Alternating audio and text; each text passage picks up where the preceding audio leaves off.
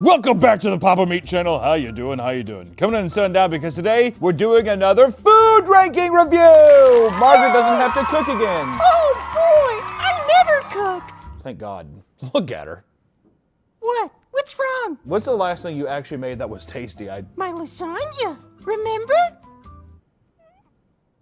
I don't think I do remember the lasagna. Did I eat the lasagna? Mom's lasagna when you were a little boy. It's been that long. You will not leave this table until this lasagna is gone. Oh my God. Yeah, it's been like, Jesus Christ, 33 years. We've tackled chicken sandwiches. We've tackled pizzas, doomsday buckets. We've tackled Siggies. yeah, cigarettes, but that video, that can't go up on YouTube. We tried. That's a Patreon exclusive, which you can watch that now if you want to watch me die. So there's that. I need to get back in. We know it's been a second since we've done a nice food video. And today we're doing something that is universally loved. Everyone has a core memory. And that's right, ladies and gentlemen. We're talking about fast food cheeseburgers. Here we have a big empty slot where all of our delicious burgers will be ranked from first to last, best to worst, tastiest to mid. I don't think any of them are gonna be obviously grotesque, but we will be coming at these companies. I will come at these companies, I'm coming. Oh. And I'm not gonna stop, I will come. Ah. All right. Oh. I'm gonna come and I'm coming hard, all right? Me too. And it's been, and it's been a while. It's gonna be sludgy and it's gonna be rough. It's gonna be smelly, it's gonna be thick, it might even be yellow. Now I'm just talking about cum. I know, that was brutal. It's like aged Elmer's glue. It's really, it's like if you went into a fucking pre-World War II children's desk and you found a big tub of glue. That's what it's gonna look like. Sticky. So here, these aren't pieces of shit, by the way. They kind of look like giant turds. These are patties, dude. Get your mind out of the gutter. First, we're gonna be ranking Culver's, Wendy's, Sonic, McDonald's, Jack in the Box, Whataburger, Dairy Queen. A little more spice on that one. Five Guys, Burger King, and then last but not least, Carl's Jr. or Hardee's. They're the same fucking thing, all right? I don't know why. Can you put up a little blurb here why they had to separate them? I have no idea. I think Carl's Jr. is like West Coast. Yep, California, baby. That's where I'm from. Yeah, I don't know, whatever, it doesn't matter. So first, we are going to rank Culver's. I've been raw dogging my online security. When a company gets hacked and exposes my social security number, I don't do anything about it. When someone accesses my bank or credit accounts, I have no clue. Free public Wi-Fi? Say no more. I'm on it. When I see a data broker selling my personal information, I let it happen. I answer every unknown call. I use the same password on every single website. I feel like people are gonna fucking just try hacking me. A lot of my friends use Aura, the sponsor of today's video. Yeah! Aura monitors their personal data, including social security numbers, across billions of data points like the dark web and public court records, and alerts them about potential identity theft. Aura gives them real-time alerts for data breaches and automatically opts them out of data broker websites that are selling their personal information. They also get a VPN with 100+ virtual locations and a password manager to help them create and store strong passwords. And Aura provides them with up to $5 million in identity theft insurance should the worst case scenario happen. You can be like them and go to my link aura.com/papameat and try a 14-day free trial right now. Or you can be like me and raw dog your online security. There's nothing left in my bank account. I'm a fucking idiot. Did Aura tell you I'm stupid? Did Aura tell you I'm a fucking Go to my sponsor, aura.com/papameat to try 14 days for free. Thanks, Aura! I'm not super familiar with Culver's. I've had it a couple times. I know they're butter burgers. I think they just literally throw microplastics and butter all over it to make it taste juicy. I'm not really sure. How much is a Culver burger? $4.85. $4.85 for a single cheeseburger. That's one patty. One patty. These are one patty cheeseburgers, ladies and gentlemen, and these are fresh. We also are going to be ranking in this way. We're going to be eating a fresh one, and then we had some refrigerated for a long time, and then we microwaved it because there's nothing more heinous on this earth than fast food hamburgers reheated. All right, but which ones do I need to know? I have to know. I mean, if I have to just be nitpicky already, I don't know if I like the blue one. It doesn't matter. I thought that was a fucking pizza cutter for a second, and I was like, how does that make any sense? But It's a no, spoon. it's a fucking ice cream scoop. Because they do lard, custard, and lard. Everything there is butter and milk, dairy. It's so good. These are going. It's so I good. fucking love it. All right, I dream of cheese. I don't like the cringe off the bat. That pisses me off. I don't care for that. Nice, presentable thing here. You know you have a decent cheeseburger whenever you peel it off and there's a little bit of the American cheese right on the wrapper. And you know that you have to take your fat little pig hooves and scrape that off and dig it off and eat it up. Take a little bite. Let me see here. First off, I have this. I will be cutting. I'm not gonna have a heart attack. I'm not eating 10 burgers, dude. I can. I'm not, you know, it's not me even being like, I'd get too, like when fat people are like, there's no, I can't, I get too full. And they have like these giant fucking body. Yeah, right, dude. You can scorch down 10 burgers. Single patty burgers? Come on. No, I'm just saying for my sakes of my heart, my weak heart, my quail heart. For fast food, that's, I would say probably the average of the thick of the burger. It doesn't look frozen. I bet they're frozen though, right? They gotta be Yeah. frozen. Yeah? Most are. It just makes sense. What? It makes sense to freeze them first. Yeah, but Wendy's doesn't freeze them. Liars! That is true. I think Wendy's says that they don't freeze them, but I think that they definitely do. This has the remnants of a like pattied burger. Is it not? I don't know. These are just patty, cheese, ketchup, mustard bun. All right, we're not doing all the thrills. You know which one's which. You guys can bark about that in the comments. You always bitch about it anyway. So here we go.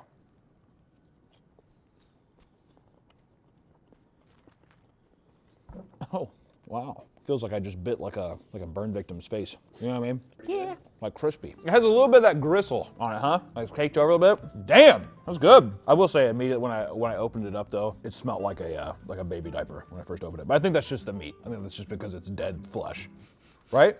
It's cooked dead flesh, but it is dead flesh at the end of the day. A little bit of baby diaper.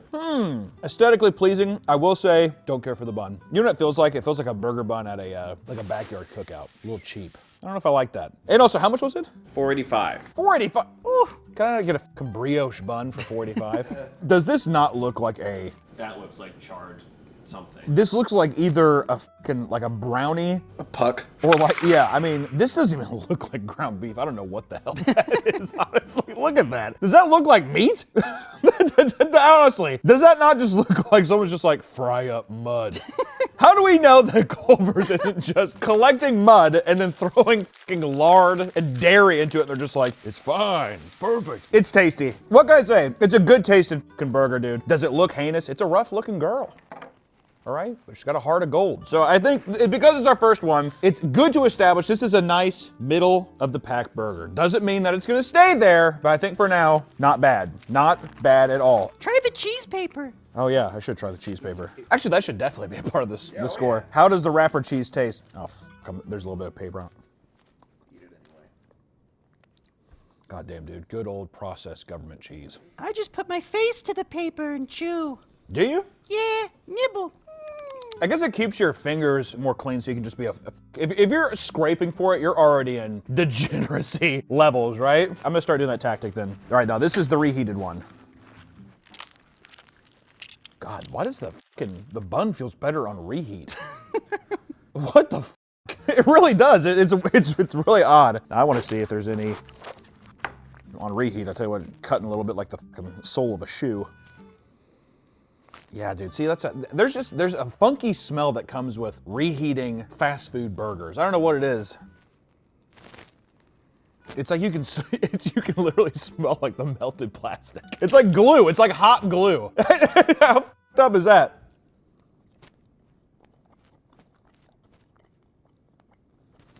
Just dry. I sincerely believe that like fast food burgers, if you don't eat them right away, there's like a soul that they trap, like some Guatemalan child that's trapped in every fast food burger. And if you don't eat it, the soul flies, it gets to go to heaven. So like these are just like lifeless husks. I'm gonna leave it middle of the pack. I will say, it's not terrible. I don't know what it is about reheating a fucking burger. Cause you would think, oh, it just dries it out, but it's not it, man. just evaporates all the fake little juices that there were. Exactly, every artificial thing. I even worked at McDonald's. When I worked there, I would take a syringe and you had to stab the patty and then jolt something inside of it.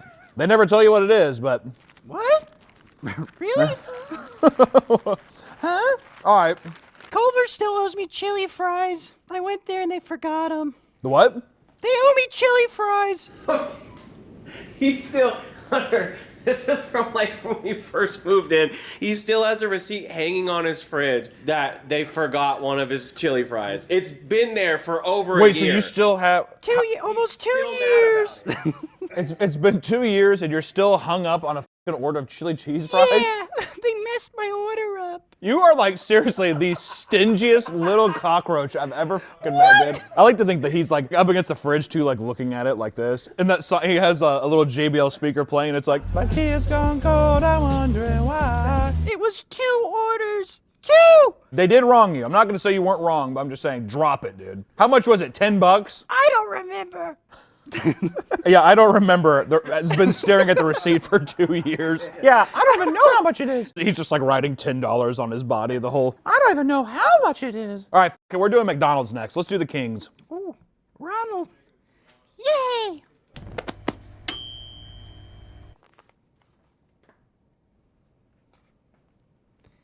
Hey. Hey. Hi.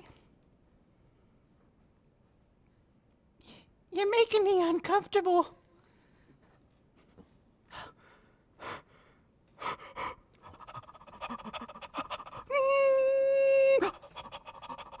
All right, Mickey. who the f is Angel Reese? WNBA player. Really? Yeah. She hates Caitlin Clark. Angel Reese hates Caitlin Clark. And then McDonald's, that fucking communist company, just trying to team up and take down the white goat. The white Larry Bird, Caitlin Clark. The white Larry Bird? All right, so here we go. I don't know if I like it's like, God, it's nothing. What the f, McDonald's? Like, listen, I've had more McDonald's burgers than probably any person on earth. It's convenient. It's cheap. This has to be the cheapest one. You know what this reminds me of kind of is like, you go to like an organic store and it's like the organic Doritos and you grab the bag and it's like nothing but air. That's what this feels like. Smells like heaven though, doesn't it? My God. Iconic yellow wrapping paper. They're not ashamed to also put their fucking logo on the paper, dude. Culver's is just like, it ain't easy being cheesy. And then Cheetos is like, I'll hate you right now. Here we go, looking at it. God, dude. You know what people don't talk about enough? McDonald's buns. Yeah. Oh, yeah. Look at that, dude. Perfect. Perfection. Looks like a baby shin, doesn't it? If you wrap that thing around there. I don't know. It's so tiny, Deck. How much is the McDonald's burger? $4.63. For one cheeseburger? What? For one cheeseburger, that cannot be true. There's no way. There's no way, Harry. He's trying to destroy the clown. If this little motherfucker is more, I'm gonna guess? I'm gonna guess $1.37. Does the dollar menu not exist anymore at Nope. McDonald's? No. Really? It's pick 2 for 3. Oh, that's how they try getting you. Pick 2 for 3. I don't know. You're adding a whole buck to my whole scenario here, dude. They also have AI cashiers now. The AI cashier things are pretty funny. I've seen guys go up to him and be like, can I have 18,000 cups of water? And then someone has to cut in and be like, what can I get for you? Can I get 18,000 water cups, please? Okay. What can I get for you? Okay, sorry, I didn't divide by 2. Oh, What is this? What the hell is this? amateur hour. All right, so $2.32. Like I said, my God, great bun. Already, just fantastic. I will say how thin that they do the burgers. This is unbelievable. Look how tiny this is. Small. Yeah. It is insulting. Take a bite.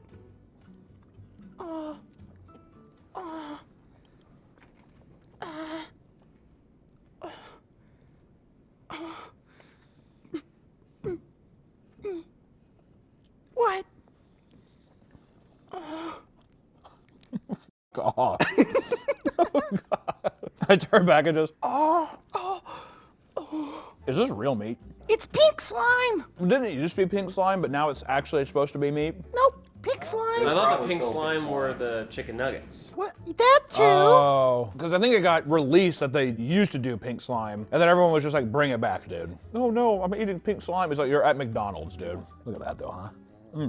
Oh, points off. There's none. What the fuck? Nothing. Not a goddamn thing. There's ketchup on there. That's true. Actually, you know, sometimes I like wrapper ketchup because you're like, you dip it in there. All right, well, what about the reheated option? Just toss it to me. You can throw it at me like a puck.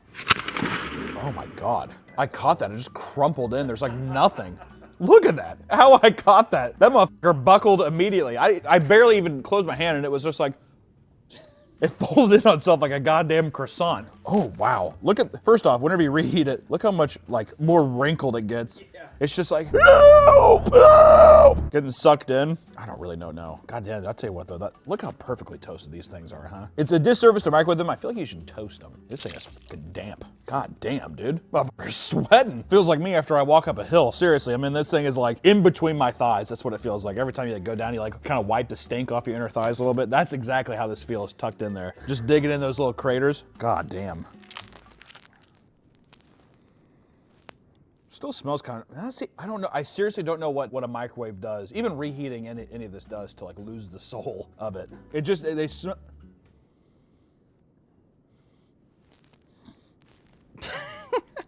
It's fucking weird, dude. What's the difference? Well, McDonald's does. You can't reheat a single fucking thing from this place, can you? God damn, dude. If you put the fries in an air fryer, they come out pretty good. I'm so tired of the air fryer meme, all right? We have good old-fashioned microwaves. Let's just use them. But it doesn't get as crispy. It doesn't get as crispy, but I'm also just like, I hate having this fucking Capsule Corp item taking up a huge amount of my counter space. I mean, like, I don't know, man. The price is there. The bun's good. It's definitely got to be under Culver's for now, at least. Just like taste-wise. Even just the burger. It was weird going from Culver's to this because Culver's, you're like, oh, it tastes like beef. But what's kind of, it was when I looked at it, I was like, I don't know what that is. I at least hope in this experience, at least one time, I'm like, that looks like a patty.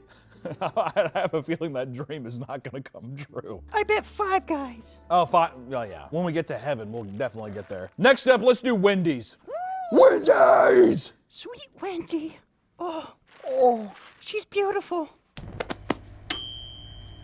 Hot drinks really makes me cum my pants. All right, Wendy's. We all know Wendy's. We love her on this channel. Hot drinks. Hot drinks really get you going. Dave and his, what was it? What was the thing he kept saying that we kept memeing him for? Hamburgers. Oh yeah, hamburgers. My goal has been to serve the best hamburger in the business. He has this little pig-faced daughter on the cover of every piece of merchandising. It's weird too, he's dead and she's just like, keep using my face. Keep using it. I was a Wendy's girl in high school. You say you're a Wendy's girl in high school? Yeah. You never went to high school, Margaret. What? Oh, yeah, I did. She was homeschooled by an Amish guy that come over, and I think that he... That doesn't count? That doesn't count. All right, already, my God, the bun is depressing. The bun looks like it's made of wax. At least the meat looks a little more ground beefish, and it's an iconic square. You know what's kind of fucked up is, he's not wrong. I like that it has a little shape. If somebody came out with a triangle burger, I'd fuck with a triangle burger, why not? Like a little Less piece. meat. More meat in a square. There is more meat in a square, that's true. I'm just saying, inventiveness, dexterity. They're square because people like them that way. They're square because people like them that way. Thanks, Dave. Also, no wrapper cheese. And also, they put it in like fucking the conspiracy theorist, like aluminum foil thing where people wrap it around their head. Like, aliens are talking, God's talking to me every night. You're like, cool, Dave. God damn, they sloppied this motherfucker up though, didn't they? It's got some weight to it. Yeah. God damn. What does it say? How much does this cost? $6.47. What? $6.47 for one cheeseburger? What at this point? Oh, hold on.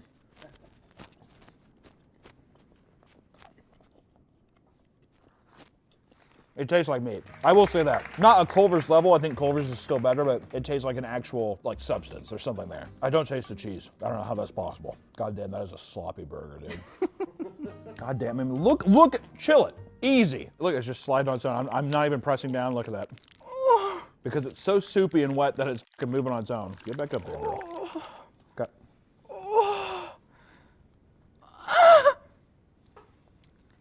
What? Next time he goes back there, I'm putting that copy of that receipt back there.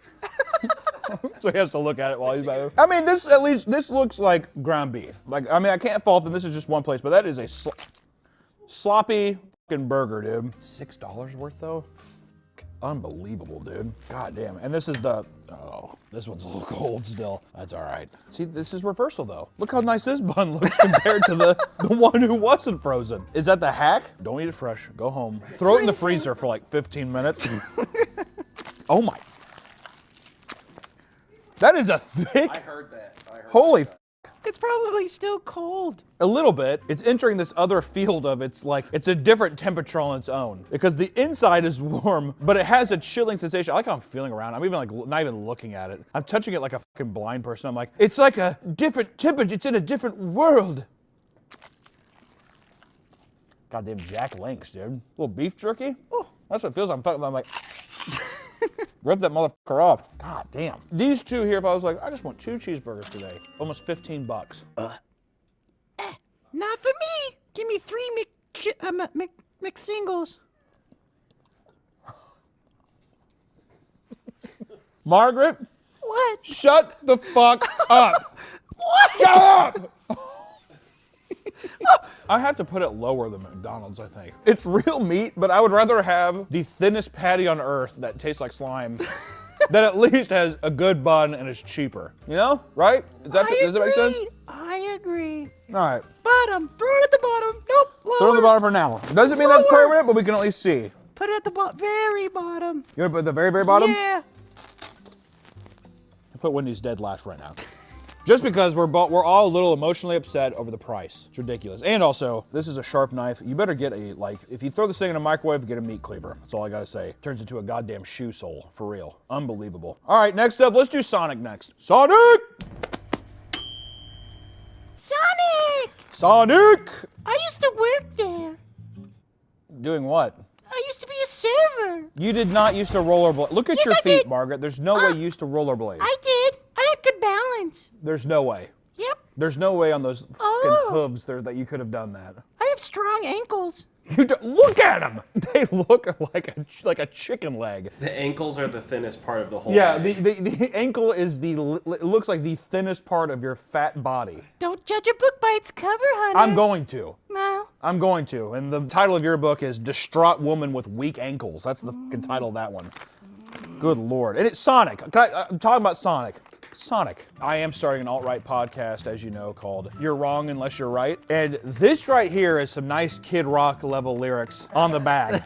Live free, eat. We're not even into July. What the fuck are they talking about? Like, have you seen 12 Years a Slave? I mean, what the fuck is it? What are you trying to tell me, Sonic? God damn. What is Sonic's logo supposed to be? Is it just there's like a neon sign? Because on the side here, I thought these were bow ties for a second, but that's just or it's supposed to be like a star, maybe? It's supposed to feel like a drive-through, like, 60s.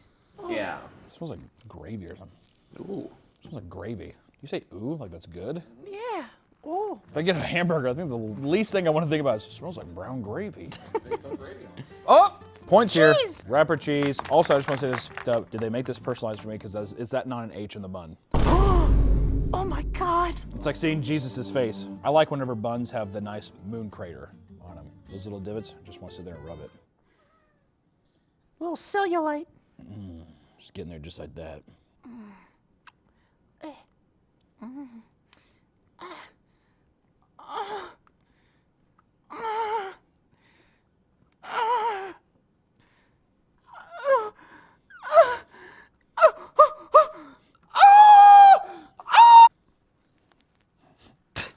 Probably gotta cut that part out. I don't know if me fingering a cheeseburger is probably the best route to go here. I will say this is one of the ugliest burgers I've seen. It looks like a piece of meat, which is nice. All right, we can at least say that. Throw some fucking like salt or pepper on that thing, huh? This girl's bland, dude. How does the wrapper cheese taste though? Not faulting on cheese, dude. All right? It's just so obnoxious, dude. What does it say? It says live free, eat. Oh, okay. What's wrong? I just wanted to know what's going on. Live free, eat. What? I mean, where are we? Before, you were restricted, but now you get to eat free. Cool. Like, what the f is this? What? Look at this. There's like air. What is happening? What the hell is this? That's for the workers to fold. Do they not know you need to Nope. fold it like this? No. God damn, dude. You know what it kind of reminds me of is like a middle school burger. That's, I think, what's fucking me up. That's fucked up. It kind of tastes exactly the same as fresh. That's a good thing. I don't think it's really good or bad. I mean, like, I'm just pretty fucking disappointed with the fresh burger, if I'm being honest. I mean, how much was it? $6.39. What? $6? Dave's fucking lucky. Dave's lucky that there's someone else out there who's just like, people don't care, they just want a $6 hamburger. That's horrible. God damn, dude. Ruined my day. Fuck. To be fair, if you go to Sonic and you're just like, I just come here for the burgers, you're a psychopath, dude. You go there for the, like, drink, right? Slushies, yeah. Slushes, yeah. Cheese tots. Yeah, cheese tots, slushies, shakes, all that shit. You can't follow them that much, but at the same time, whoever did this, you need to stop that. Even if it was just like shake it up, where it's like, oh, we sell shakes. What the, I just don't, this is just pissing me off. Live free, eat. Put up the picture of the Sonic CEO. Live free, eat. I feel like I'm getting ready to go into like a Luigi. Do with that what you will. I was like, please don't kill this guy. It happens. What's the next here? Oh God, Jack in the Box. Yeah, I'll tell you what though, as long as they don't have live free, eat on the cover, they might be okay, dude. You're not a Jack in the Box taco guy? That's what I never understood about Jack in the Box. They're known for their tacos, but then they sell like chocolate shakes and fucking onion rings and cheeseburgers. One time, I ate like 6 of them, and then I threw up in the back of my mom's car. How old were you? I was like 16. What a pussy. What? The fucking Jack in the Box aren't they this big? I was car sick. But Listen to that, dude. God, Margaret, such a pussy.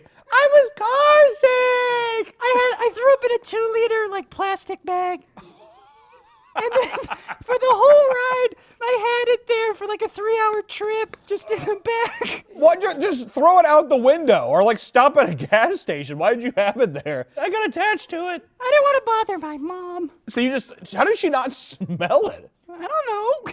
I bet she did, and she's just like, Margaret's a good girl. I don't want to disrupt her, but something smells funky in the back, and there's just fucking throw up all over the van. Also, car sick at 16. Yeah. I'm telling you, what a pussy. What? God, what a pussy. I do this every day, but today, woo-hoo. I have a sensitive stomach. I got a sensitive stomach. Yeah, I have a sensitive stomach. Better stop and eat 6 Jack in the Box tacos. What? What? Margaret, do you want anything? I'll take 6 Jack in the Box tacos. Can you give me, just give me all of them. God, Jack in the Box. Where's it at? Jack and Lay Box. Ooh, tiny. That is so small. This feels more comparable to maybe a Culver's burger size. Also, I don't like the sticker that says front counter custom. Is that better or worse than live free eat? It's Worse. leagues better than live free eat. I seriously want to be a fly on the wall where someone's pitching that to Sonic Corporate. So that's why I suggest we do live free eat. Questions. Ooh.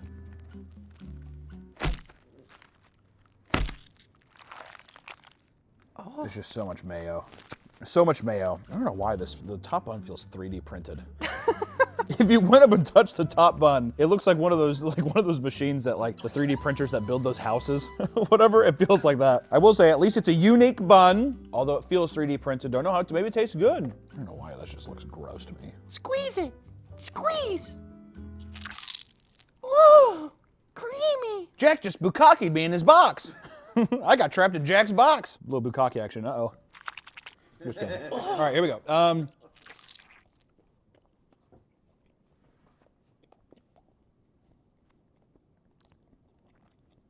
All it tastes is bread. It's very bready, but even the burger is deceptively thin. They pump the bread up so high. How much is this? If it's over $6, I'm gonna kill myself. $5.72, just under 6. I'm still doing it. I'm rounding up. It's just fucking bread. It's mayonnaise bread. The meat in it is like a texture. That's all it is. Maybe it's better heated up. Maybe. Whoever does these fucking ad campaigns, dude. What? What's wrong with that one? It was just Jack. I don't like Jack. I don't care to want to know Jack, right? Unlike Ronald. That's the thing about Ronald is he persevered in a time where people are like, get the fuck away from me, clown, right? He's just like, I feel like at least Ronald had like a crew of friends. Like, I still think the greatest fast food mascot ever, Hamburglar. You can't fucking even compete with the Hamburglar. Also, this still feels like it feels like a tortoise shell. Like, I'm very perplexed by whenever you guys take this off, just touch it. It feels weird. It feels almost alien. It's like, this is like if the government trapped an alien, like an Area 51, let's say, and they gave it a cheeseburger, they're just like, replicate this. And they're like, this is what that would be. That's what the bread feels like to me, where they're just like, how did you do this? God damn, they do not play with that bukkake thing, do they? Look at that, dude. What is Jack doing? What is Jack doing in there? He's like, pull out king, and then ends up like that.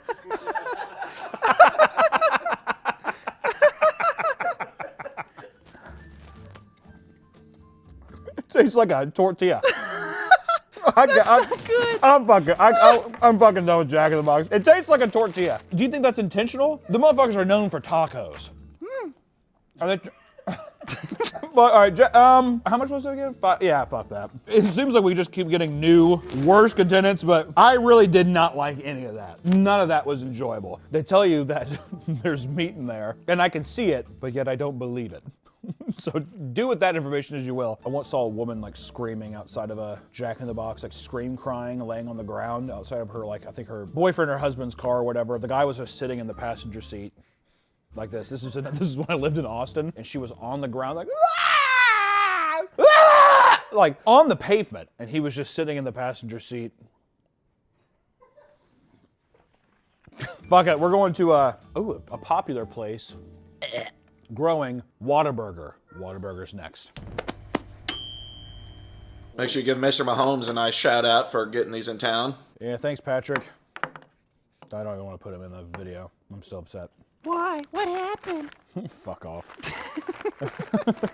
Whataburger! The Texas classic is making its way all around the U.S. At least it's in Kansas City now. I think it's becoming like more of a Midwest meme now too. It feels like they've really expanded. Like In-N-Out, it only stays on the West Coast, but I feel like Whataburger's they're popping up all over the place. So, and I'll say this, Whataburger, dare I say, strongest logo out of all of them. The W's are very clean. It kind of reminds me of like WWE. It's fucking clean. It's got a nice vintage feel to it. Whataburger, I hate the fucking name because it's supposed to be like, what a burger, right? But I mean, look, that's kind of classy. That's primo. The yellow wrapper, but then also just the nice logo on it. You kind of know what you're getting ready to dive into. I don't know why, but when I look at this, it makes me think of Good Burger. Oh, yeah. Which I love Good Burger. Good movie. Damn good movie. You know why it's so good? Sinbad. Brother Reed, you have messed up my afro. Okay, I will say it's a bit excessive. That's his two of them, maybe. That's a mistake. And also, not a goddamn piece of cheese in sight. This is an ugly burger. This is like a big, ugly baby. Literally, you ever see like a kid with like their head's a little too big and they're like, looking at you like this? Yeah. And they're like, yeah, his name's Bryce. How old is he? 68 weeks. And you're like, that's what this kid is, dude. Does that not just look dry and just fucking... Also, it's only mustard. It's mustard. It smells like piss. Well, that's just kind of mustard. Mustard kind of has that kind of like little soury smell anyways, but this is just one big old gross bitch, dude. Good Lord. I go to Whataburger because it's bigger. Yeah, I don't like them danky burgers. I go to Whataburger. I go to Whataburger.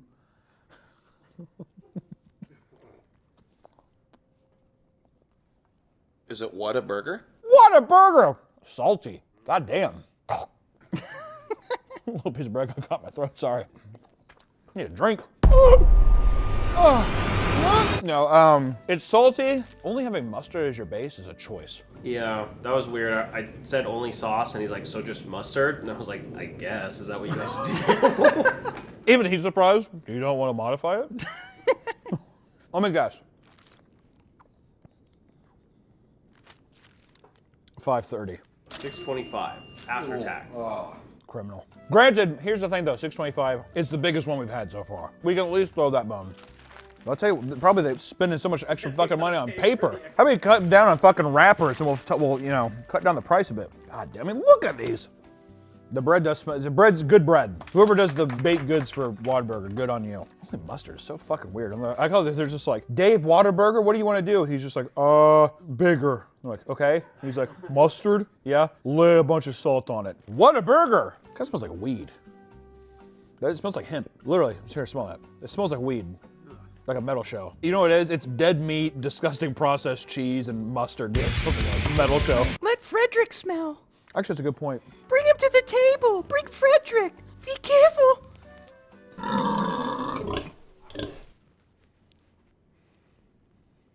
He agrees.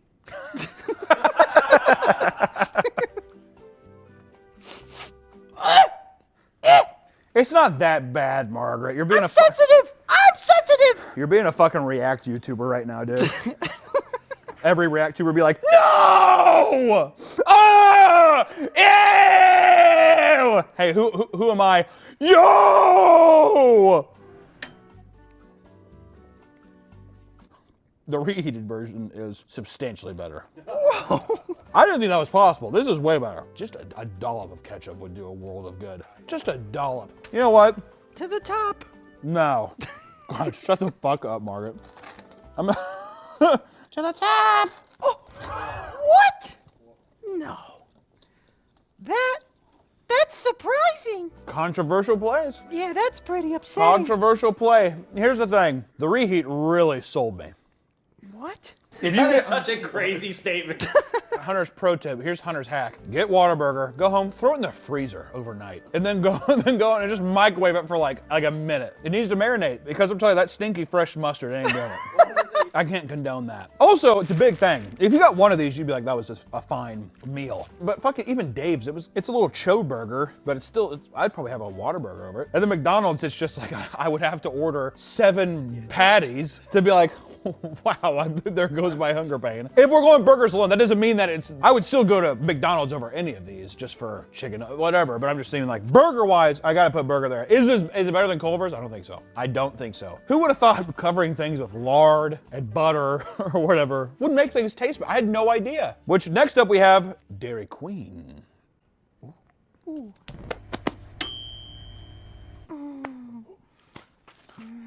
Dairy Queen! The queen herself is here. How much is this, Harry? Right off the top. $2.89.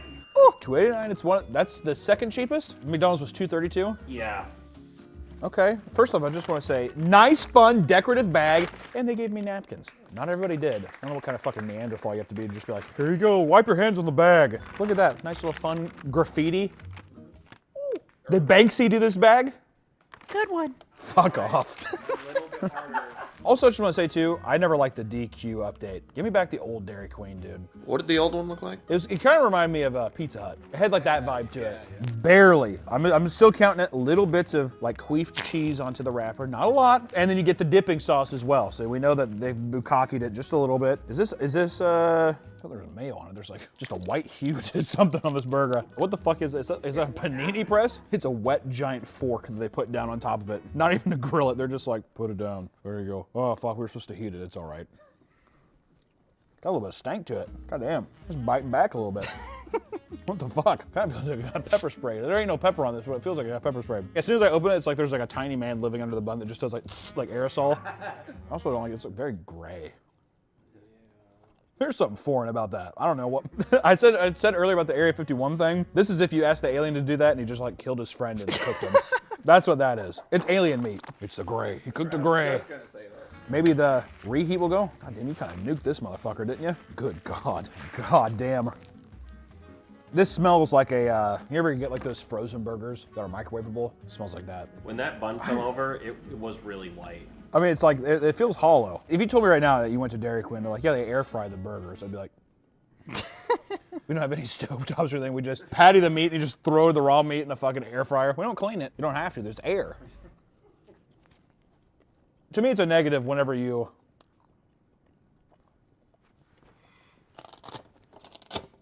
What? What happened?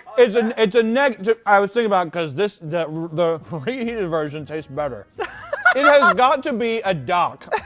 It has to be a pro Anacon that you have to go home and recook your food for it to be better. Ooh. Ooh. Ooh. Okay, this is feeling like it's coming together now. That feels a little better. Yeah, because Explain. I think I would still probably prefer to eat a Sonic burger over it. There's nothing in my being that wants to ever go to Jack in the Box ever again. Who goes there? There's gonna be one guy who's like, I love Jack in the Box. Like in the comments, let's go, since we did Dairy Queen, let's do Burger King.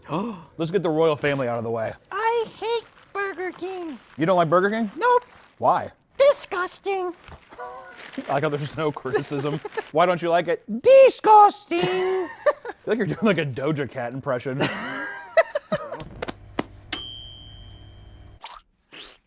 Oh, Hannah, stop! Stop it! Okay, stop. Enough with the fucking coming sounds, dude. I'm not. What do you I'm mean? Not coming. You do it.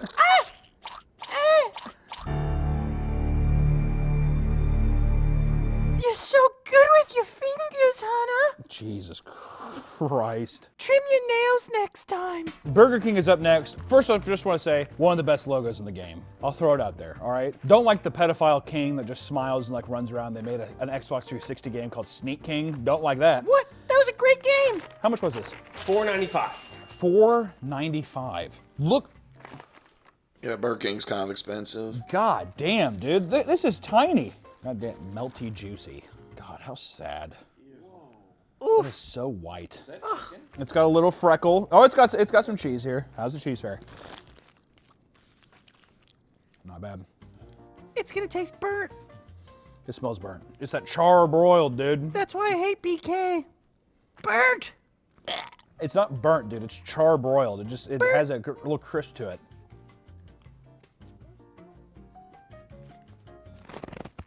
That is one of the most unappealing buns I've ever seen in my fucking life. Is that not fucking horrendous? I disagree with Margaret. I actually like the taste of the meat.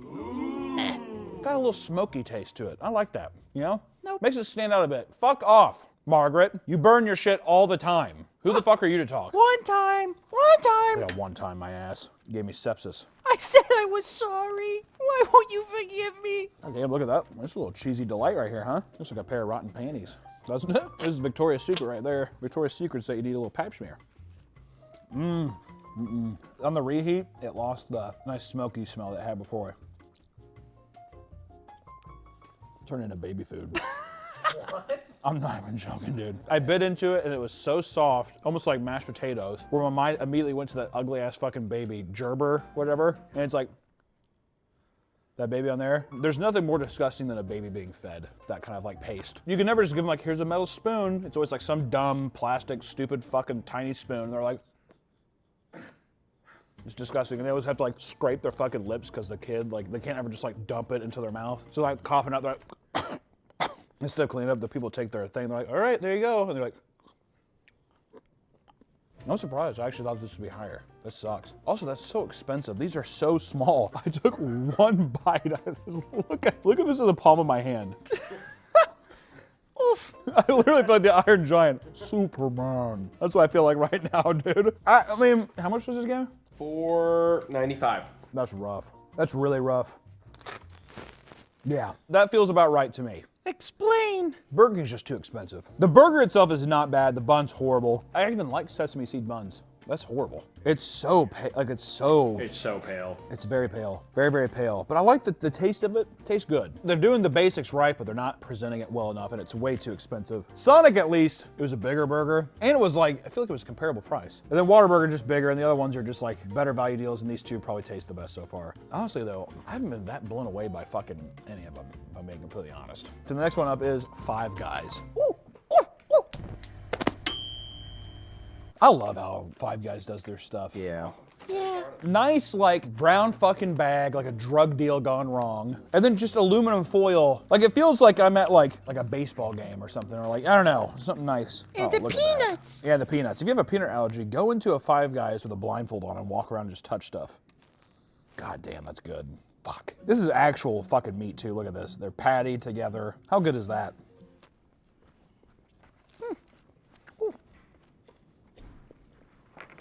Damn. Harry, how much is Five Guys?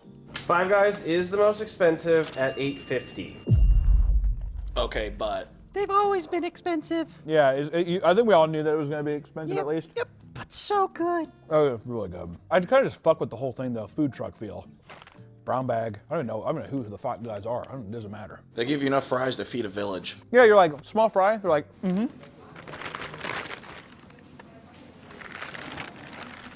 You're like, I'm okay. It's amazing. So yeah, you pay a lot, but I feel like you get a lot. I don't think I've ever seen anyone leave a Five Guys and be like, I'm fucking hungry. You know what I mean? Also, look at the beautiful cheese on there as well. Let me go ahead and just nab one of those off there. The American dream. Processed microplastic cheese, dude. That government cheese. This is the reheat boy. Oh, I mean. Yeah. Oh, yeah. I think it was obvious. It was just an excuse to get it. I think because it's actually meat too, it could reheat fine. I would even be as comfortable being like just, if the bread was kind of like soggy or something, I'd just fucking put on some, I don't know, regular bread. It'd be good. The meat's that good, dude. The meat's that good. Take the bread off, put the bread in the toaster, reheat the bun, or the meat. I feel like toasters are not that common. What? No. No one, everyone's looking around. Everyone's looking around like, I just said that the Pentagon got hit. Listen, I'm saying that very rarely have I been to someone's house where they, one, actually have a toaster, or two, use it. More so universally seen a microwave. That's all I want to say. Not saying that's, that never happens. I'm just saying. That's all I'm saying. Maybe they don't want you to see it. Why? Show me your toaster. I have a toaster at home. What don't you have, dude? You have an air fryer, a toaster, a microwave, a fucking oven? What are you making?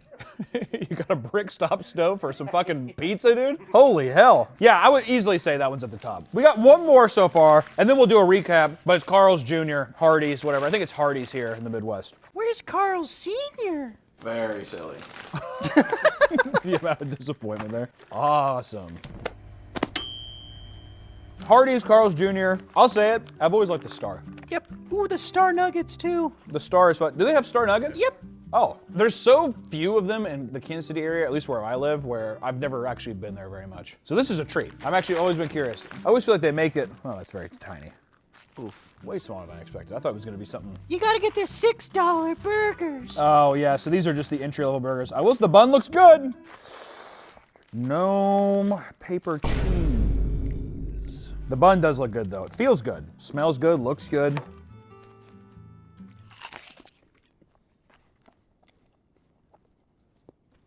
It's a nice burger. It's not bad. It's not bad, Margaret. Oh, that's good. It's not bad. Do you like Hardee's or Carl's Jr.? Yeah, I used to. They suck at making chicken sandwiches, though. I always forget you're a chicken sandwich person. They made them raw or rubbery or overcooked them. Oh, how much is the? God damn, that buckled thing, that sensation. Look at that, peeled up. $3.55. Ooh, that's all the cheap, Rem. This is a nice burger. It's not bad. God damn, dude, that reactivated something. And that cheese, dude. Wherever they dug up that Velveeta cheese they threw on there, holy hell. Reheating that motherfucker was a dangerous plan. Well, I'll say this, that's a cheap burger, too. Also, they vowed to bring back sexy supermodels in bikinis for their commercials. Ooh. I'm putting it at 2. Dude, wow. First off, listen, it's not the biggest burger in the world, obviously. I would say it's probably a little thicker than McDonald's burger, a little more expensive, but it tastes like actual fucking meat. Like McDonald's burger, I mean, you know how a McDonald's burger tastes like. It's just kind of like, it just tastes artificial. It's like, oh, this is what a McDonald's burger tastes like. This tastes like an actual burger. The bun's good, it smells good. The branding's good. The Star's good. They have big-titted women up on the advertising. They said they're bringing that back. The only thing I would have, not even joking, I was thinking about putting it at 1 for a brief moment. And I'll tell you something really, it's silly, but it's something I had to do. Pick a name. Here's the thing. We have Carl's Jr. up there. Rapper here says Hardee's. I don't like when people don't know who they are. Get a little more respect for yourself. Just choose one. Here's the correct answer, Hardee's. Who wants to go to fucking Carl's Jr.? We already got a pig-faced girl, Wendy, and you see what happened to her. Which granted, she's actually pretty high up on the list, if I'm being honest. She fared pretty well. Actually, okay, so wait. Wow, big burger. Let me relook at this. So right now, the list is this. It's Five Guys at the top, Carl's Jr.'s, Culver's, Wendy's, McDonald's, Whataburger, Sonic, Burger King, Dairy Queen, Jack in the Box. Jack in the Box being dead last, I'm perfectly fine with. That will not change. My gut wants to put Burger King higher, but today's performance was not good. Too expensive, too. If anything, you know what I would do even? I'd probably even switch up. I think I'd move Burger King even lower. Queen above the king. I know. Well, I'm also a feminist, so. Yeah. Slay Queen. God, I'm looking at this and I feel conflicted. It doesn't feel right having Wendy's over McDonald's. IMO. Why? The pricing at McDonald's is too good. From a value meal sense, I would rather have a McDonald's. If we're gonna be like, hey, I just want a quick burger, I would rather have a McDonald's one than a Wendy's one. Wendy's one with fucking, I think it's a 1-2 combo. That motherfucker's gonna put you out. You know what I mean? So at least this, and then if you were being to be like, well, they have specialty burgers, I think McDonald's specialty burgers still beat them. Like quarter pounders and all that shit. Oh, yes. Yeah, so I think it's still above there. Really the only thing I'm conflicted about now is, should these two be swapped? Margaret, do you like Hardee's over Culver's? Yeah, I love Carl's Jr., the double bacon Western cheeseburger. That's true. A double Western bacon cheese is pretty good. A junior Western bacon cheese. And a small chocolate shake. Because I'm trying to watch my figure. Carl's Jr. is pretty fucking good. Culver's, here's the thing with Culver's, I don't think it really gets any better than what I had. You know what I mean? Pure objective standpoint, if I was going through, I wouldn't mind going to Carl's Jr. over a Culver's. How much was Carl's Jr.? Three something.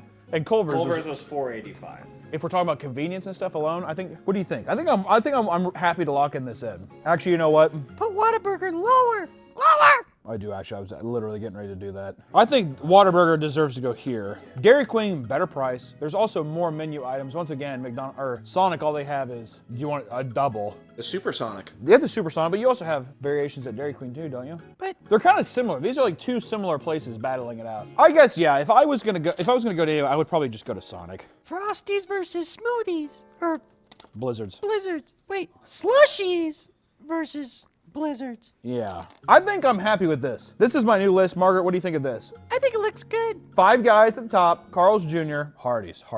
Don't make me, I might even just put Culver's up if I get, see?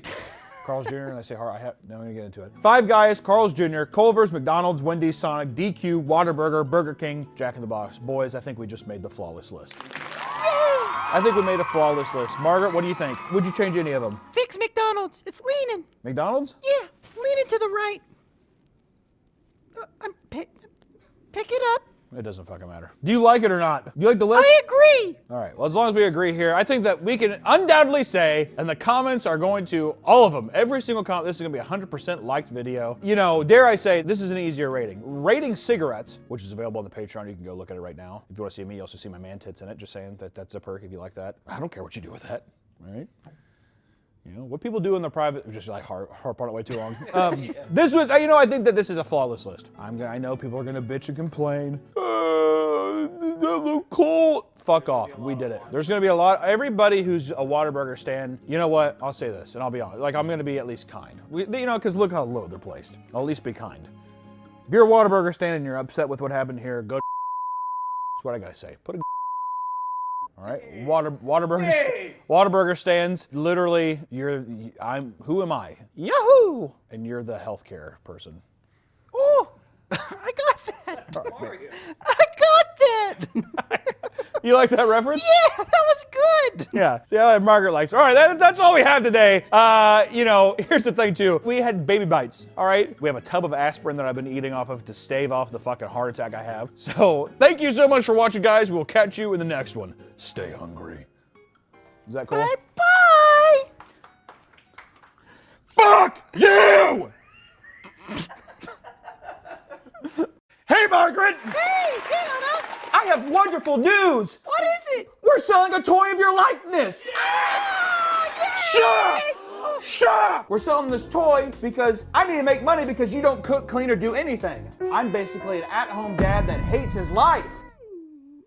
We're selling them now. You can get them at softmeat.toys right now. If you want your own personal Margaret, I don't give a fuck what you do with this. You can stick it up your ass, you can come on it, you can piss on it, you can shit in it. I don't care what you, once it's yours, it's no longer mine. That's how this transaction works. You got anything for him, Margaret? Buy me, play with me, touch me. I'm leaving.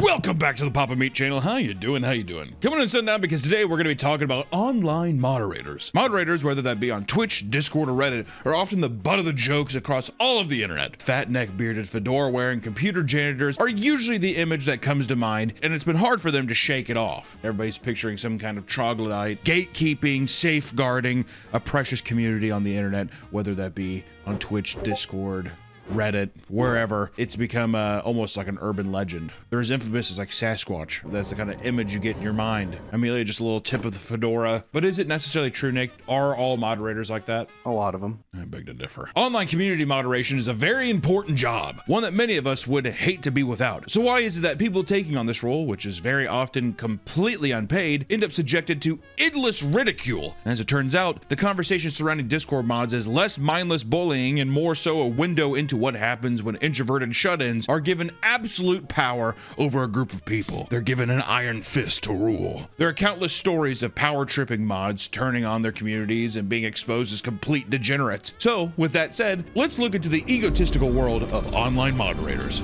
I am not a Discord mod. It's literally impossible to talk about mods without first going into the hilarious events that took place with the former top mod on r/livestream fails, which by this point, for some online avid internet dwellers, is old news, but to the rest of us, it's still kind of recent. The subreddit has essentially become a place to not only post streamer clips, but a home for internet drama between content creators. The former top mod, Stale2000, posted a video calling out the Reddit CEO, as well as moderation team, for removing him from his position. It's a big deal. Well, that's his job. It's his job. Is he paid? No, but he is paid with karma. You're paid with karma and updates. You're also paid with, is it just perceived power? Is that what it is? Is the reason that it's such a big deal is just being like, because I care about this community that much. I care about internet drama and streamer drama that much.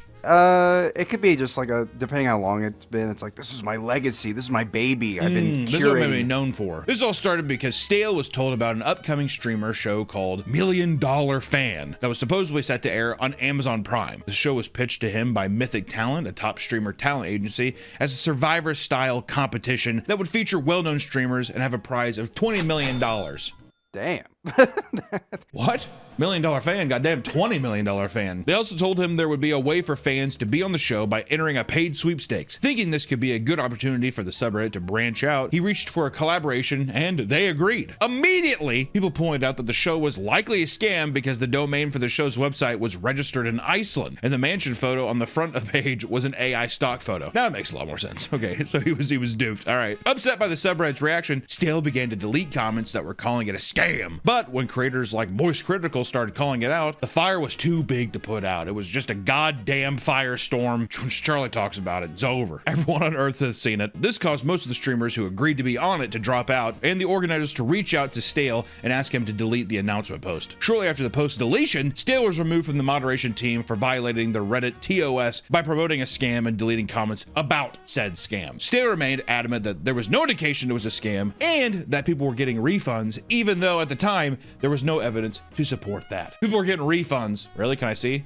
Well, your money's coming, all right? Just trust Stale, all right? Have me not moderated for you well enough, me lord. This video boils down to Stale claiming Reddit abandoned their previous mods, despite doing all this work for the platform to keep it safe, to keep his community safe, right? I'm a moderator. He goes on to say that moderators should be treated on par with influencers or celebrities since they have real power over the website. And this extends to giving them layers and even talent managers for sponsorships and events. Well, let me ask you this. Would you say like streamers and YouTubers, are those actually, would you say those are celebrities? Like, are we in a status of celebrity? Micro celebrity, I would say. Like a micro celebrity. Different form, it's evolved now. But I guess what I'm saying is it actually unrealistic to be like a Redditor mod? That's a celebrity. Is that a celebrity? No. So basically it's just you have to be well, what if he was well known? Oh, you gotta watch out for that mod. Wouldn't that be he's famous? He's famous, yeah. He's somewhat of a celebrity on the I guess that's true. I guess you wouldn't say like the executioner at a prison is a celebrity, even though it's like you have all this power and you're ending someone's life. Like celebrity comes with fame. Is it just fame and just some type of recognition? Yeah, adoration.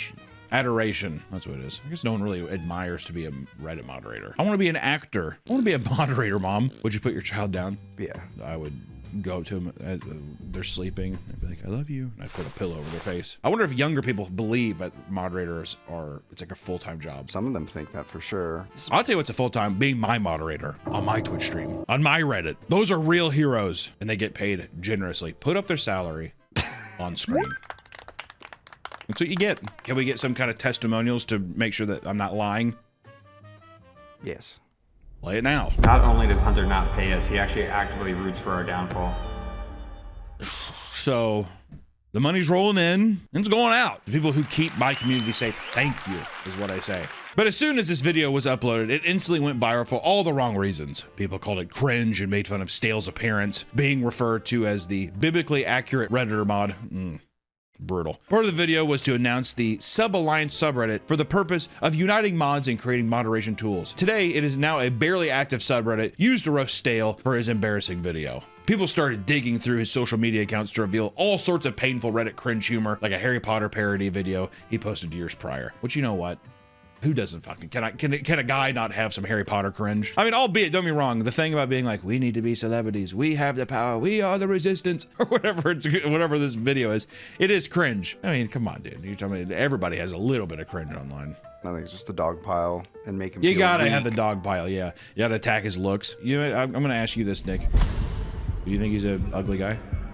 I mean, don't get me wrong, it is a unflattering photo. Him balding is not doing him any favors. No, the balding doesn't help. But at the same time, I don't think he's definitely not a bad looking guy to me. He's a normal looking man. I think people are being a bit harsh. Not everybody can be fucking beautiful, man. I'm not beautiful. I got a big fucking pig body, hog nose. I got a bulbous nose, looks like a goddamn Edison bulb on my face.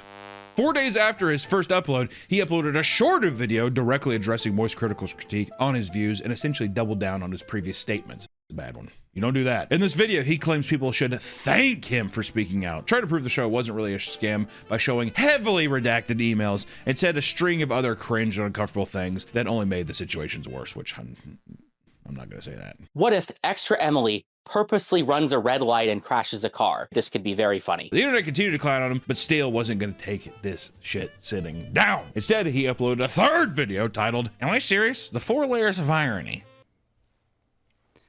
I feel like that's when you lose the argument. Ooh, you lose the argument after the first video.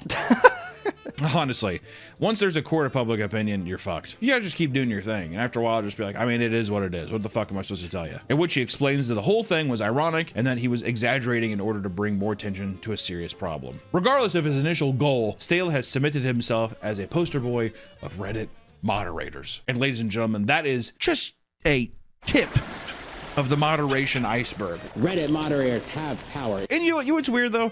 Is that on the surface, to 99% of the world, this is going to seem like nothing. Who cares, right? But it is that 1%, that is a huge 1%, that affects their daily internet going lives. Someone's also probably, I would say a large scale of people have been affected by moderation in some kind of way, or a moderator in some kind of way. People raise their fist at rules. My TikTok videos on my personal account get removed all the time for moderation, and I think that's abuse. I feel the same. Wait, so you are uploading videos to TikTok? Mm-hmm. Little secret. Really? Oh, okay. Stale is far from the only person that has chosen to focus a majority of their time and effort into their favorite online communities. For many, this is just another day in the life. The duties of a moderator often includes cleaning up spam posts, reviewing posts to make sure they're adhering to their community's rules, and banning users that violate them. They're often described as internet janitors or hall monitors, right, in online communities. You know what? I want to ask my moderators, what do they think of being called that? If I sat there and you said to them, Hunter said that you guys are glorified fucking internet janitors and hall monitors, what would they say? The correct term is internet custodians. If I said that they're a fucking grimy internet custodian, what would they say? Put it up now? Put up the conversation? While moderation is obviously important to make communities less chaotic and bot heavy, many seem to have an unhealthy obsession with the job. A study led by computer scientists at Northwestern University in 2023 revealed that around $3.4 million of unpaid labor is done each year by Reddit mods alone. That's a small country's GDP. Yeah. Well, we could be giving a small country's GDP to online moderators, which in some cases, if it's that insane and it's something where like if a creator is being like, can you do this full time? I need XYZ. I think you should be a paid thing. If it's a thing though, where it's like a person that's always in your server, like my moderators, they could attest to this. Put the testimonial afterwards. Hunter actually beats me. My moderators, it's people that are in there already hanging out, whatever. So then I'm like, hey, if you see anything, just clean it up, or just be like, just keep an eye on shit. And then I talk with them and they tell me if anything's going on, blah, blah, blah. I think that they should be paid if they do a lot of work, if it's a real job, because that's only fair. I mean, I'm fucking getting all these ad deals, dude. I'm rolling in it. Hunter? Hunter, What's wrong? This video is sponsored by Helix Sleep. Are you saying there's Helix Sleep here? No, unfortunately not.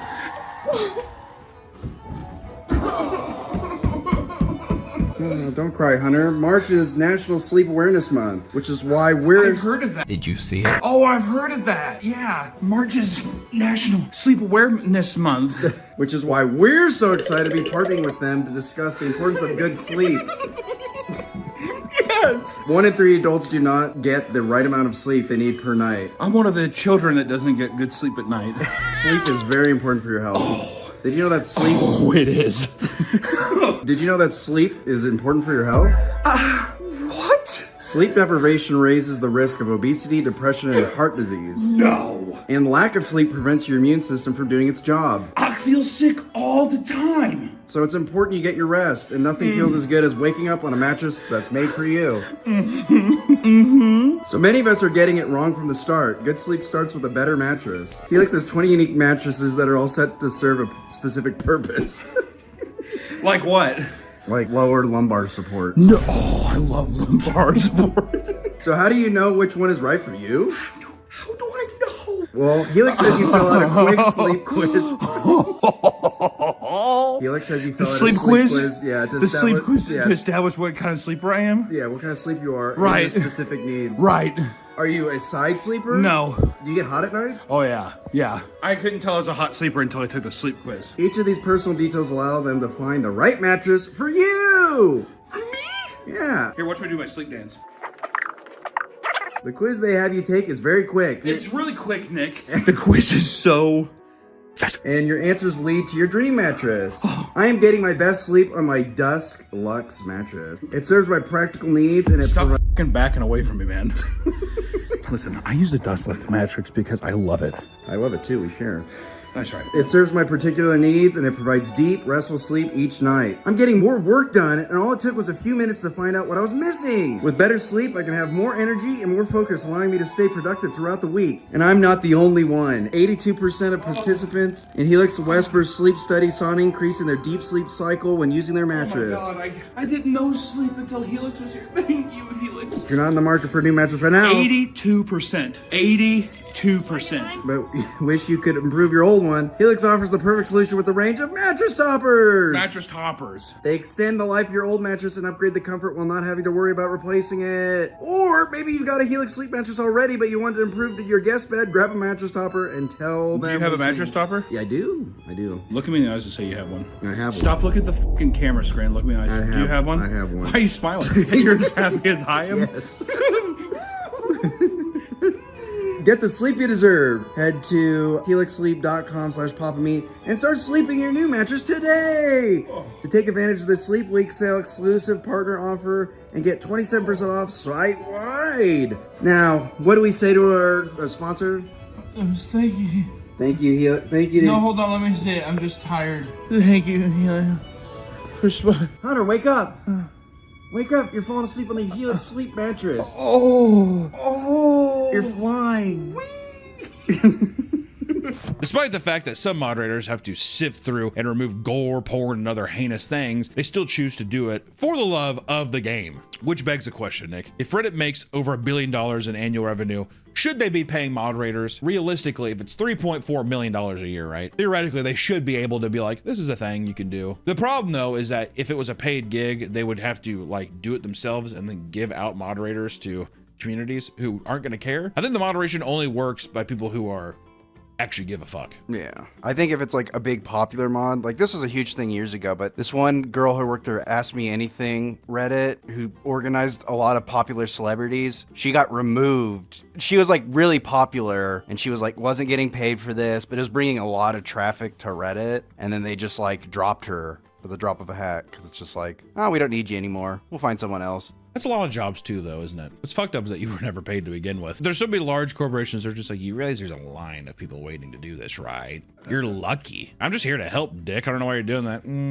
No, you should be pretty grateful that you're in this position where you get to delete comments. Most mods, especially within small niche communities, are just hobbyists who like fostering a welcome place for like-minded people. They typically aren't thinking about monetary gains, right? This is already something their community they're already interacting with. This is just something that they're excited to do to, excited to help out in any way. And also, it just makes everybody's experience better. That's what my mods do, right? Your mods keep banning me every time I get into Twitch.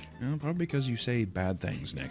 You say bad things that will get everyone in trouble, so shame on you. Regardless, many mods will post detailed stories recounting their struggles being a moderator. One Discord mod creates a detailed list of all hard work that goes into his volunteer job, complete with photos of anime characters sitting out under the rain of the night. Did you understand the emotional subtext to his image? Yeah, sad. No one understands me. I'm such a lost spirit. Actually, this is a good question. Of all the mods, what do you think online people say is the worst mod? It's got to be Discord, right? I was gonna say Discord. I feel like they get clowned on the most. I feel like Reddit mods and Twitch mods, people are just, see that people are like, fuck this. I can't even post anymore in there, blah, blah, blah, or something. This fucking mods are power hungry. Versus Discord mods are almost always, they just say they're creepy. That whole like Hello Kitten thing, that was the first time I ever saw that was like a Discord mod thing. If you want to be in my server, you're gonna have to send me some pictures. What server is this? This is like a Genshin Impact server. If you want to be in a Genshin Impact server, you're going to have to take some pictures of your toes. Put some jam between your toes, baby. Put some jam between your toes. Have your dog looking out. It goes without saying that there are seemingly endless amounts of cringe moments surrounding any sort of moderation team. It just comes with the territory. There's something incredible that often happens when a Discord mod starts to feel cool and popular among their community of fellow dorks. And the result of this can be perfectly illustrated by looking at what occurred when a woman entered the Pummel Part Discord server in 2021. The now infamous message that goes as follow, quote, "Hello, Eva. I noticed you have a profile picture of a very beautiful but also intelligent looking female. And I am under the presumption that this goddess is you? It is quite astonishing to see a female here in the Pummel Party official Discord. I am quite popular around here in this server, so if you require any guidance, please throw me a mention. I will assist you at any hour, day or night. And before you are mistaken, I do not seek your hand in a romantic way, although I am not opposed in the event you are interested in me, as many women often are. I am a man of standard, and I do not bow to just any female that comes my way." Unlike my peers. So rest assured that I will not be in the way of your gaming and socializing experience. Consider me a player too. Oh my god. Oh my god. I've been trying to hold it in so long. Consider me a player too. A companion. A partner. And perhaps we can enjoy some video games together sometime. I see you play Pummel Party, and you are good at minigames? I am a minigame aficionado, so I would be happy to assist you in games. Platonically, of course. What does that mean? Platonically? How else would it be? Actually, it's probably a good reason to say that. Because if there's a guy online who's just like, she says she's going to play video games with me, she likes me. He's trying to put that out there of like, don't worry, I'm not going to be that creep. I'm not going to be that creep. Even though if you want to be, then I could possibly be a boyfriend. I will not break my vow, though. I have the honor of a knight. Platonically, of course. Unless you, like many others, change your mind on that. I look forward to our future together. As friends, of course.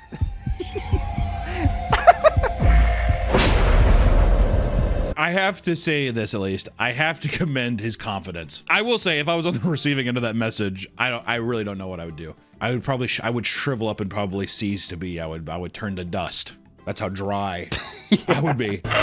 The amount of fake swagger of like, all the friends, even though they just, a lot of them decide to change their mind. Yeah, I get pussy a lot. Is that a Chad move, though? Well, that's what I'm saying. That's what I'm wondering is it a Chad move to just like the level of confidence of being like, well, we could play this little game of cat and mouse, but we all know that the rat always gets the cheese. And the cheese is stinky. Cheese is stinky.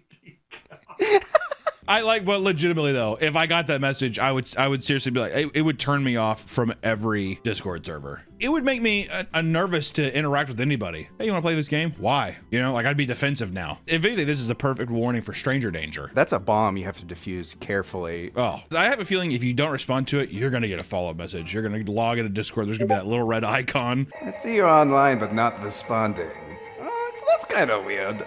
Moderators meeting streamers at conventions can create some of the most cringe-inducing moments possible. In 2017 at Kansas City Comic-Con, Amaranth was streaming at her booth wearing a Black Widow costume when a group of greasy-looking men approached. Amaranth, do you recognize me? You know who I am? One in particular, wearing a backpack and a flat cap, stood next to Amaranth, awkwardly glancing at her and making one-off comments every time she spoke. Yeah, he would. I agree. I'm gonna start doing that at conventions, dude. It'd be like that. God. Is that horrible? I mean, I feel bad. I do too. The guy just wants to join in. I will say in this clip, I'm at the same time, I was just like, someone just say something to the guy. After talking about a display she made for a booth, the man raises his hand and says, "You nailed it," only for Amaranth to repeat what he said and leave him hanging by walking away. Which I was gonna say, could you hit the high five? Yeah, I gotta say that at the same time, I don't feel obligated that I have to fucking make skin on skin contact with you. Do you feel obligated to hit it when I do this? I would, yeah. Nick, you nailed it. When she came back and stood next to him again, she mentioned that the chat was being mean. In response, he proudly replied that he doesn't care because he's a mod. Chad, dude. I don't care, I'm a mod. I don't give a fuck. Got kind of thick skin. Also, you're left hanging. You know that you look silly for everybody.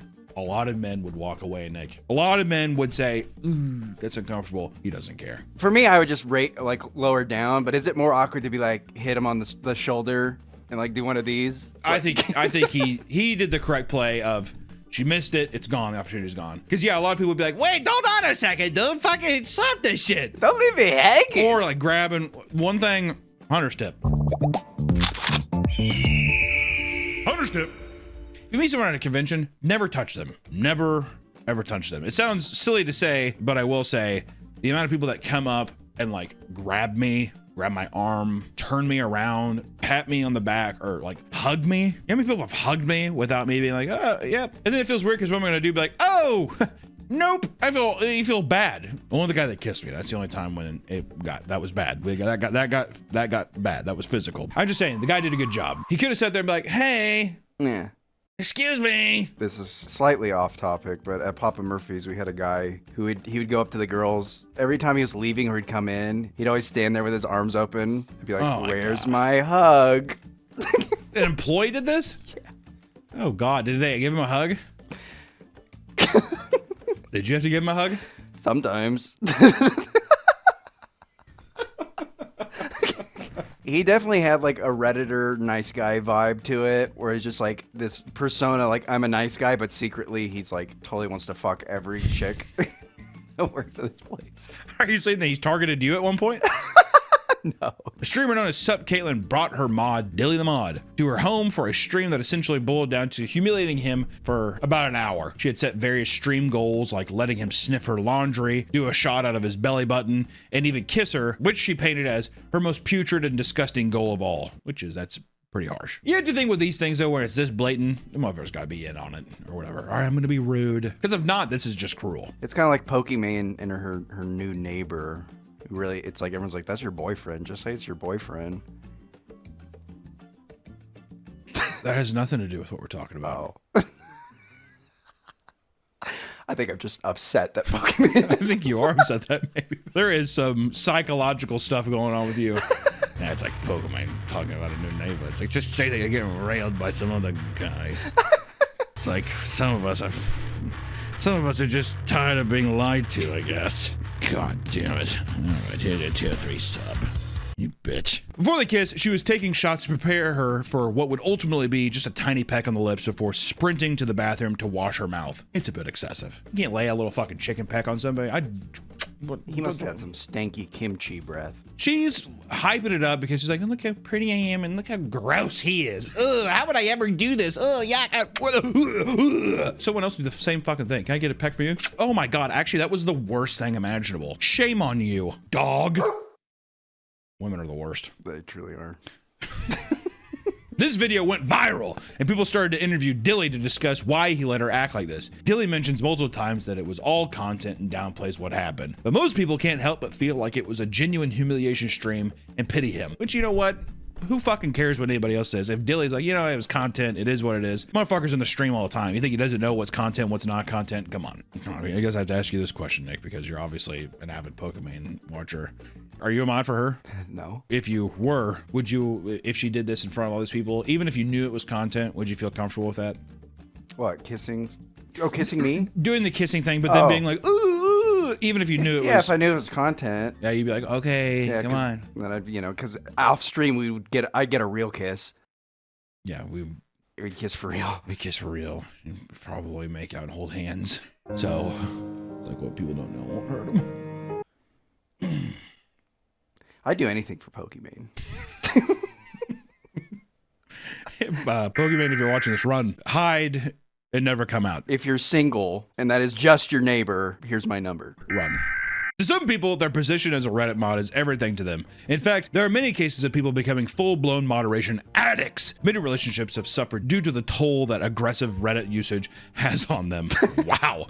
One man ran to Reddit to rant about how his wife, who he'd been married to since 2015, started to become a full-blown Reddit addict. She was big into posting about politics and modding her own political subreddit. Her online activity ramped up drastically. 5 years of non-stop Reddit addiction took its toll on their relationship, greatly reducing the time they spent together.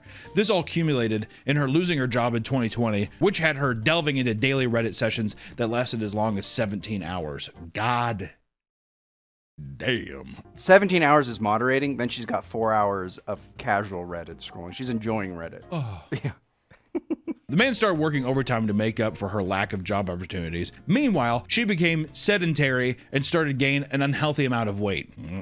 Preach, sister. Me too. By 2023, he was drowning in work and struggling to afford feeding for two. Not only that, but their conversations were now reduced to either politics or Reddit. That's it. I'd kill myself. You see what happened in politics today? Yeah, it was the cutest little dog. He was forced to break the news to her that if she didn't reduce her Reddit usage, they would have to get a divorce. And in response, she chucked her dinner across the room and threw a tantrum. In the end, he left and had to live at a coworker's house for a period of time, only getting calls from his wife to complain about how he shut off her Uber Eats account. I just want to say, dodged a bullet. Stayed too long. I was going to say, yeah, 5+ years of that. Yeah. Do you think that a person that's on Reddit 17 hours a day moderating, you think they're reaching out to people being like, oh no, I'm going to phone my rent? Oh, I bet they do that. Yeah. Here's my Venmo, Cash App. Anything helps, guys. Yes, I'm making this a safe space for everybody. Well, you could throw a dash me food. You can also discount me 7 vanilla shakes and some Chick-fil-A sauce. Thank you so much. The Power Hunger Reddit mod is a tale as old as time, and many public Reddit spats have shown time and time again that some of these people get a sick kick out of being in control. Just recently, for example, a Reddit mob for the r/aviation deleted an incredible photo taken by veteran NASA astronaut Don Petit. Don posted a photo of a plane taken from the point of view of the International Space Station. Pretty sick. Despite one of the oldest active astronauts posting a breathtaking photo sharing something most people have never ever seen before, it was probably taken down by mods for being low quality and too blurry. Oh god, we can't even see the plane. Just enough. Which the internet quickly freaked out, leading to different mods to come out with an apology and put the post back up. I am so sorry. To be fair, that's nepotism. So an astronaut gets to take a shitty fucking picture? This is a subreddit. Read the fucking rules. Hey, listen, Don, how about a higher quality fucking photo next time? Yeah, we get it. You're on the space station. Discord is no different when it comes to moderation drama. In the large and active Discord server for Helldiver 2, one mod created tons of friction after posting their personal art depicting their persona dressed in Helldiver armor. They're gonna love this. Many people, whether it was an attempt to troll or voice genuine disgust, reacted to the image with puking emojis. This led to the mod posting rants about how disrespectful this was to her art, threatening to ban further use of the emoji with a 24-hour server timeout. The vomit continued to fly, and so did the angry mod posts. People who didn't want the ban were now opting for clown emojis, something that was not also a bannable offense. Somehow, the story blew up and escaped its own orbit, being talked about all over the internet. Cringe gamers started blasting the mods for becoming too woke, while others claimed the entire server was anti-furry. However, furry art had been posted on the server in the past, often without pushback, but in this case, hundreds of users were being nuked from the server every day, alongside mods posting edgelord response to the criticism, like this one. Man, watching you all cry amuses me so much. Editor turned me into a furry. My dog was rules. One of the biggest subreddits on the platform, r/art, also suffered from power tripping Reddit mod recently. A user named Hayden Clay Williams posted a piece of art that was getting a lot of positive attention. And at one point, someone commented about how they would love to have it in their office, to which he responded, "I have a whole miniseries called Clear Boundaries with prints available. The subreddit has a clear rule against self-promo, as the mod team feels like allowing it could essentially turn the community into, quote, Etsy with extra steps." That being said, simply revealing that you sell prints isn't enough to cause this much of a freak out. One higher up mod, however, didn't give him a warning and remove the post. Instead, he permanently banned him. He voiced his frustration to him, only for him to dig his heels in deeper by removing his entire history of the post on the subreddit. Hayden gives light pushback and is then told he's been reported for harassment, something Reddit agreed with, which led to a 3-day-long site-wide ban. The story went viral on Twitter, causing a stir as other users told stories of their miserable experiences with the mods. People started to fight back, spamming the word, quote, print, all across r/art and other subreddits. The mod team couldn't keep up with banning everyone, so they gave up and locked the subreddit entirely. When they opened it back up, the spamming resumed until they had to force lock it again. This ended with a post that read, "We out," and a comment from a mod stating, "You win, we all resign." But all 14 moderators didn't resign. It was a mod that removed everyone on his own accord, including himself. In the end, a brand new mod team was brought in, and multiple people who were unjustly banned were brought back, which was over 5,000 people. The mod responsible eventually deleted his account entirely. There are many selfless people who volunteer their time and energy, and it's true that being a mod is a thankless job. It is, right? It's an important thing for communities online and people who, I know that we're goofing on a lot of mods today, but moderators do a lot for communities, and it's just out of the kindness of their heart, which is a very selfless and nice thing. I mean, moderation is a volunteer position that unfortunately attracts a lot of weird, power-hungry people, which it happens with any position of power. It's gonna happen. Power corrupts. Absolute power corrupts, right? Inevitably, it'll fuel their egos to a degree that harms that very community they're trying to help. But not all moderators are bad, and it is a necessary evil to just make everybody's online experience just a little better. So, next time you see a mod do something cringy,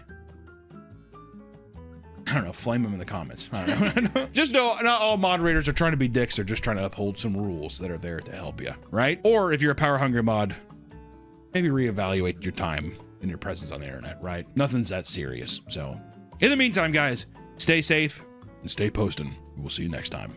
Bye-bye. There's a recent story about this mod. This guy mod found out this other girl mod that he was talking to for 3 months killed herself, and he was freaking out. But people started poking the story, and then you found out that the girl was actually an Indian who like got too in over his head, so he faked her own death to get out of this fake relationship. What are you talking about? What the fuck are you? Welcome back to the Papa Meat channel. How you doing?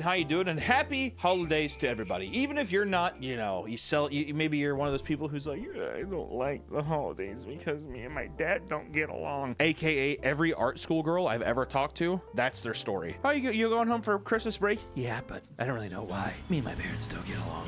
It's like, well, you're so fucking jolly. That's kind of odd. But today I thought that we would go through basically the evolution of Santa, starting from what we know of him today, this beautiful...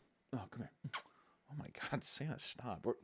Oh my God. All the way back to his earliest conception, because when doing some research on this, you kind of find out that it's just as horrifying as anything else that we talk about on this channel. So let's talk about Santa Claus. Where'd he come from? Where's he going? Probably want to talk about where he's going. He's probably pretty much, this guy here is that's probably it. Actually, that's not true. There could be something where Santa himself takes over Christ's image and he becomes a god. When I was a kid, Christmas was a big deal. Christmas was a big deal because it was another act of faith in your life in a weird way as a child. You have the allure that people are going to give you things, but not only just give you things, but everyone's a lot nicer. Everyone's more chipper. People are wearing kind of the same thing, green and red clothing. It's just a time to be jolly. And I feel like that's lost. At least maybe I'm just too old now and I don't experience it like I used to, but I miss those times. And I love the big man. I love the idea of having like a vigilante magic man that it's like everyone just universally agrees it's okay for him to break into your house and eat cookies and drink milk because he just leaves you presents. It's just just like, we have a child in this house, and you're gonna break in and just, you know, he's just, I see you when you're sleeping, and I know when you're awake, so don't shut those eyes. Needless to say, it's a big deal. So I just want to talk about all the different kinds of Santas, because there's not just one, there's a lot of them. Which starts off in the 2020s, the now. This is where we're at now. We, as a society and as a human race, we are starting to do virtual Santa experiences where you can get on Zoom calls because of COVID. People now go on Zoom calls with Santa, and that's the new sitting on Santa's lap. And for people who are so, you know, not from this planet, you would go to a mall, maybe? You would go somewhere and there'd be a Santa, and you'd sit on his lap and you would ask for a gift. And he'd be like, oh, well, I'll see what yeah, okay, fine, you'll get it. But no longer. Now it's all just adopting older traditions to new day circumstances. Everything's online, everything's digital, and even Santa's big, soft, hot, sexy knee is divided between a computer screen. Which also, increasingly, Santa is used in context for promoting sustainability, social justice, and other contemporary issues. Depictions have appeared featuring African-American Santas, as well as Santas in wheelchairs. We have a Santa for everybody now. Because back in the day, let me tell you, Santa didn't talk about any of that shit. It was just kind of like, this is the Santa, tough shit, all right? Which, looking back on it now, I feel kind of guilty. That's just what he is. Are we sure? Yeah. Yes. You know? No room for discussion. I will say the wheelchair one, come on. He's magical. Like, I get the wheelchair inclusion of, like, disabled people and stuff like that, but who the fuck, I mean, like, what? Maybe he fucking asked for some legs, dude. It's horrible. Don't leave that in. But let's reverse the clock back just like a decade. Turn it back. The 2010s. High-tech Santa with advancements in technology around this time on Earth. We got Santa depicted in more high-tech scenarios, you know, reflecting the modern world's technological progress. I mean, Santa with phones. Santa's on his sleigh no longer has stupid-ass fucking reindeer. It's like powered by jets and all kinds of shit. This is an era where everything's moving at the speed of light. Internet's getting faster. iPhone just came out. The Blackberries, like, were fucked. The amount of people probably asking Santa for an iPhone was probably astronomical. I never did because my family was poor. Let me tell you something. In poverty, you realize Santa is not real very quickly, okay? Are you tired of having the same old browser time and time again? I wanted to talk about the Opera browser. Opera browser is faster, safer, and smarter than the default browsers. Fully focused on privacy, and I want you to experience distraction-free browsing with ad blocking with our friends at Opera. Some of the distinguishable features that I love with Opera are their tab islands, which the tab islands make it super easy to keep things organized. And I'm somebody who does not like having too many tabs open. It stresses me the fuck out. For real, ask my buddy Nick. But if I'm researching something, whether it's for a video or reference images for a background or character design, I can group these different tabs into groups based on context, which makes things condensed and easy to find so that you always know where things are and you never get overwhelmed, like I do, very easily. I have panic attacks. Another thing that is great about Opera is the private browsing. It's got a VPN built into the browser that's free and unlimited and keeps things secure. Nice and tidy. It helps keep things running fast and ads get blocked with one click. Plus, with Opera, all of my messages are in one place on the sidebar. All of the messages from Facebook Messenger, WhatsApp, and Telegram are all integrated into quick access, beautiful little side tabs. Easy peasy. Also, Opera's new AI tool, Aria, is great at helping me summarize information, giving me convenient and comprehensive results in seconds. So download Opera today and head into the new year with the best browser for all of your needs. Be sure to check them out in the link in the description below. Back to the video. But I will say, I did ask my mom for a Rhapsody. I couldn't afford an iPod because the iPods used to were those big brick ones, and I was really fucking jealous because my buddy Anthony, if you're watching this video, Anthony, you know who you are, he had one of those giant brick fucking iPods, but he had every Lord of the Rings movie on it, and he'd be watching that in school, and I'd be like, I want to fucking kill myself. I did that with my Zune. Fuck you, Nick. You know what I had? I had the Rhapsody, dude. My mom got me a Rhapsody and didn't play videos, and it came with 3 All-American Reject songs, I'm pretty sure. It's that one song where it's like, when darkness turns to light, it ends tonight. Whatever, doesn't matter. Let's go back another 10 years. In the early 2000s, Santa becomes a global icon, recognized in many countries around the world, even those without strong Christmas traditions, all right? So that's when he found out that people is just like, even if you don't like Christmas, too fucking bad, dude. He's here. He's like Ronald McDonald. Like it or not, that motherfucker's here to stay. The rise of digital and social media leads to new interpretations of Santa, including online games, apps, and digital storytellings. It's still the same old Santa that we know and love, but he's getting introduced to all the new kids via online. And this is back in the day when people were like, well, I don't even know what the internet is. MySpace, what is that? You had those kind of conversations, and you had a cool-ass Santa on a MySpace page that's just like, let me finger fuck you. Probably that guy impersonating him. I don't think the real Saint Nick would do that. Because Saint Nick's got a boo. Mrs. Claus. Did you ever play Neopets? I never played Neopets. Nick, don't interrupt me again, okay?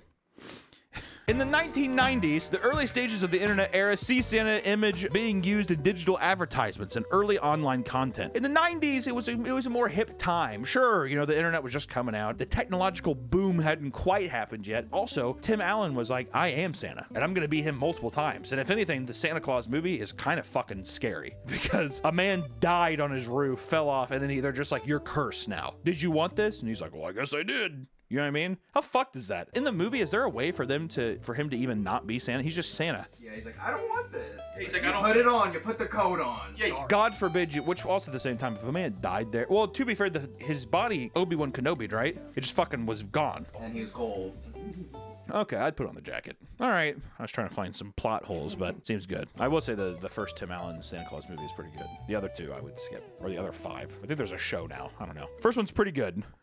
We go back to when America was on top in the 80s. In the 1980s, see a rise in Santa's image being used for commercial purposes with a focus on gift giving and shopping. Reaganomics, baby! Capitalism at its finest. Santa's just like, I don't know, why do I have to do it? Why don't you just buy it? Why do I have to be the one to fucking make stuff? It'd be kind of funny if it was like a really aggressive ad campaign. Why do I have to do it? You have money in your pocket, why don't you fucking buy it, dude? Different cultures start adapting Santa to their own traditions. Through the core imagery of the red suit and white beard remains largely consistent. So now it just becomes a thing where it's just like, you know, the 80s, you got people doing Blow, Top Gun probably just came out, Motley Crue is somehow the most popular band in the world, and then Santa is just showing up in different cultures because it's just so iconic. This thing right here that we see, he's been looking like this forever. He got nice big old beard on him, you know, the red jacket. It's impossible. No one can wear a red jacket again without being like, what is it, Christmas? Isn't that fucked up? And if you're like, oh, I don't care, you're probably like an incel guy who's doing like anime poses in his room. You look like fucking like a doofus Santa, dude. Pack it up. We go to the 70s, in which Santa starts appearing in various forms of media, including animated series, comic strips, and advertisements, often with slight variations, but keeping the core image consistent. The 70s, yeah, sure. We're into disco, we're doing even more coke, we're dancing, we're not hippies anymore, but still we like to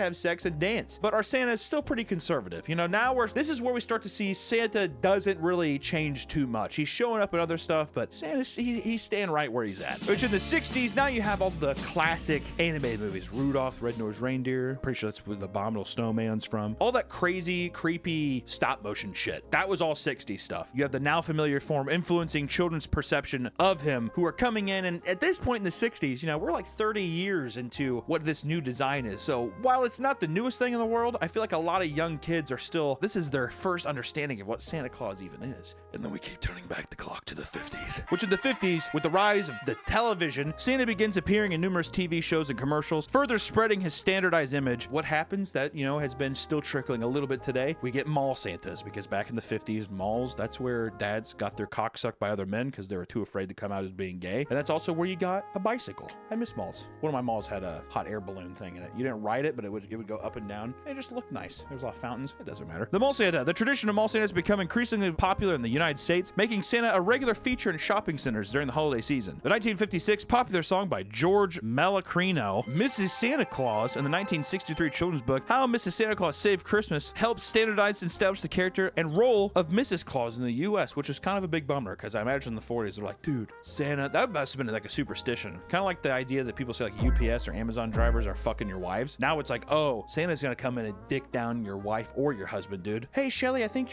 why is your husband so cheery lately? Probably because he's getting dicked down by Santa. You know what I mean? Probably. Or she stopped yapping at him. Hey, Christmas came early, huh? Don't show that to my wife. In the 1940s, we get a lot of World War II influence. I mean, Santa was used in wartime propaganda to promote war bonds and boost morale. His image was associated with patriotism and American values. In the movie Miracle on 34th Street in 1947, presented Santa as a kind-hearted, genuine character, further cementing his image in popular culture. Not only does Santa bring you gifts, motherfuckers like buy war bonds. We have to kill people. We're going to kill people. Also, rock, flag, and eagle is what he says. And then we turn back a little bit more to the 1930s, which is where this face truly began. The Coca-Cola advertisements, illustrator Hayden Sundblom, what a fucking crazy name. Hadan? Is that Hadan or Hayden? Hadan Sundblom, whatever. Sundblom Santa was rosy-cheeked, portly, and wore a red suit trimmed with white fur. These images were based on Moore's description and Nat's illustrations, but added a warm, friendly, and approachable character, cementing the modern image of Santa Claus. These images solidify Santa's image as a jolly, plump man in a red suit with white fur trim, a broad belt, a cheerful, rosy-cheeked, smiling face. Coca-Cola is the reason, that's why he looks like this. There wasn't some other person. It was a guy at Coca-Cola just being like,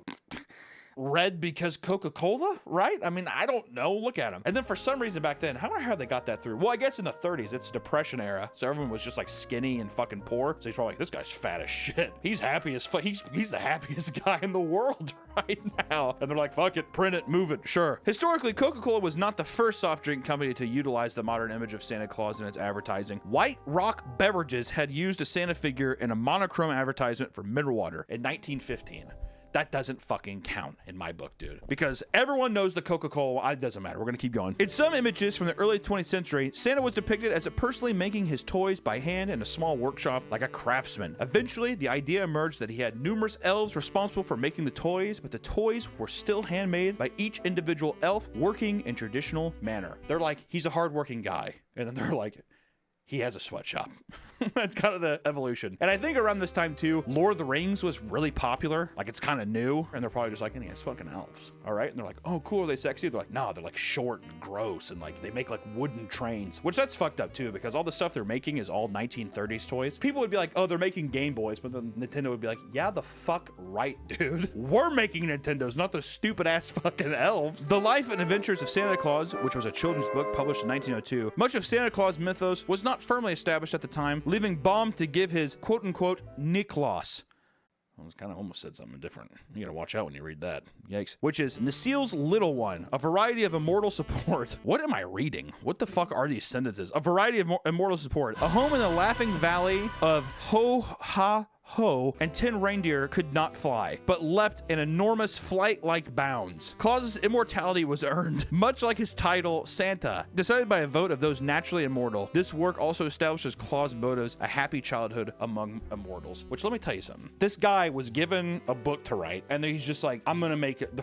Step one, he's immortal. He's borderline God. He doesn't really have helpers, but he does have reindeers that don't fly, but they jump very, very far. Which, if you think about it, they probably didn't go too in depth with this, but he'd have to jump far enough to cross the ocean. So, I mean, it's basically flying, but still, that's a way bumpier ride, dude. Like, think about the amount of times that Santa in that form probably got some fucking rocky bumps from that jumps. Doesn't matter. And in 1881, political cartoonist Thomas Nast drew on Moore's poem to create the first likeliness that matches our modern image of Santa Claus. His cartoon, which appeared in Harper's Weekly, depicted Santa as a rotund, cheerful man with a full white beard, holding a sack of laden with toys for lucky children. It is Nast who gave Santa his bright red suit trimmed with white fur, North Pole workshop elves, and his wife, Mrs. Claus. Stores began to advertise Christmas shopping in 1820, and by the 1840s, newspapers were creating separate sections for holiday advertisements, which often featured images of newly popular Santa Claus. This shit's going way back. We thought it was Coke, which Coke, I still am pointing Coke out as being the fucking people that advertise this, but as you can see the images here, it's not the same, all right? It's not the same. Just want to put that out there. A Visit from St. Nicholas, which was an 1822 poem by Clement Clark Moore, commonly known as The Night Before Christmas, introduced Santa Claus as a jolly, chubby man who drove a sleigh pulled by reindeers. This portrayal was pivotal in shaping the modern image of Santa as a cheerful, plump, and friendly figure. I feel like we've said that 7 different times. People are making him fat. In 1809, Washington Irving, an American author, depicted St. Nicholas in his satirical work, A History of New York, as a pipe-smoking, elfin Dutch burgher.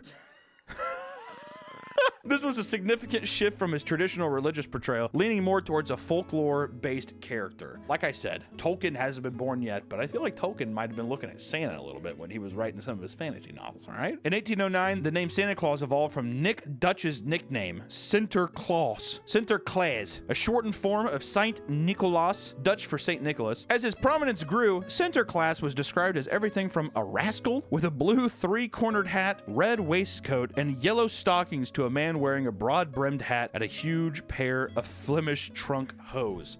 what did I even just say? He was basically dressing up as a rugby player. It's kind of in my mind's eye, that's what I had. A rugby player with a funny hat. Maybe that's how we'll describe it. Early representations of the gift giver from church history and folklore, especially St. Nicholas, merged with English character Father Christmas to create the mythical character known to the rest of the English-speaking world as Santa Claus. Are you following along? This is a lot of boring information. His appearance varied, one depiction being John Leach's illustration. Who gives a shit about this? Which now you get in, because now some people still say this. I used to say this when I was a kid, Father Christmas, which Father Christmas dates back as far as the 16th century in England during the reign of Henry VIII, when he was pictured as a large man in a green or scarlet robe lined with fur. He typified the spirit of good cheer at Christmas, bringing peace, joy, good food, and wine, and revelry, which revelry means to fucking party, dude, and to fuck hard.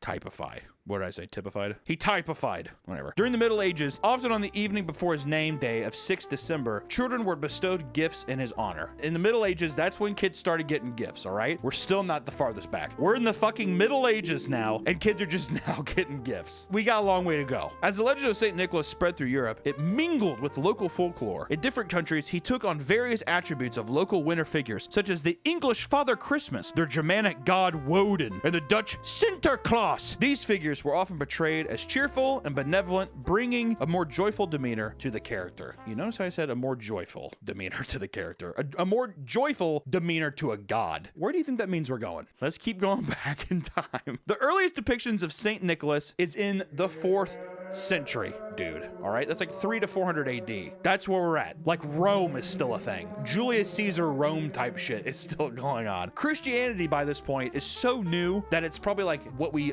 almost assume like vegan bakeries are today, where it's like kind of hip still, but people are like, we get it, right? In the earliest depictions of St. Nicholas, the 4th century bishop, who was the primary inspiration for Santa Claus, portrayed him as a stern, thin religious figure, often in bishop's robes, and these images were more solemn and aligned with the role of a Christian saint. So he's not jolly, he's fucking cold, he's thin, and he's just like, God loves me, and you better love him back. Okay? It is believed that Nicholas was born sometime around 280 AD, somewhere around there, in Patara, near Myra, in modern-day Turkey. That's where he came from. Saint Nick, I don't know, he's as white as we remember. I think that got smudged up in the history books a bit, right? Much admired for his piety and kindness, Saint Nicholas became the subject of many legends. It is said that he gave away all of his inherited wealth and traveled the countryside helping the poor and sick. One of the best-known Saint Nicholas stories is the time he saved 3 poor sisters from being sold into slavery or prostitution by their father by providing them with a dowry so that they could be married. Do you want a Coke yet? You want those polar bears just come sliding in yet? Remember Saint Nicholas, who's like basically Buddha? It's like the literal story of Buddha who gave away his wealth to motherfucker sat under a tree, but St. Nicholas was just like, you could pay for the pussy or take this dowry. You could marry her. So there you go. People are like, are you an angel? He's like, kinda. Sure. That is the earliest conception of Saint Nick. So we have the Coca-Cola Saint Nick. This is where we're at, right? This is where we ended up. Everyone did that game of telephone with each other. They're like, he's like a tall religious guy. And by the end of it, they're just like, he's fat and he's so happy about it. He's a fat fuck and he's so happy about it. We're here, but we started here. Honestly, it could have gone worse. Obviously, everyone likes the big plump one. Oh, you want to grab his big little titties, you want to tickle him and stuff. This guy I'm kind of afraid of. This guy here is the guy who's just like, I'm gonna beat the shit out of you with my bare hands. Also, please don't pay for that pussy. You could marry her. But in between that time too, like I said, Santa came in around the 4th century, and I think people were just like, I mean, he's too fucking happy. By this time, people are like, we need some punishment. We need the fear of God being put into people, which also, that's when on the opposite side of Europe, Krampus came in, which you might have heard of Krampus. You know, he's been in some movies lately, but Krampus came in around the 6th or 7th century, stretching back to pre-Christian Alpine traditions. I don't know what that is, but I'm going to put it up on the screen very quickly, and you can pause it if you want. With their celebrations involving Krampus dating back to, like I said, the 6th to 8th century AD. Before 1000 hit, dude. Think about that. Before there was even a year 1000, they had this monstrosity come out. Krampus is thought to come from either Bavarian Krampen, meaning dead, rotten, or from the German Kramp or Krampen, meaning claw. How fun. It really is a beautiful time of year. Dead, rotten, claw, he's evil. Though there are no written sources before the end of the 16th century about him, okay? These are all just speculations. It's like Nat Geo. Do you guys remember those, being in school and your teacher would wheel in the TV and you'd be like, oh, yo, we're not doing class today. We gotta watch whatever's on the TV. And it's Eyewitness, exactly. And it had, you're like going through that fucking, the museum.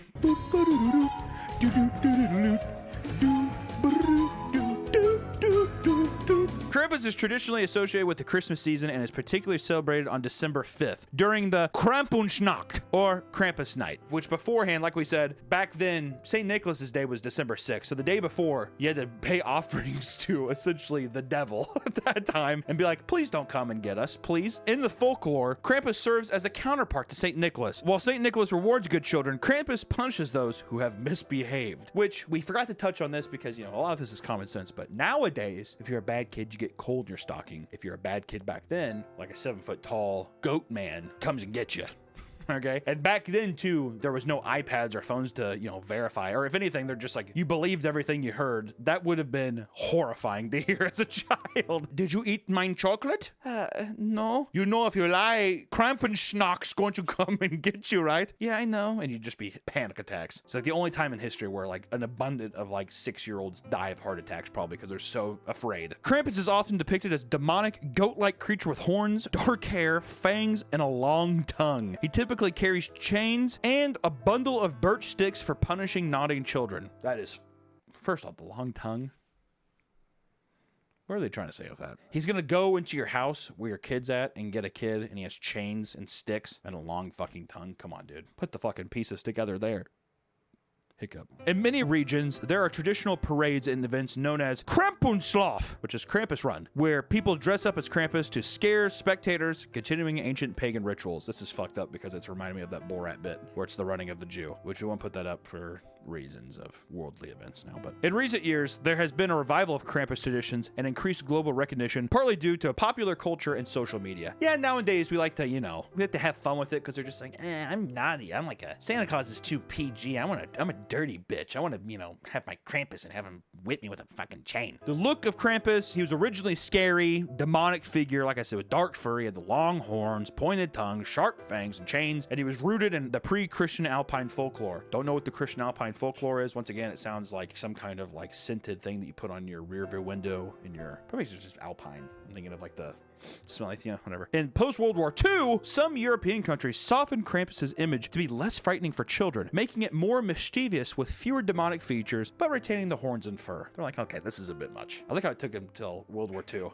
Like, even the First World War, they're just like, leave it. Leave it. Yeah, you know what's more fucking evil? Humanity. And then like around World War II, they're just like, we should probably like, yeah, I mean, we gotta just soften it up a little bit. It's like not even that far of a jump too. Maybe get rid of the chains. The kid's like, oh, thank God, I can sleep at night. Krampus's appearances varies regionally from goat-like to more human traits, with costumes made from local materials like wood, fur, and bells, and parades of Krampusnacht display diverse Krampus costumes from traditional to modern, illustrating the character's evolving image across Europe. Which I just want to say, the best depiction of Krampus ever was in that 2016 Krampus horror movie. It looks fucking sick. It's like Santa's face skinned. You don't ever see his real. It's awesome. He's hunched over. Just want to say that one's the best. It's the best ever. I mean, that puts us to the end. I mean, Santa came from the 3rd or 4th century, dude. That's fucking insane. Going back through, which Santa would I like to have? Krampus. No, I don't want Krampus. Honestly, I want like 1950 Santa, I think. First introduced to the mall. Big jolly guy. You know, he's simple. He's one thing. He's not mixed up in a bunch of crazy shit. We're not seeing him on cell phones. He's white. All right. You said that, not me. All right. Okay. He is of a softer complexion, but that isn't really swaying my... I'm just saying that it makes me think of... It's what has been ingrained in our brains, and I feel like everybody wants the 1950s Santa Claus. Everybody likes that. As you go into your holiday season, for those celebrating Christmas or Kwanzaa, Hanukkah, just remember when you see St. Nicholas, all of the trials and tribulations that humanity had to go through to get him to be that image that you're seeing today. But most importantly, these holidays are, you know, a celebration of Santa Claus. It's a time to celebrate yourself and your family. I hope you all have a fantastic rest of your holidays. If it's fucking blistering cold, I hope it's a little warmer for you that day. I hope you all have gotten each other some amazing gifts and you're feeling just as charitable as anyone else that you would hope to receive gifts from. So from here at the Papa Meat channel and Meat Cannon or whatever, happy holidays everyone and stay safe. Take care. Is that cool? Did you like Rudolph the Red-Nosed Reindeer as a kid? Did you like the... I didn't like any of the stop motion ones really. Oh, me neither. You didn't like the Easter egg one? No, the only one thing I liked, I thought the Abominable Snowman, I think I had a statue of him. He scared me as a kid. Everything's scary. Welcome back to the Papa Meat channel. How you doing? How you doing? Coming and sitting down because today we're going to talk about game simulators. Simulation games, or Sims, are a beloved, often misunderstood genre of video game. We've all seen social farming sims like Animal Crossing and Stardew Valley, but in recent years, Sims have started to focus on more of the mundane tasks of everyday life. You got your driving sims, your power washing sims. Hell, they've even got sims for the day job you slaved away at 8 hours earlier that day. You're doing the same job 16 hours a day. Despite that, even the most niche sim has a die-hard fan base behind it. And while most fans just like to sit down and relax after a long day with one of these games, there are outliers willing to jeopardize their finances, relationships, and even their lives if it means experiencing a better simulation. So, join us as we delve into what makes these sims so addictive and the crazy lengths some will go in order to blur the lines between video games and reality. Which I will say, I think that first and foremost, a lot of these games starts off with, it's the satisfaction. Like when I look at stuff like the power washing simulator and the farming one is cutting down the crops. It's like satisfying. What kind of, is that a kind of like, I know I'm saying satisfying, but is that a type of game style? Like the power washing thing where it's like, it feels like something's dirty and I get to clean it. It's the same with even ingesting that kind of content. Like when I'm watching Verticals or something, I'll watch stuff of people cleaning cars. It's a very simple process of like, dirty to clean. It's like that satisfaction, but is that called anything in particular? Oh God, I feel like there is. I just can't think of the word, but that's...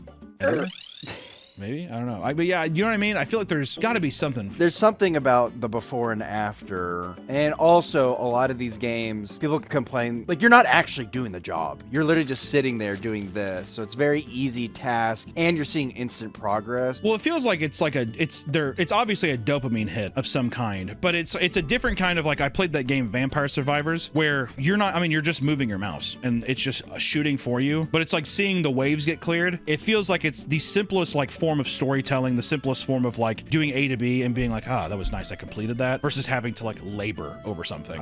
Yeah, 100% completion. That's a thing too. Yeah, people just knowing that it's just done, and you can be like, it's weird. It's a psychological thing. I don't know. Even the guy who made Vampire Survivors, I'm pretty sure that guy was like, I think he made slots or something. Yeah, he did slot machines, and then he tried to translate that into this game, and it worked. I wonder how much that's true across all this board of people that know how to like just tap your dopamine. Mobile games. Or I just mean like even the desk simulators like farming or like even pilot simulator and that kind of stuff. What I was gonna say just to have for the video, but I think that even some of these simulators are so realistic that don't people use the flying simulator as an actual practice for landing and stuff, an actual plane? It just goes to show too how that line between reality and video games is, there's such a crazy crossover. Like this isn't a simulator, but Notre Dame was on fire, and the only thing they had that was for the blueprint plans was the Assassin's Creed 3D scan they had of it. How insane is that?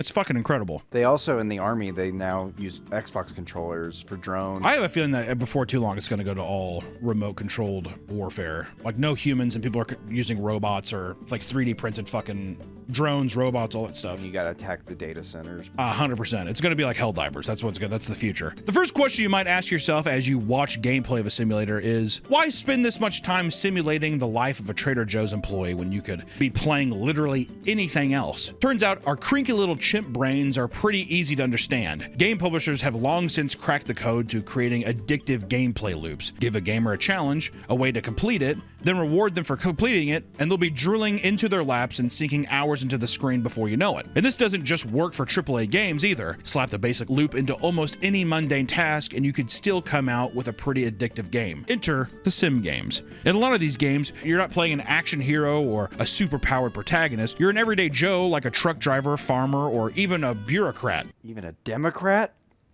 Ew. And more often than not, people who already have these jobs in real life are the ones playing them in their off time. And it's easy to see why. Unlike in a day job, a game's progress is guaranteed. There's no piece of shit manager stiffing you from a promotion. There's no distracting coworker sucking away at your time and fucking killing your vibes at the work. If you put in the hours in a sim, you will be rewarded in game. Take fishing, for example. Anyone who's gone fishing is no stranger to the possibility that a multi-hour trip can result in no bites, zero fish, right? And then you're just like, well, I at least got to go out. But in a sim, fishing sims have gotten so advanced in recent years, many of them actually allow you to play with real rods. The company Scottree, for example, offers a product called the SimFish, a motorized device you can connect your actual fishing rod to that simulates the feeling of a fish tugging on your line. The product even plays videos caught from a submarine of fish during an actual fight and syncs it up with movement done on the line. What's insane about that bridge, and it's really interesting, is that how many times have you wanted to do an activity but it's not the season for it or whatever? Now it's like if it's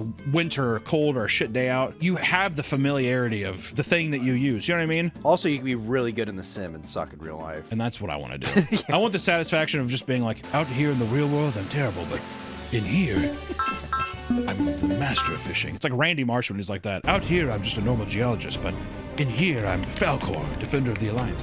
It's time to talk about something scary. Ooh, your health.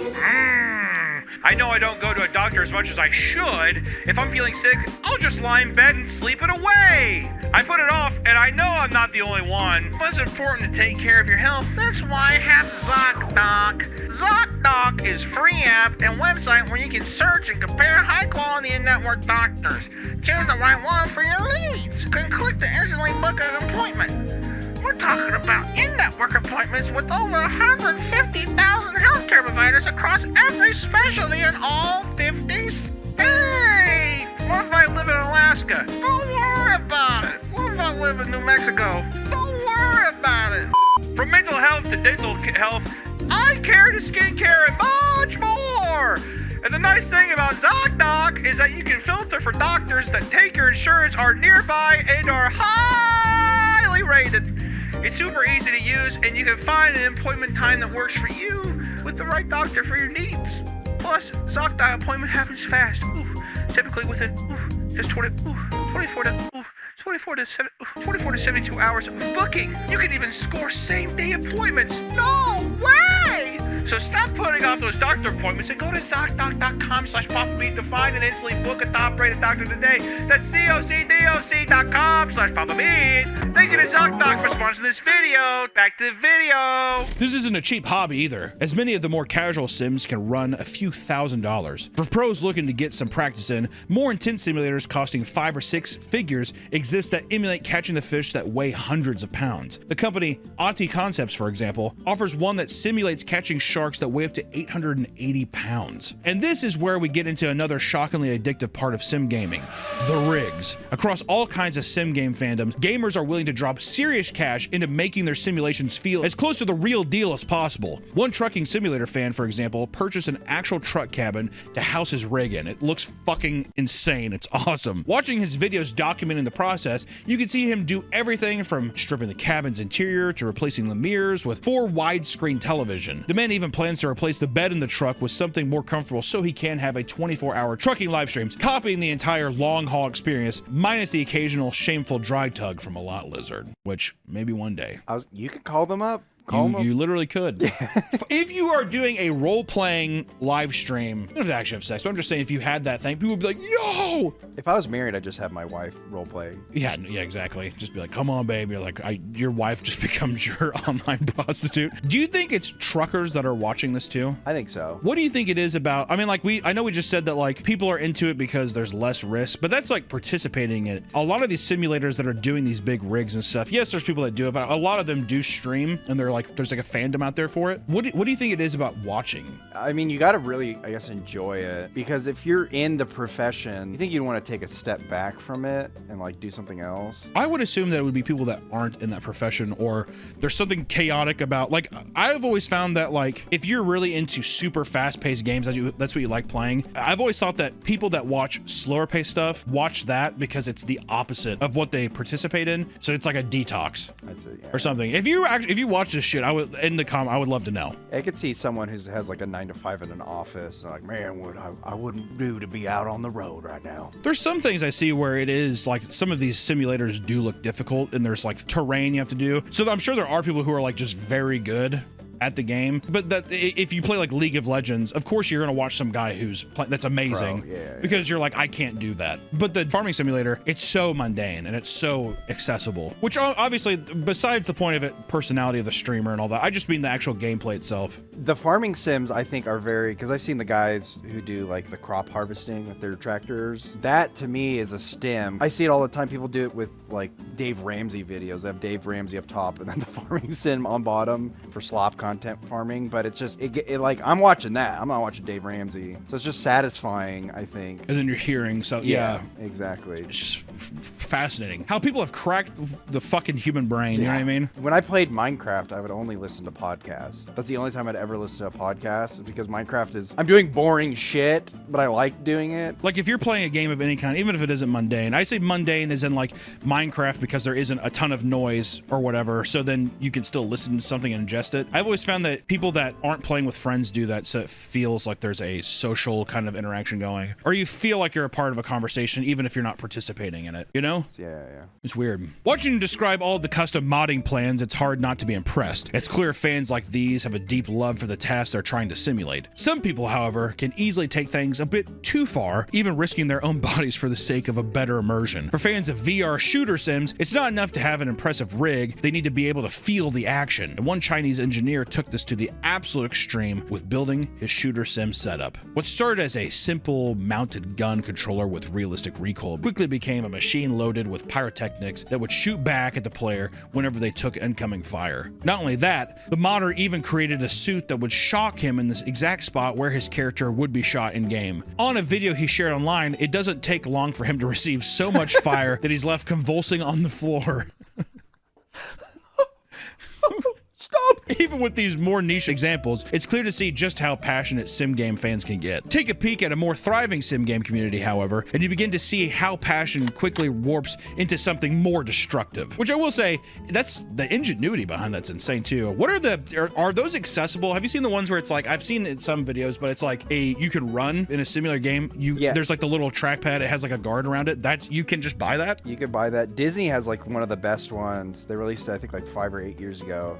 Haven't used it at all. It's supposed to be like this, no guardrail, no special shoes, you just walk, and it's like a multi-treadmill. But yeah, those are Is that just proprietary shit they're trying to use for creative stuff? I think it's for like probably blue screen technology. Because I've seen some of them, I feel like the VR headset stuff, I feel like they always overpromise, underdeliver, or whatever, but it seems like some of the stuff I've seen with like the game there with like the guy attacking, like the people running and stuff, that's the closest I've seen to where I'm like, that's pretty fucking crazy. I don't know how, I've never obviously used it, but I don't know how realistic it feels. Unlike more day-to-day task sims, it's easy to see the appeal behind racing simulators. These games are an easy way to experience the adrenaline rush of speeding down a track without exposing yourself to all the danger and training. Many fans of these racing sims are also self-admittedly hopelessly addicted. Everywhere online, you can find players outfitting home desks, workstations, and more pretty impressive racing sim rigs. And one truck driver shared a video of himself in his big rigs being stuck in a bumper-to-bumper traffic. Realizing he hasn't moved in a few minutes, he gets up and sits in the passenger seat that's been rigged out as a racing sim, complete with an obnoxious looking gamer chair and an ultra wide monitor. He even mentions in his post that he looks forward to traffic so he can tumble over into his rig and get a few laps in. Which some of these, I will admit, out of all the rigs and all the simulator things, the racing ones, I feel like that's one I'd be like, that would be the most immersive. I've seen somewhere they even have it to where multi-monitors, you have the thing there, they have it even in wraps around the side to where you're looking out your passenger window, but they have your dash, so you're doing first person, so it looks like you're driving a car. It's fucking crazy. It also has like hydraulics too, so you can get bumps and shit. Are we talking about the guy who has the Sky Citizen rig? Oh no. Have you seen that one? I haven't seen that one. It's fucking insane. It looks so cool. It's like this guy he like wears like a spaceman's outfit, like a role-playing outfit basically. But he has this rig and when he flies his ship, it like can move and contort. Like it looks fucking insane. And it can like look up and down too? When he like is flying, so he's like looking at a screen, but when he's flying, he goes down, it'll like the chair will actually move around and stuff. It's crazy. It's really cool. God damn, How much does that cost? I can only imagine. This truck driver is by no means an exception. If there's one subgroup of sim game fans that takes pride in their ridiculous rigs, it's racing sim fans. Oftentimes, this comes at the expense of both their bank accounts and their relationships. Online, you can find dozens of passionate racing sim fans flexing their high-end rigs while simultaneously trauma dumping about the negative effects the hobby has had on their relationships. More often than not, both the flexing and the venting can be attributed to one thing: the insane cost of some of these rigs. In the online community for iRacing, one of the most well-known simulator games, one player comments that sim racing has, quote, taken over his life, actively pulling him away from his wife and job. And by his own admission, he spends nearly 6 hours a day racing and blowing money on his rig, as well as online cars, instead of focusing on his wife or work. He caps off his post by saying, quote, it's tough to be poor and have sim racing as your hobby. First off, relatable quote. But also, with every hobby, I feel that with Magic even. It's like, it's just a thing of like, it's tough to have this as a hobby because just the amount of money it takes to put into it. It's never ending. There's never enough. More. I want more. Is there really any hobby that nowadays that doesn't require you just to dump a shit ton of money? There's cheaper hobbies. I mean, I'm sure there is. I just feel like it comes at a cost now. Like, I feel like everybody knows that you can make money off shit, so there's a premium on everything now. Oh, yeah. You know what I mean? Even free stuff like gardening should be a cheap thing. But with anything, the deeper you get in, you're like, well, I need X, Y, and Z. Yeah, but I just even think now people, like, with the internet, there is no niche anymore. So it's like, even with gardening, now it's like, oh, well, it costs more to make things. I'm like, I just feel like there's just so much more you have to invest into now with hobbies. I don't know. Stargazing's free. It's true. Well, where's the land? Did you buy the land? No. Yeah. You have to go out drive. If I had to go out drive somewhere, it's gas. Okay. I'm just being a dick. On a similar page, another long-distance truck driver vents about the stress the hobby has put on his relationship with his wife and kids. Married for 5 years and with 2 kids, he opens up about his 50-plus hour work weeks and how he likes to spend all his free time outside of work burning virtual rubber. And naturally, his wife had something to say about that. Even more naturally, she didn't take it well when the man pitched the brilliant idea of spending nearly $4,000 on a brand new racing rig for his work truck. Despite her objections, the man ends up going behind her back and paying for the custom rig anyway. Oh, God. His wife picked him up from work one day, and when he showed her the rig, she went ballistic and left him to walk home alone. When they finally got home, the place was empty. She had taken their kids and went to live with her mother. God damn. Can a brother spend $4K on a racing rig? It's just, if anything, I feel like you gotta find a common ground with being like, okay, well, what if we put $100 a month away? And then it's like, it's gonna take a while, or like there's some months you might be able to put back more, but going behind someone's back and doing that, never bueno. Oh, who made the money? Never bueno. This is coming. Well, you're saying this as a man who's not married. As a man who's married, let me tell you, that goes out though. That it's irrelevant. My money's her money. Exactly. It's a joint thing. You know what I mean? Her money's hers. Very nice. My money's her money, and her money is her money. One of the largest appeals for a racing sim fan is finding unique and interesting ways to further blur the lines between reality and the simulator. There's no limit to what a racing fan will do to emulate the true feeling of racing a car, aside from actually, getting inside a car and racing an actual car. One racing sim fan mentions he spared no expense in making the perfect rig. He's got the VR, he's got the haptics built in, but the one thing he hasn't been able to get is just the right smell. According to him, the inside of a race car has a unique smell, a mix of exhaust, hot oil, and the tire rubber. And unfortunately, he comments the only smell close to real deal he's been able to replicate is a smell of swamp ass in the seat after he's done with the session. Tips from other sim fans range. Some mention he should just buy a race fuel scented candle or smear a little motor oil inside his mask. Others suggest unplugging the game entirely and going the fuck outside because he's clearly lost the plot. I think the candle sounds like a good idea. If it's something I love and I want a simulation of it, I need to smell. Unfortunately for those hoping to pinch pennies by not building out an insane rig, the actual software ain't cheap either. iRacing is widely accepted as the gold standard when it comes to racing sims. Not only does it provide realistic gameplay, it offers a massive selection of tracks actually modeled after real racing roadways driven on by the pros. Now, you would think a sim of that quality wouldn't come cheap, and you'd be right. The game can only be purchased through a subscription service, and each individual car and track is separate charge on top of that. In 2013, motoring journalist Glenn Butler experienced the sneaky nickel and diming pay model of the game firsthand. van. Glenn was tasked with writing a feature on online racing, so naturally he decided to hop on to iRacing so he could experience the most authentic version of the hobby. At first, everything was smooth sailing as he would offer a complimentary 12-month subscription of the simulator. After finishing his feature, however, Glenn found himself wanting to keep the subscription going. He also found himself regularly dropping $11 to $15 per track and car. 8 years following the end of his free subscription, he even admits to spending several thousands of dollars on a custom rig for his expensive new hobby. In his post opening up about his addiction, he refuses to admit exactly how much he spent for fear of leaving a paper trail his wife can find. But he does admit that he could have easily purchased a real race car with the amount of money he spent on the software, add-ons, and physical rig, which, I mean, you'd have to assume, what, hundreds of thousands of dollars? Or actual race car? Unless he's being cheeky about it and it's like 30 or, you know, or something. Well, it's not a Formula One car, right? It's Well, no, but even like a race car souped up, I mean, that's still hundreds of thousands of dollars with the custom modification, all that kind of stuff. An F1 car is millions of dollars. That's a total different breed. Based on that admission alone, it's safe to assume that he spent at least 5 figures. I mean, if not 6. It makes sense why so many spouses would be upset to find a multi-$1,000 fake race car in their home. Outside the cost, the amount of noise these things make is a whole other downside to consider. One man, at least, tried to be courteous when he decided to buy a shady-looking police riot van through an auction. He figured he could house his rig in the van outside of his home to spare his wife and kids from the noise. Things were going well until one day when he and his team of other sim racers entered into a 24-hour race competition. When it was finally his turn, he couldn't get 15 minutes in before the power of his van was completely cut off. Furious, he swung open his van door only to be met with 12 police officers. Immediately, the man was pinned against his van and handcuffed as the police flooded into the vehicle and began searching his belongings. Apparently, the police caught the scent of weed coming from the van and approached it to investigate. When they knocked and nobody answered, they noticed the van was violently shaking.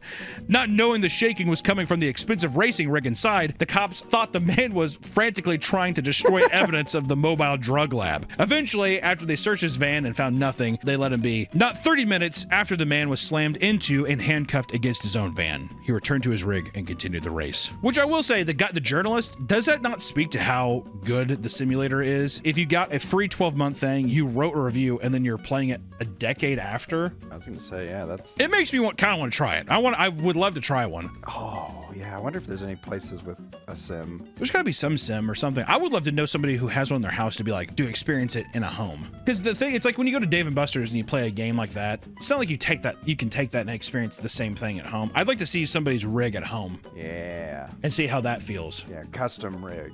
That's what I'm saying.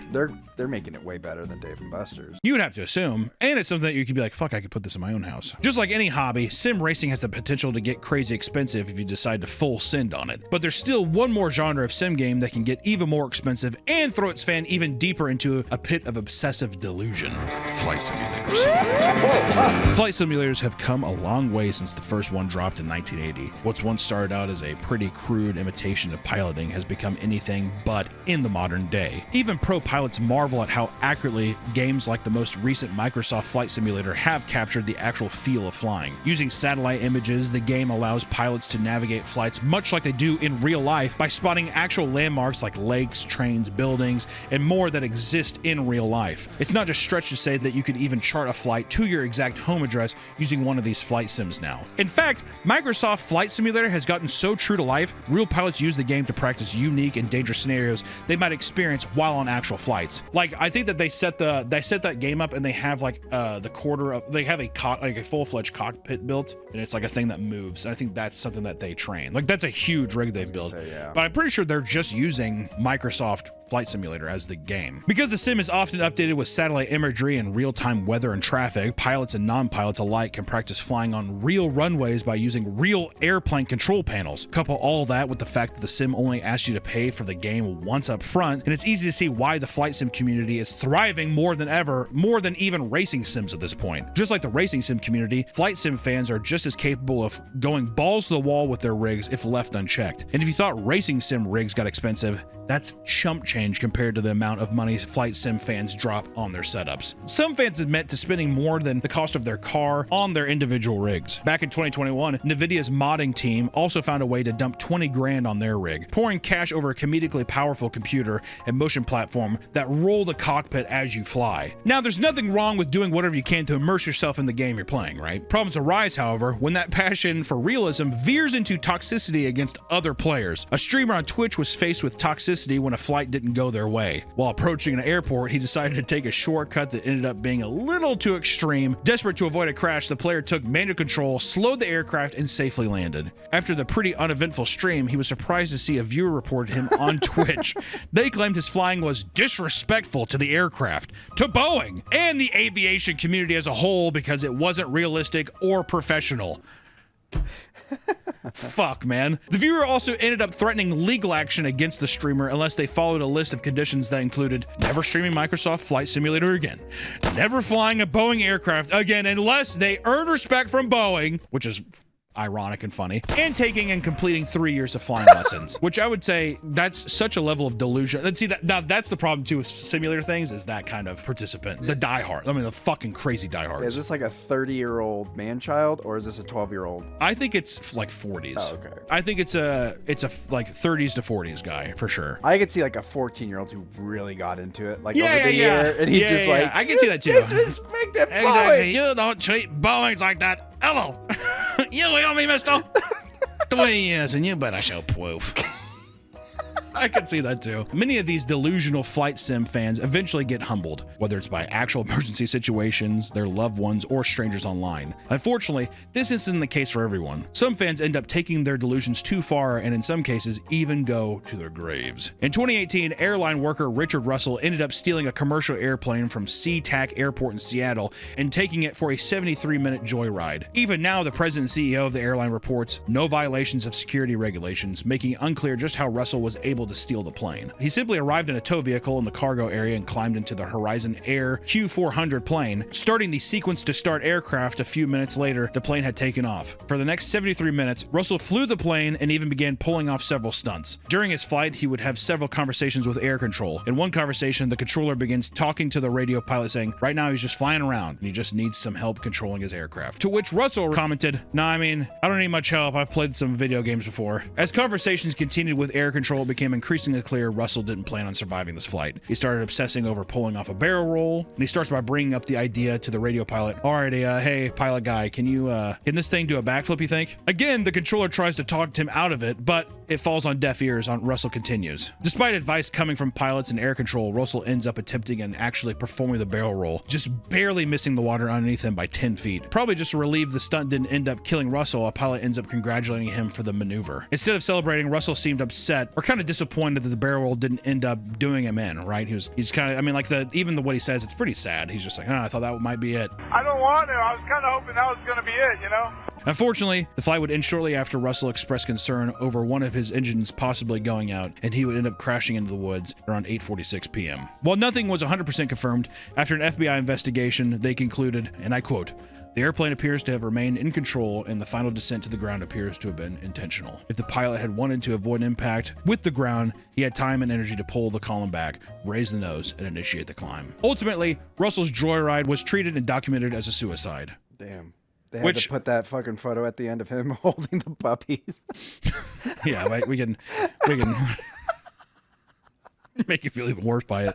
Which I've seen a lot of people, like, it's extremely dangerous. Innocent people could have gotten hurt, but there is such a, almost like, the way that people have edited these videos before, it really is just a sad way to go. And it's the very human, like, back and forth, you know, like how compassionate even the air traffic control guys were with him and stuff. And it's such a fucking tragic story. Do you think he always intended, like he wanted to go out with a bang and he was just like, I'm gonna do this and kill myself? Or do you think he got in the air and he's just like, I'm gonna be in so much trouble, I'm just gonna end it? Even just the conversations, it feels like it's a premeditated thing. Whether it was to be a spectacle or something, I don't know. I mean, with stuff like, suicide, it's just literally the day. Who knows? You know, if he didn't do it, that it might have been a different way another day, you know? It's insane. And also just the fact that you have the audio log and this conversation it makes it so almost like not real. Yeah. You know, like it's almost so fantastical in its approach, and just having that documentation is just crazy. There's nothing wrong with enjoying a low stakes sim game. If there's anything some of the earlier stories we covered show, it's that the hobby has the potential to be incredibly enriching, as is the case with most hobbies. However, know that simulation games have the potential to get insanely expensive and time consuming.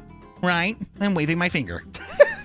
If you know you have an obsessive personality and would struggle with not blowing all your money on the sick rig or alienating yourself from your friends and family, maybe consider something else, right? Or just do it anyways. I don't give a shit what you do. I'm fucking whatever. Go into debt for your hobbies. You can go into debt in your hobbies. Who gives a shit? Otherwise, go off. You may just find yourself a fun new way to kill some time. Which I gotta say, all these things, I think it's fascinating. Going in and like looking at some of this stuff, because you look at some of these games, they're almost like joke titles. Farming Simulator, and you look at it and you're like, who the fuck would want to play that? But then you like start looking at these streamers, these communities and stuff. It's just so like enriching when you go in. Like, I'm sure listen, I haven't seen every single fucking streamer, no, but I will say these communities and stuff, it's less about the experience of the game and more so about the community and just like the hobby as itself. It's people who are like, I love farming, but I have no ability to do it, so I get my rocks off doing this. You know, you find it's just another way of finding community, or even finding something new about yourself that I feel like, what's the fucking harm in it? You know? Yeah, do people spend a little too much money on stuff? Sure. Should you financially put yourself or your family in stress? Of course not. But fucking, I don't know, man. You get one go around the sun, live it how you want. And if you want to simulate being a fucking airplane person, racing cars, or farming, I say fucking get at it. You know Also, what I mean? yeah, there's no danger to it. Like it's safer to just have a simulation and, you know, do the dangerous shit like driving high-speed cars, trucks, airplanes. Legitimately, I will say this has made me want to get some kind of rig. Like the ingenuity some people have is so impressive, and these rigs are so enthralling. Like, I mean, me and Nick will talk about new cameras and just like gear, and this is like in that category where I'm like, that's so sick, being able to get these monitors. Like, I'd love to see conversations of even people like, which monitors are the best one, which are like, what kind of cables, what kind of like actual frame, like those kind of conversations I love having and seeing and like testing and looking at people's reviews online, all that stuff. I eat it up. So I don't know, it's pretty good. Simulators, who would have thought? Am I right? We'll see you next time, guys. Yeah. Welcome back to the Papa Me channel. How you doing? Come on and sit down, because today we're talking about rideshare apps. Oh, god damn. Rideshare apps like Uber and Lyft have become a necessary part of everyday life for many people. It's also become a major source of income for its employees. Almost anyone with a functioning vehicle can now make money driving for these companies. As of 2025, nearly 8 million people drive for Uber. Just Uber. Wow. I thought people were boycotting Uber because it was dangerous. They kept like hiring people that would like beat the shit out of you while they were driving around. Oh, I didn't know. Really?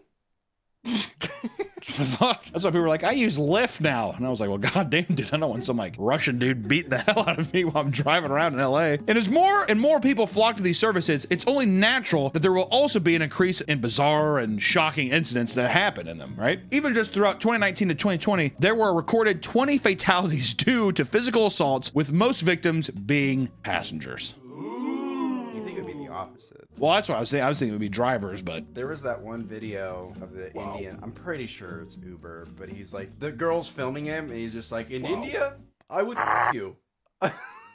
What? You must have been kidnapped by me. You've been kidnapped by you? Of course. Because there is no option to get you, right? And she's like, good thing it's not. We're not in India. Yeah. Imagine getting dropped off to your coffee date with your buddies after that happened. Fuck's sakes, dude. And as it turns out, there are a lot of crazy drivers as well as passengers using these rideshare apps. There are countless examples, like the infamous 2016 "Get Out of My Car" video that went viral years back. Even Psychic Pebbles did a nice animation of it that was beautiful. Can you get her out of my car, please?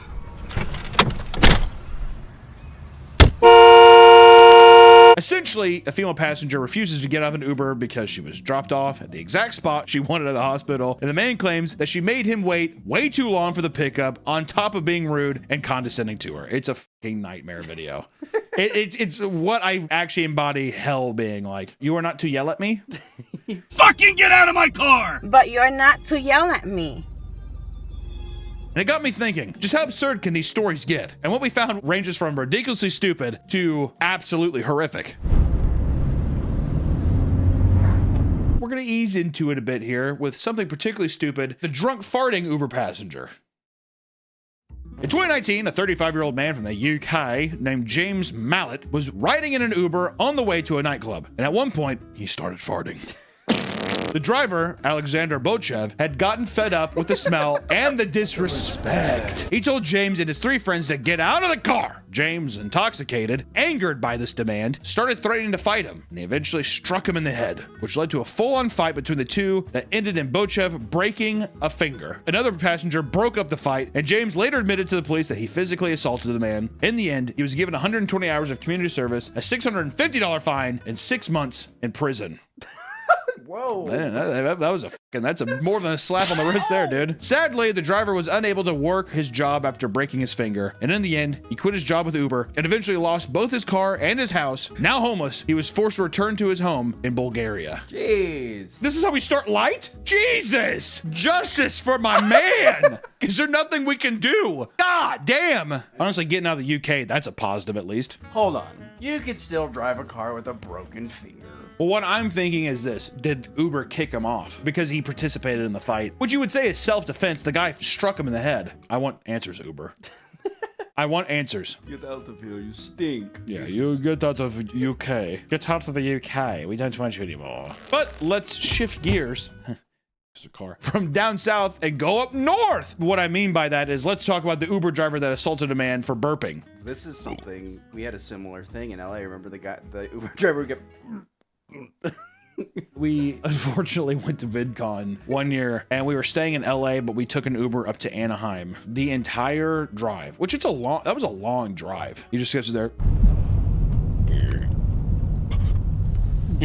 Which at first I thought, isn't that a sign of a heart attack too? It's some sign of like, maybe not a stroke, but there's something to where, I mean, it was every 3 seconds, 4 seconds. It kept clearing his throat like, I wish I could force burps.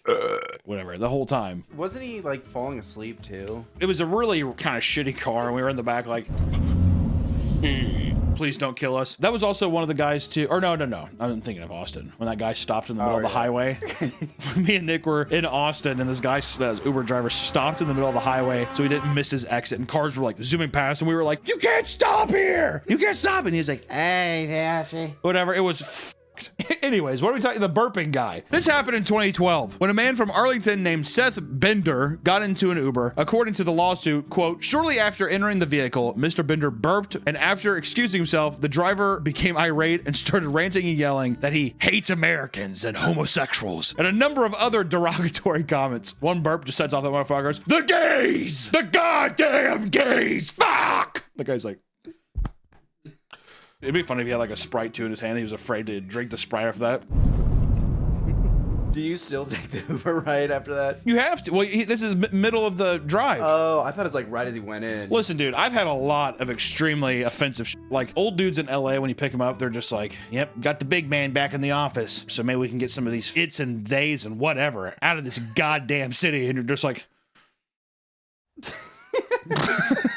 You're like on the way to like a fucking like coffee shop or bakery or whatever, and I'm like, I just wanted a scone, man.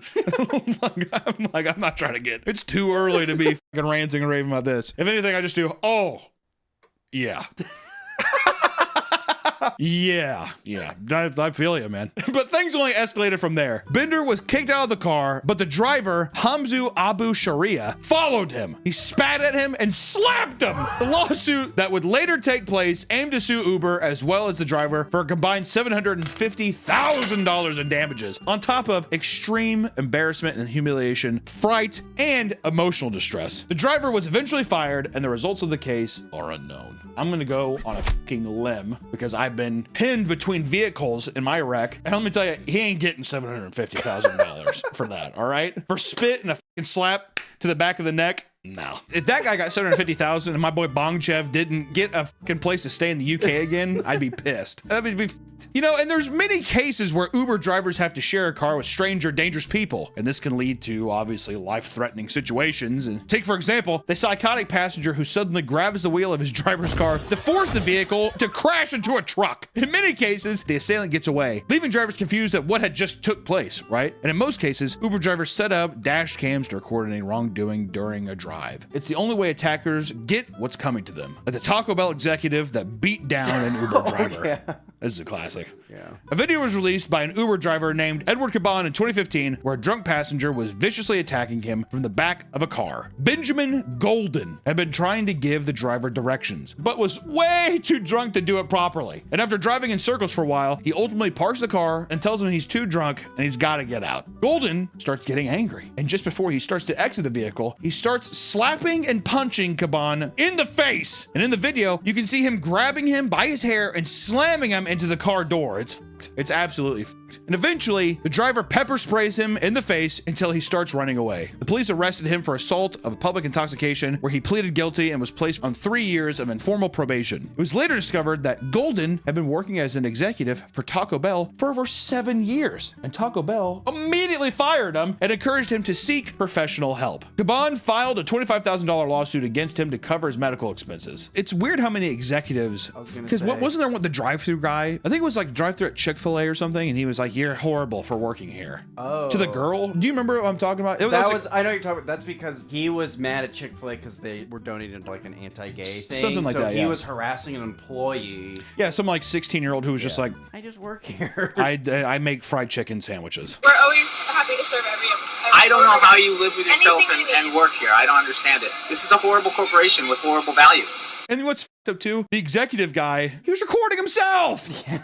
What a fucking idiot, dude. Good God. But back to the Taco Bell executive, that fucking, I'm gonna say, I'm not gonna say that. That dumb. You think this story would be cut and dry, but no. Despite saying he was incredibly remorseful, Golden filed a $5 million counter lawsuit against Caban for filming him without his consent via dash cam and uploading it to YouTube. While Caban states he has PTSD from the attack and lives in fear from it, I keep waking up in the middle of the night, think I hear something, and I keep the shotgun next to the bed now. I'm honestly afraid he's gonna come after me. Golden's lawyer thinks that he was lying and that the video should be barred from being used as evidence. Unfortunately, the results of this court case are not public. I want to know. I want to know. Give Caban justice. If anything, guess what, bitch? Counter sue. You just got countered sue to your counter sue. $6 million in Bitcoin. That's what I do. If I was Caban, I was in the deal with Golden in the courtroom, I'd just do this to the whole time. I'd be eating 5-layer burritos the whole time. Oh, fucking Diablo sauce. Really loudly into the court mic, open a fucking Baja Blast. Look at him. And when it comes to rideshare lawsuits, we can't continue without talking about one of the most recent court cases. Let's talk about rapper Dank Demos versus Lyft. You know Dank Demos? Oh yeah, this is a huge case. Play one of the songs for half a second. Oh, I don't know her. I just know the case. Earlier this year, rapper Dank Demos put the ride-sharing app Lyft in hot water after posting a now viral video. In it, Demos films a confrontation with her Uber driver where he tells her he can't pick her up, explaining that his tires would not be able to handle the weight.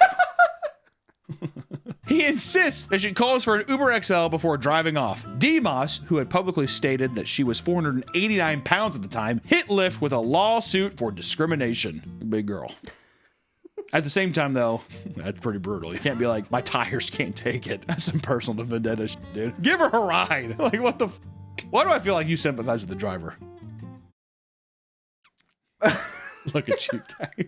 God. She told reporters on Fox, quote, "I just want them to know that it hurt my feelings." She feels that there is a noticeable lack of proper accommodations for bigger people like her. To be fair, you're huge. We can't just make everything that's going to fit your size. But at the same time, if you crawl your ass into the, I'm going to say big ass. I'm not going to go that far. It's rude. If you crawled into the, I'm not going to say crawl either. If you got in the back of a Toyota Camry, motherfucking give you a ride. A Toyota Camry, a 2-ton vehicle can handle 489 pounds. That's all I got to say, all right? My fat ass has been in many times. Yeah, I mean, to be fair, yeah, if you could fit 5, 200 to 300 pounds. Yeah, I mean, it's ridiculous. Yeah. It's ridiculous. If anything, the guy was, it was discrimination at its most. He looked at her and he was like, I don't want her in my car. Literally, is what happened. And it sucks, but that's just, it is what it is. His excuse, though, like, my tires. Off, dude. Such a stupid excuse. Lyft responded by saying they condemn all forms of discrimination, but are unable to do more as things are caught up in litigation. The case is still underway, but recently Dank Demos had taken her newly found fame to start up in OnlyFans. It is rumored that she is on track to being a millionaire based on her adult content alone. This may have inspired her most recent business venture, where she is starting to produce a line of adult toys inspired by her fupa, which is the fatty upper pubic area. I think she lost her court case, actually. If she lost it, guess what, dude? If this whole thing trickled in her becoming a millionaire because of a thing like that, more power to you. Sometimes passengers get into an Uber expecting a safe ride, but end up becoming forced to witness a crime. Let's talk about the Uber high-speed chase of 2024. 34-year-old Jose Emmanuel, Romero Fat? Romero Fat? Romero Fat. What if it's Romero Fat? I cannot say Romero Fat. Had prior history with arrest for not having a valid license, being arrested a total of 3 times. And just after getting off probation, he decided to drive for Uber. He had picked up 2 passengers, and during the ride, a police officer tried to pull him over at a traffic stop after seeing that he had modified exhaust system. Jose, in response, decided to peel out and begin a high-speed chase. That would suck to be a fucking passenger in that. I cannot go back to prison, Holmes. Cut! Cut it out! He reached up to 120. Okay, we cannot keep that. I cannot. He reached up to 120 miles per hour with passengers panicking in the back seat. Police officers used stop sticks to pierce his tires, but he kept on speeding down the highway. The passengers were begging him to stop and let them out, but he refused to comply. No way. After his tires started to give out, he rushed out of the vehicle only to be tased and arrested soon after. His new charges include fleeing and eluding a law enforcement officer with lights and sirens active, resisting law enforcement without violence, and, once again, driving without a valid driver's license. Honestly, bro, would have just pulled over. Would have just pulled over and been like, I f***ed up, man. Because now what? You're looking at serious prison time. Yeah. Now, unfortunately, these horror stories can sometimes lean into downright morbid and unsettling. Let's get into the darker side of the rideshare experience, starting with the Uber hate crime. Last year, a video went viral showing dashcam footage of an Uber confrontation between a 23-year-old passenger named Jennifer Galbelt and 45-year-old Muslim driver named Shahol Muhammad. At one point, the driver began an Arabic prayer when he was stopped at a red light. Jennifer took this moment to pull out a pepper spray and spray him in the face. I mean, I think he was gonna blow up the fucking car. He just starts going into his prayer, and she's just like, "Oh no, no, thank you." And to the person, just immediately, stop that. And the guy's like, "Oh, ah!" It's so fucked up. The man starts fighting back, eventually leaving the vehicle while the woman's friend freaks out. And in the footage, she directly asked Jennifer why she did that, only for her to respond with, "He's brown." Oh my god. So she was on edge the entire time. Well, it's even the thing. She fucking saw the thing like driver incoming, and she's just like. Cancel. We got cancel. Man, we're gonna miss brunch. Okay, fine. I have pepper spray. We're okay. Dumb bitch. Good God. Am I wrong? You're not wrong. Can a fucking man not just say a prayer in his car, dude? A prayer, Nick. It sounds scary if you don't know what they're saying. He attacked me. God. Cut it out! She stands outside of the car in a strange silence before being convinced to leave with her friend. The man calls the police only a few minutes later. Jennifer was arrested on the scene and charged with, and I count, 1 count of assault in the 2nd degree as a hate crime, 1 count of assault in the 3rd degree as a hate crime, and 1 count of aggravated harassment in the 2nd degree. Try to fucking puzzle that one together, dude. Jesus Christ. And, Uber rides can make people pretty anxious, especially for some women who find themselves with male drivers. It happens, right? I understand. Getting in a car with a guy that you don't know, you're immediately just like, I'm kind of uncomfortable. It happens. That's why if I was an Uber driver, I'd be like, don't worry, sweetheart. We're going for a safe ride.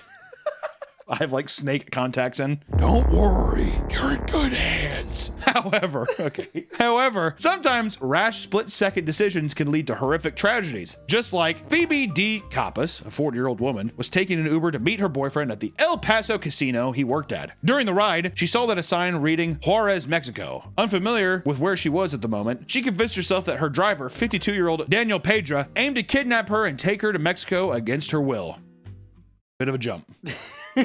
Bit of a jump. She's like, I don't know where I'm at. You're gonna kill me and take me somewhere else. He's probably just like listening to like fucking like music too, and he's just like, you know what I mean? Just like normal shit. Yeah. She could even see like the casino in the distance. She's just like, she probably dozed off for a split second and then saw that. Where am I? Mexico. Or one time, it's kind of fucked up. Not to go on too much of a tangent. One time, my Uber driver was like, "Are you comfortable with me getting gas?" And I was like, "No." Why weren't you comfortable? I think it was more so me being like a greedy piece of shit of like, I don't want to take the time. Like I'm kind of, I want to get to the place. And the guy, it was like really tense after that. He's like, okay, well, I hope I don't run out of gas. I was like, I'm sure it'll be fine. Which to be fair, fill up your like, why do I have to get gas with you, dude? You know what? Actually, I'm defending myself on that one. Anybody who says that I'm in the wrong there. Which here, let's go back to it. Without questioning him, she immediately pulled out her heavy revolver and shot the man multiple times from behind. The car swerved off the road and slammed into a highway barrier. Crazy. Insane! Page's head was bleeding heavily, and Kopis used this moment to take a picture and send it to her boyfriend. When he drove over to the scene, police had just arrived. Kopis was charged with aggravated assault, and the investigation did not prove that there was a reasonable suspicion of kidnapping. The route that was used for the Uber drive was nothing out of the ordinary. It was nowhere near any sort of entryway to Mexico. Pages was taken to the hospital, but he was eventually taken off life support 2 days later. This upgraded Kopis' charge to murder with a bond set to $1.5 million, which later reduced to $500,000. She now faces life in prison if convicted of murder, and the case seems to be still ongoing. Here's a news flash. Put her behind bars! Forever! What fucking psychopath? Also, she's just like, let me bring out my fucking Yosemite Sam revolver and shoot this guy fucking 6 times in the back while he's driving. Imbecile. Like, racist imbecile. Like, so those are the people too where I'm like, now here's your punishment. We're going for a drive. Oh great, I'll get in the back seat. You're driving and I'm sitting directly behind you. Can you put these fucking dots together? What's crazy is it's like, just annoying, man. Pull out the Uber app and just be like, where's he taking me? You have a map. You have a map that's like, you can tell if it's not going, if it was something weird where even it was like, but she didn't realize that he was going to his parents' house first. Then I'd be like, well, yeah, you can't deviate from but to be en route, you're perfectly on time. Yeah. This is the literal route that he's taking. It's just some old fucking boomer, you know what I mean? Who's just like, where am I? Instead of like being able, they're the people too that when they do their phones are like this. And this wasn't the first time that an Uber ride was involved with the deaths of innocent people. Sometimes the driver's the one holding the gun, like the Michigan Uber driver killing spree. What? Jason Dalton, a 48 dude, these 48-year-olds. Yeah, what? That's when your brain goes to mush, dude. I totally feel it. I'm like a few years away from just being in this comatose state where I'm just gonna be in a grocery store one day and just like look at some person like by the milk section and just be like, pull out your revolver. Yeah, I'm just gonna carry a giant fucking gun with me everywhere.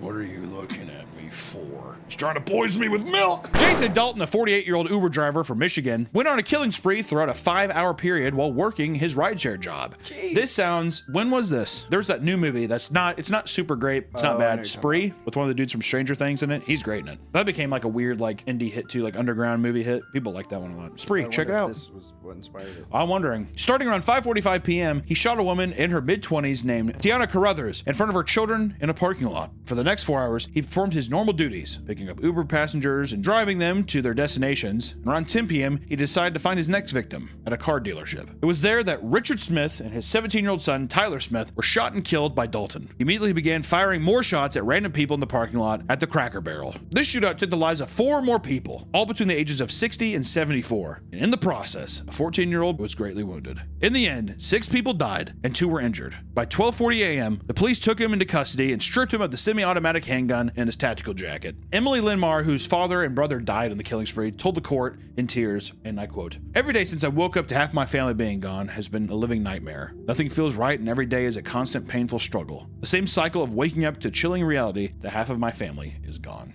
Tiana, who survived the gunshot, told him in court, "You tried to kill us all. You failed. I'm standing here, right here in your face. How does it make you feel? Look at me. How does it make you feel?" Damn. I know. He refused to look at her or respond. At another hearing, he interrupted a victim to go on a bizarre rant, which he said, "No, they gave bags. These old people. They have these old black bags that are called, well, they're black. They're black bags that people drive around and people look at them. It gets real bad. It's time people look, and that's when they tell the people it's time to get to the temple."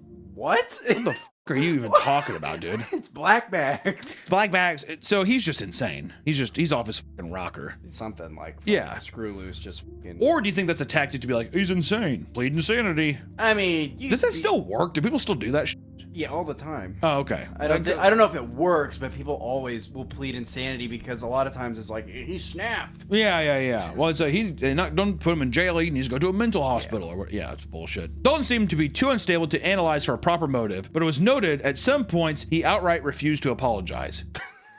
Well, if you apologize, then that assumes, you know. Well, I think that you can, even if you're insane, you can be like, I'm sorry that I did this thing. That's where the other lawyer goes, oh. Exactly. He's a monster. He admits it. He tried to convince investigators that the Uber app took control of him and made him kill those people. What? He described himself as feeling, quote, like a puppet, saying it would take over your whole body, which he was charged with 6 counts of murder, 2 counts of assault with intent to commit murder, and 8 charges of using a firearm during the commission of a felony. Dalton pleaded guilty to his charges, and around 3 years later, he was sentenced to life in prison without parole. This is a person where I think you just should fucking put him down, dude. That's always what I think. It's just, okay, well, here you are. You're just gonna live here forever. Put him down. Just seems odd. It seems so fucking weird. A story like this can really be so frustrating because there seems to be no clear understandable motive, meaning this horrific tragedy really happened for no reason at all. When I see stories like this, I'm always just like, this guy, it's been like a boiling pot for years, and it was just waiting for the time to just fucking pop off. Stories like the ones we cover today really do remind you that basically anybody can be behind the wheel of an Uber or Lyft, right? But also people can be vice versa. Anybody can be in the back of your car that you're helping out. Most people have completely normal and pleasant experiences, but always be careful because you truly have no idea who you're dealing with. You don't know what kind of crazy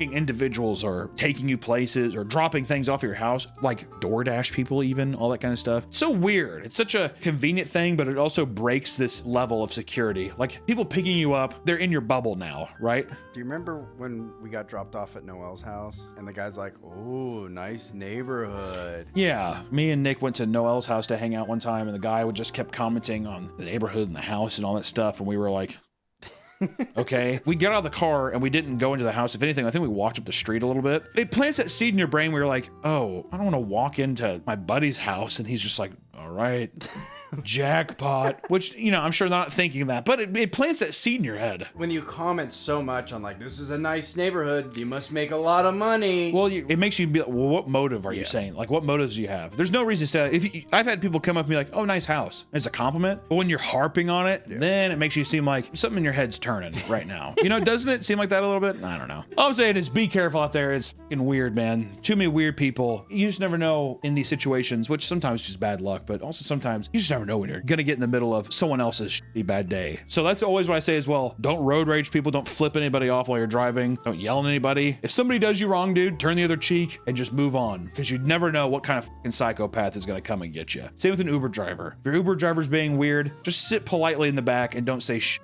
If you have a shitty passenger, just do the ride, don't say stuff, and drop them off. I'm just, with anything in life, try not to get in the middle of that shit, dude, because people are fucking insane. Love you, appreciate you. Have a good rest of your day, everybody. We'll see you in the next one. Bye-bye. That's why I use Waymo. Oh, buddy. Love Waymo. If anything, do a nice advert for Waymo at the end. Welcome back to the Papa Meat channel. How you doing? How you doing? Come in and sit on down because today we're talking about internet trends or challenges or whatever. Internet trends are something that has existed since the beginning of time on the internet. And recently there's one that's been popping up that's been drawing a lot of attention, and especially a lot of you have been talking about it as well. Galaxy Gas. And if you don't know what Galaxy Gas is, it's a brand that sells whipped cream dispensers and chargers for culinary purposes. Basically, it's a nitrous oxide delivery tool used to make flavored whipped creams and drinks. It's a way to do whippets, okay? And if you don't know what whippets are, it's just getting high off of nitrous oxide. You might have seen that one Steve-O documentary where he's basically a nightmare incarnate, but whippets, small little high. Oop, euphoric feeling. Guess what? I'm in another world, and then you're back in reality. Oop, there goes gravity. Let's see, man. I'm from the whip. Down the street. But this year, a meme was born from a TikTok where a man that goes by Lil T inhales nitrous oxide directly from a giant Galaxy Gas tank before telling the camera where he's from with an incredibly deep voice. Now, let me tell you, the Galaxy Gas tank is giant. I mean, it looks like a Coleman's thermos, like a giant thermos. It's absolutely.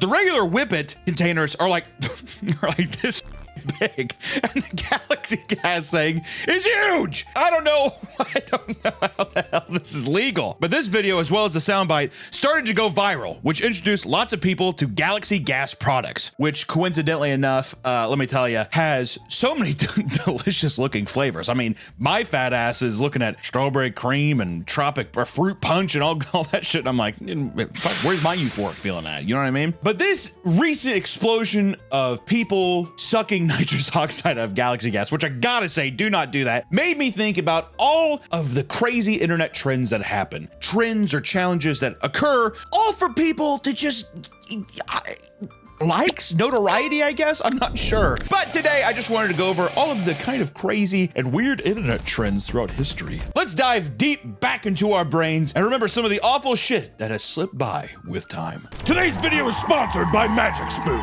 Reinventing your childhood, one bite at a time.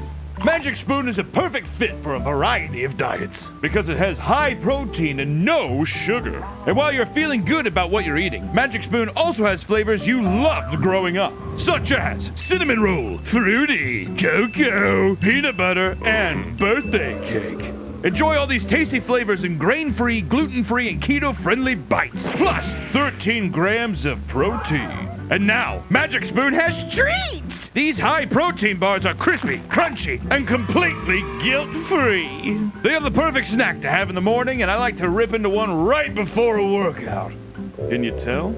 Featuring the flavors of marshmallow, chocolatey peanut butter, double chocolate, and blueberry muffin, and each bar has 12 grams of protein, only 1 gram of sugar, and 2 grams of beautiful carbs. Why don't you treat yourself? Use my code PAPAMEAT or click the link in the description to try Magic Spoon cereal, or treat today and get $5 off. You can also find Magic Spoon on Amazon and a grocery store near you. Magic Spoon comes with a 100% happiness guarantee online. So if you don't like it for any reason, they'll refund your money, no questions asked. So click the link in the description or go to magicspoon.com/papameat for $5 off your purchase. Thank you, Magic Spoon, for sponsoring the video, and back to the video.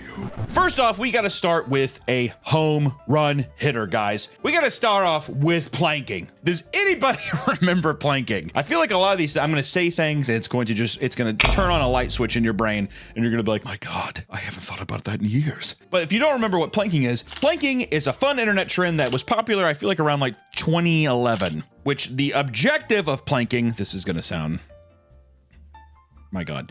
The objective of planking would be you would lay face down with your hands at your sides to resemble a plank of wood. But the whole kicker is that you're doing it in places where you shouldn't be doing it. Because I guess doing it inside doesn't work. People are like, okay, you're laying down, but then people would be like on sidewalks or handlebars or on top of buildings. I'm not sure why this trend caught on, but goddamn did it ever. I would say the objective was for people to find the most ridiculous places to plank and to have someone take a picture of it for street cred. You and your boys hitting the streets being like, yo, look at what I just planked. All right, hit me with them digits, bitch, right? But did you know it was invented in 1997 when a group of bored kids from Australia played the game to amuse each other. They called it the lying down game. For some reason, when I hear lying down game, it feels like just death. I don't know what. It's the lying down game. Go into the thicket and lie down. Years later, in 2007, the same Australian lads created a Facebook group to urge people to join in to see who could post the craziest planking photo or the craziest lie down game photo. After the trend started receiving news coverage, it exploded to worldwide trend. You'd see reference on morning shows and even shows like The Office when that show was downhill. It was going downhill fast. My God, why did they put the planking in The Office? It doesn't matter. It all seemed to be in good fun, but it was not without a few horror stories, because in 2011, 20-year-old Acton Beale fell 7 stories while planking on a high-rise balcony, leading to his untimely death. I'm laughing. I don't feel good about laughing, but the idea of a person planking and being like, take the shot, and falling 7 stories does get me to giggle a little bit. He's the first planker in Australia to die from the high-risk activity. Acton Beale plunged to his death at about 4:30 this morning at Kangaroo Point, planking on the railing of a unit balcony 7 stories high. It was the entire time I was watching this news broadcast, the only thing I could think was, goddamn, what a great place to plank. But by the end of 2012, it had died out. But I do think it is an early internet reminder of the lengths people will go just for a little internet notoriety. You know, people are talking about galaxy gas. It's like, remember when people pretended to be wood and they'd fall off buildings to their death? Yeah, people are gonna get high. Galaxy gas, my ass, dude. I'll tell you what, dude, galaxy gas,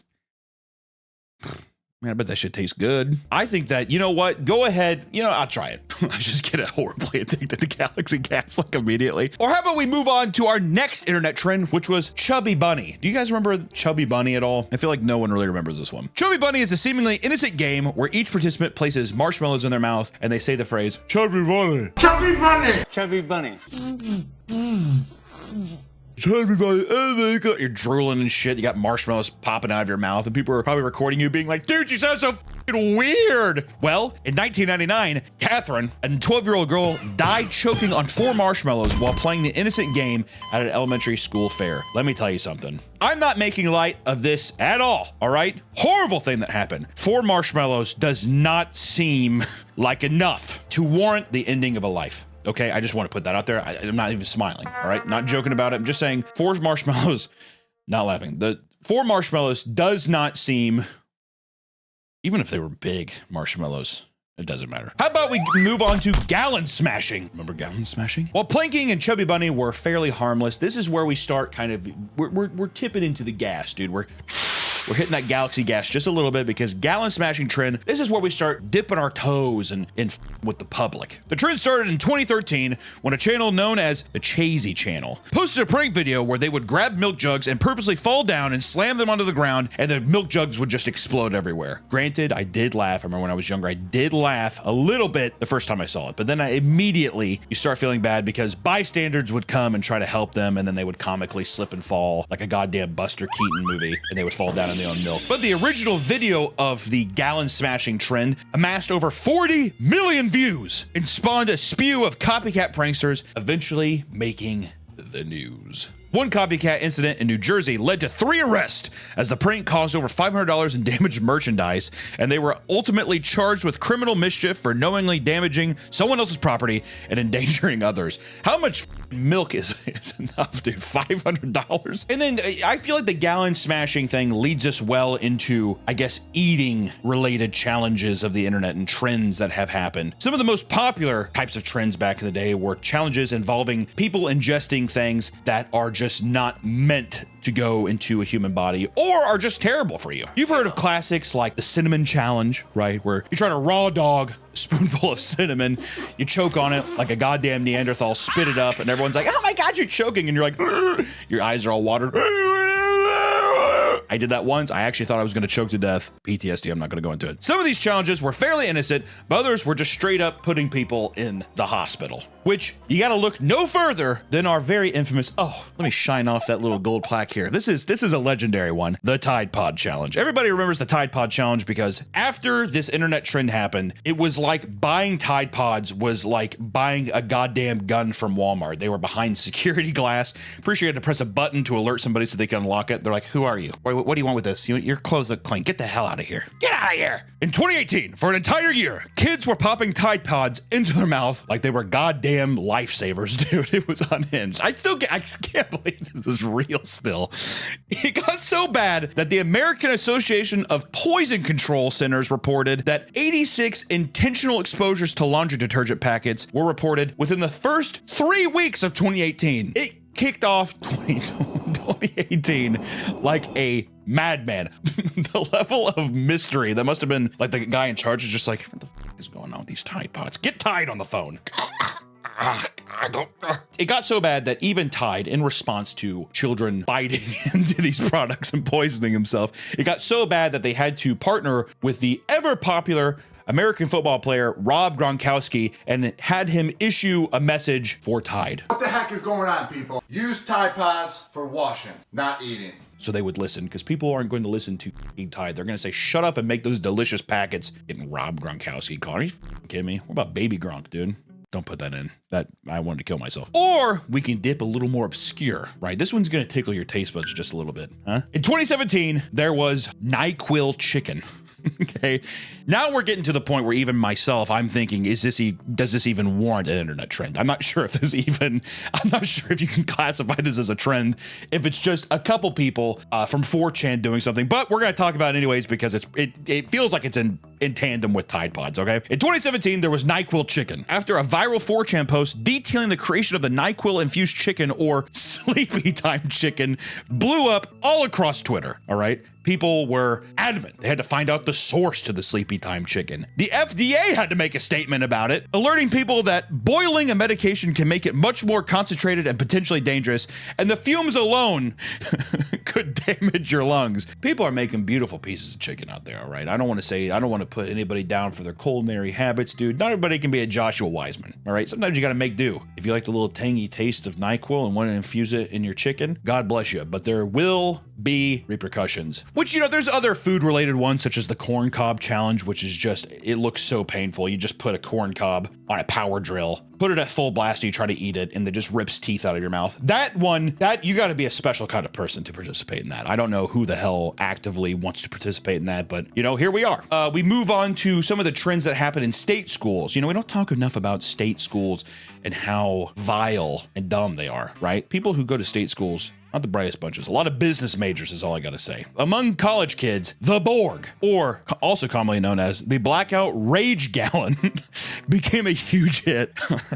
Y'all was planning on doing that trend, the Blackout Rage Gallon. Did you guys want to participate in the Blackout Rage Gallon? Which a Borg is essentially a gallon-sized jug filled with water, a fifth of any of your favorite alcohols, usually vodka, from what I found online, water-flavored enhancers, and electrolyte powder. Some people claim that the goal of the Borg was to avoid having drinks getting spiked after a long day of partying and to avoid catching germs like COVID from drink sharing, right? You want to have your Borg to yourself. You don't want to be swapping spit with somebody, getting the new scary virus, right? This is my Borg, right? I'm staying hydrated. I got the electrolyte powder inside of it. People online seem to be having a good time. Why can't I be having a good time, right? At the University of Massachusetts Amherst, college students were celebrating the annual Blarney Blowout celebration that took place around St. Patrick's Day. And everyone at this event, at the Blarney Blowout, was equipped with their homemade Borgs. It was a goddamn Borg massacre, dude. And in a single weekend, this is actually crazy.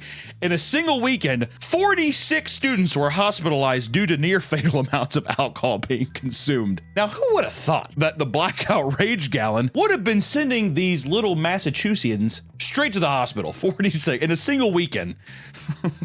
People are so fucking stupid. Which, let's move to something more recent, like in 2023, with the Benadryl challenge. Now, see, this is my kind of challenge, dude.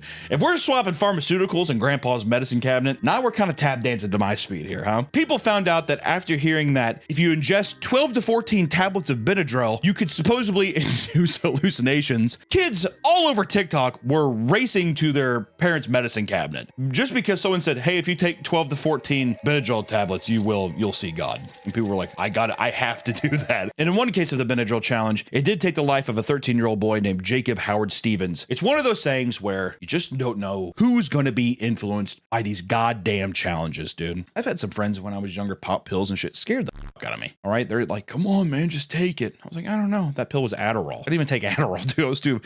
I was too afraid to do that. Let's get out of ingesting things, though, right? Let's go to media. Media plays a big part in memes, but it also plays a big part in our next challenge. Do you remember the Bird Box challenge? You probably were like, holy shit, I haven't thought of. Remember how popular the Bird Box movie was? Out of nowhere. The movie was okay, all right? It was fine. Which, if you don't remember, it's a 2018 horror thriller starring Sandra Bullock, and the whole movie is basically it's Sandra Bullock trying to survive a world overrun by mysterious entities that cause people who look at them to take their own life. And because of this, the characters in the movie often wear the blindfolds as they, walk around outside because they don't want to, Soon, people created a viral challenge where they blindfold themselves while wandering the outside world to do various tasks. And in one case, a content creator did this challenge for 24 hours straight, and it resulted in horrible accidents. A 17-year-old girl caused a 2-car crash after pulling a beanie over her eyes and quickly smashing into another driver, a light pole, and a sound barrier. It's a Bird Box challenge. Did you like that? Eventually, even Netflix came forward to make a statement saying, can't believe I have to say this, but please do not hurt yourselves with this Bird Box challenge. We don't know who started this, and we appreciate the love, but boy and girl have just one wish for 2019, and it is that you do not end up in the hospital due to memes, which The f dude, Netflix, are you kidding me? How about you lower the membership back down to $7.99, you greedy f. $24.99 for 10 seasons of Big Mouth? Some people, I feel like a lot of things that we've talked about so far are people who are doing stuff and be like, look, I'm doing it, I don't know. But sometimes you don't realize that people can get easily manipulated to be just a pawn in somebody's little sadistic game. For example, the salt challenge, which was a TikTok trend where people would simply film themselves pouring salt directly down their throat for several seconds, and children were essentially inducing strokes on themselves for clout. All right? Pouring salt directly in your throat. It's so stupid, dude. Why? And there was even, to stay on the salt theme for a second, there was also the salt and ice challenge, which involves pouring salt on your body, followed by ice, and the mixture soaks up heat from surrounding skin cells, which essentially leads to second or third degree burns from frostbite. Self-induced frostbite. Chemical warfare on yourself, okay? All just because you're like, dude, I saw this trend online. I gotta try this challenge, okay? This combination of salt and ice could get as cold as negative 18 degrees Celsius, okay? And in Pittsburgh, a 12-year-old boy attempting the challenge on his back, and he suffered blistering second-degree burns on his back and had to spend weeks recovering from the entire debacle that he put himself in. Just tore his back up. It's f***ing gruesome, dude. Or in 2020, a challenge on TikTok called the Skull Breaker Challenge, which surprisingly put a lot of its participants in the ICU. I know, it seems odd for a little challenge called the Skull Breaker. The Skull Breaker Challenge is when two people kick the legs from under a third unsuspecting participant, making them fall over. A 13-year-old from Massachusetts was hospitalized after being briefly paralyzed due to the deadly challenge. Briefly paralyzed! Just because, oh, we booped your head. Was that funny? We saw it on TikTok. I thought it was hilarious on TikTok, dude. You gotta see some of it. It's so funny. Watch this dance. Let's move down a little more, which is the Orbeez challenge. Now, this is where, you remember the gallon challenge? We were at a place where it's public nuisance. Yeah, a guy has to clean up milk. It's annoying. But at the end of the day, hopefully nobody's getting hurt. That wasn't the intention. We're going to keep going down the rabbit hole a bit more of where this is just mindless, evil torture on people. And this is labeled the Orbeez challenge, which is just assault. It involves freezing Orbeez, which are water-absorbent beads, and loading them into an airsoft rifle to enact drive-by shootings on strangers. Remember that silly video of Mr. Beast when he fills up the pool with those Orbeez? So funny. We should put those in a freezer, load them into an airsoft gun, and just pelt people who are just walking around. Would that be funny? Say it's funny. And in Florida, a 19-year-old boy from Deltona was arrested for shooting an Amazon delivery driver, hitting his glasses and neck. That's funny, dude. Mr. Beast might fly us out. We could do an Orbeez challenge with it. That'd be so fun. The same man also targeted random adults as well as a 10-year-old child who was shot in the face and chest. And the pictures here, it makes me so mad, dude. People who do this kind of stuff makes me think, I just think you should take them. You should be like, you know what? This was wrong what you did. And then you take a hammer.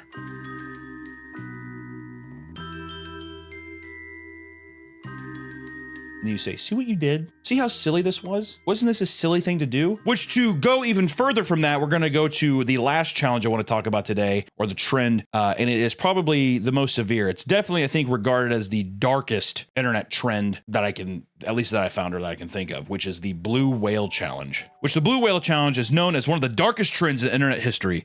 It became an online phenomenon starting in 2016 and claimed to exist in several countries around the world. Blue Whale was an online group that would seek out young participants and give them 50 tasks spread over 50 days, with the end goal being to take their own life. A list of the challenges had surfaced online that were translated from Russian, so from Russian to English here, which one of the challenges, the curator said, carve a whale on your hand with a razor and send photo to curator. Poke your hand with a needle many times. Watch psychedelic and horror videos all day. I know some people are like, awesome. This phenomenon began in 2015 when a Russian woman named Rina Palenkova went viral after she posted a photo of herself next to a train before taking her own life by jumping in front of it, which the post simply read Nia Bai, but it's just to think that this photo, it has just such a, it's just haunting. This image is just so haunting. Between 2016 and 2018, arrests were finally made, and these are some of the people that were arrested. The first one up was Philip Budikin. In November of 2016, 21-year-old Philippe Budikin was arrested and charged with inciting teenagers to suicide. Fucking monster. Or you have Ila Sidorov. In 2017, the Russian postman was also arrested after admitting that there was 32 children in his group page. It is not known if the Blue Whale group is still around or if it continues under a different username under internet circles. You'd have to imagine that's just not vanished, but such a crazy thing of just a weird part of 2016 to 2018 where people were just psychologically messing with people. Which brings me to my closing remarks here. Internet trends are all good and fun, you know? If you want to be a part, people I think like to participate in internet trends because it's a way to connect with others and to feel like you're a part of something. People just want to feel a part of something. They want to feel like they're heard, that they're appreciated in certain things. But there's just times where you push things too far, you get a little needy maybe. You need more attention. You need to push it farther from other people. And sometimes I think you need to just realize that with other people, doing things that are going to harm yourself are just little specks of attention you get in the moment that inevitably always ruin other people's time, day, lives even. All I have to say is this. Participate in fun internet trends, be a part of fun communities that don't hurt others, that don't belittle anybody else, and most importantly, look after yourself and look after other people. And by God, be safe out there. Thank you all for watching. I'll see you in the next one. Bye-bye. And they would fall down in their own milk. And then then even I've aged, I was like, you know, I was a little young. I was like, milk everywhere. And then I aged 60 years right then. And I was like, oh, but think of the people who have to clean this up. These kids, why do they do these things? Oh, look at all this spilt dairy. Oh, think of the children. Welcome back to the Papa Meat channel. How you doing? Coming in sundown because today we're going to be talking about some of the world's dumbest lawsuits. You know why I wanted to do this video? Have you seen that video of the lawyer who is being sued or he's being questioned by the police for like fraud or something? He's like popping mysterious medication the whole time and he's like insulting everybody in the room. Have you never seen that? No. It's crazy. Put up a little clip of it. It's insane. You should watch the video. It's fucking crazy. Objective form. For continuing to obstruct and not answer any of my questions. Objective form. You cannot object. I just did. But the legal system is a wonderful thing. It protects the rights of people and holds wrongdoers accountable. In most cases. I would even say in some. I mean, rarely. How often? Yeah, so let's say it's rarely. There's obviously good things to come out of it, but at the same time, how often have you seen things where it's like the justice system has failed on this day? We could update it. We could tweak it. Definitely. It's crazy how there's still some people serving like jail time for weed. I can't believe it. 20 years in jail for weed. How is it possible that you're serving jail time for weed, but then like, I don't know, pedophiles or something like that? If we're going to go that archaic, if you're a pedophile or something, it should just be like your dick and balls cut off. Castration, baby. And they slowly, then they get locked in a chair and they slowly push a knife into your head. Like it's a saw trap. That's justice to me. However, one thing goes without saying. If there's money to be made somewhere, people will inevitably abuse the system to do it. For every story of a person being irreparably damaged by a boiling cup of coffee, there's a person trying to sue a major corporation for much more dishonest reasons. Some of these corporations have a seemingly endless stream of lawsuits coming their way, and you can only imagine how ridiculous and easily dismissible they can be. So, come along with us as we uncover some of the pettiest and most absurd legal cases in existence. Which, another reason we wanted to do this is, if you've been on the internet over the past few weeks, it's quite literally impossible to escape the lawsuit between the rapper Afroman and the Ohio Sheriff Deputies of Adams County, Ohio. This has been blowing up recently. Also, you like Afroman? I like his one song. There you go. Most people know Afroman from massively popular song, Because I Got High. While he's not often brought up beyond this one-hit wonder, he's recently seen a massive surge in popularity due to an absurd event that took place in August of 2022. Under suspicion of supposed kidnapping and drug trafficking, the Adams County Sheriff's Office enacted a police raid on his Ohio property. While he was out of town, they broke through his front gate, kicked down his front door, and aggressively searched through his belongings. Not only did they find nothing, they confiscated $5,000 in cash earnings he received from concert performances, something they eventually returned, but were conveniently $400 short on, according to Afroman. All in all, $20,000 in damages were done. Luckily for Afroman, the entire thing was captured on a series of security cameras placed all throughout his property. An officer tried to break and shut down all the surveillance systems, but the footage was already in their hands by then. He used this footage to create a viral music video for a song titled, Will You Help Me Repair My Door? Where he showcased everything to not only make it public and label them as crooked cops, but to ridicule them for desperately trying to find bricks of illegal drugs and kidnapping victims inside of his suit pockets, fridge, and CD collection. He took it further by making follow-up music videos for songs titled, Why You Disconnecting My Video Camera? and the now infamous lemon pound cake, which revolved around the portly officer that was filmed eyeing down the lemon pound cake on his kitchen counter. To be fair, if I can play devil's advocate for once, Nick, for once, the pound cake did look pretty good. I'd be doing the same thing. Yeah, my fat ass, as if I wouldn't go through.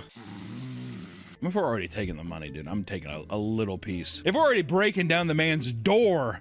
If he's getting arrested, that cake's gonna go to waste, you know? Come on now, the door's open. It's gonna get all dried out. Might as well have a slice. Hey, we want to give a quick shout out to our favorite sponsor, GamerSupps, which we have amazing energy drink called Raw Meat. You need to pick that shit up right now. It is summer in a shaker, or hopefully one day a can, because they're starting to do cans in places, and it's delicious. Raw Meat, my flavor is a beautiful cantaloupe watermelon mix that's just, oh, it's absolutely beautiful. We drink the caffeine-free version all the time. When it gets too late, because GamerSupps gives you a little pep in your step. Pep, pep, pep. Also, if you like big tittied anime women, they have little tub shakers that have big, beautiful tittied anime women on it. So if you like that, they have shakers. Pick up a big tittied anime shaker thing. They like that. You like that? I know I do. If you head over to GamerSupps right now, you can get signed up for some free samples. They're all good flavors. There's not a single bad flavor. They're all muy caliente. Mwah. They're beautiful. They're so tasty. So please head over to GamerSupps and use promo code PAPAMeat at checkout, and tell them that we sent you. All right? You're gonna get a little goodie with it. I think you'll like it. Back to the video.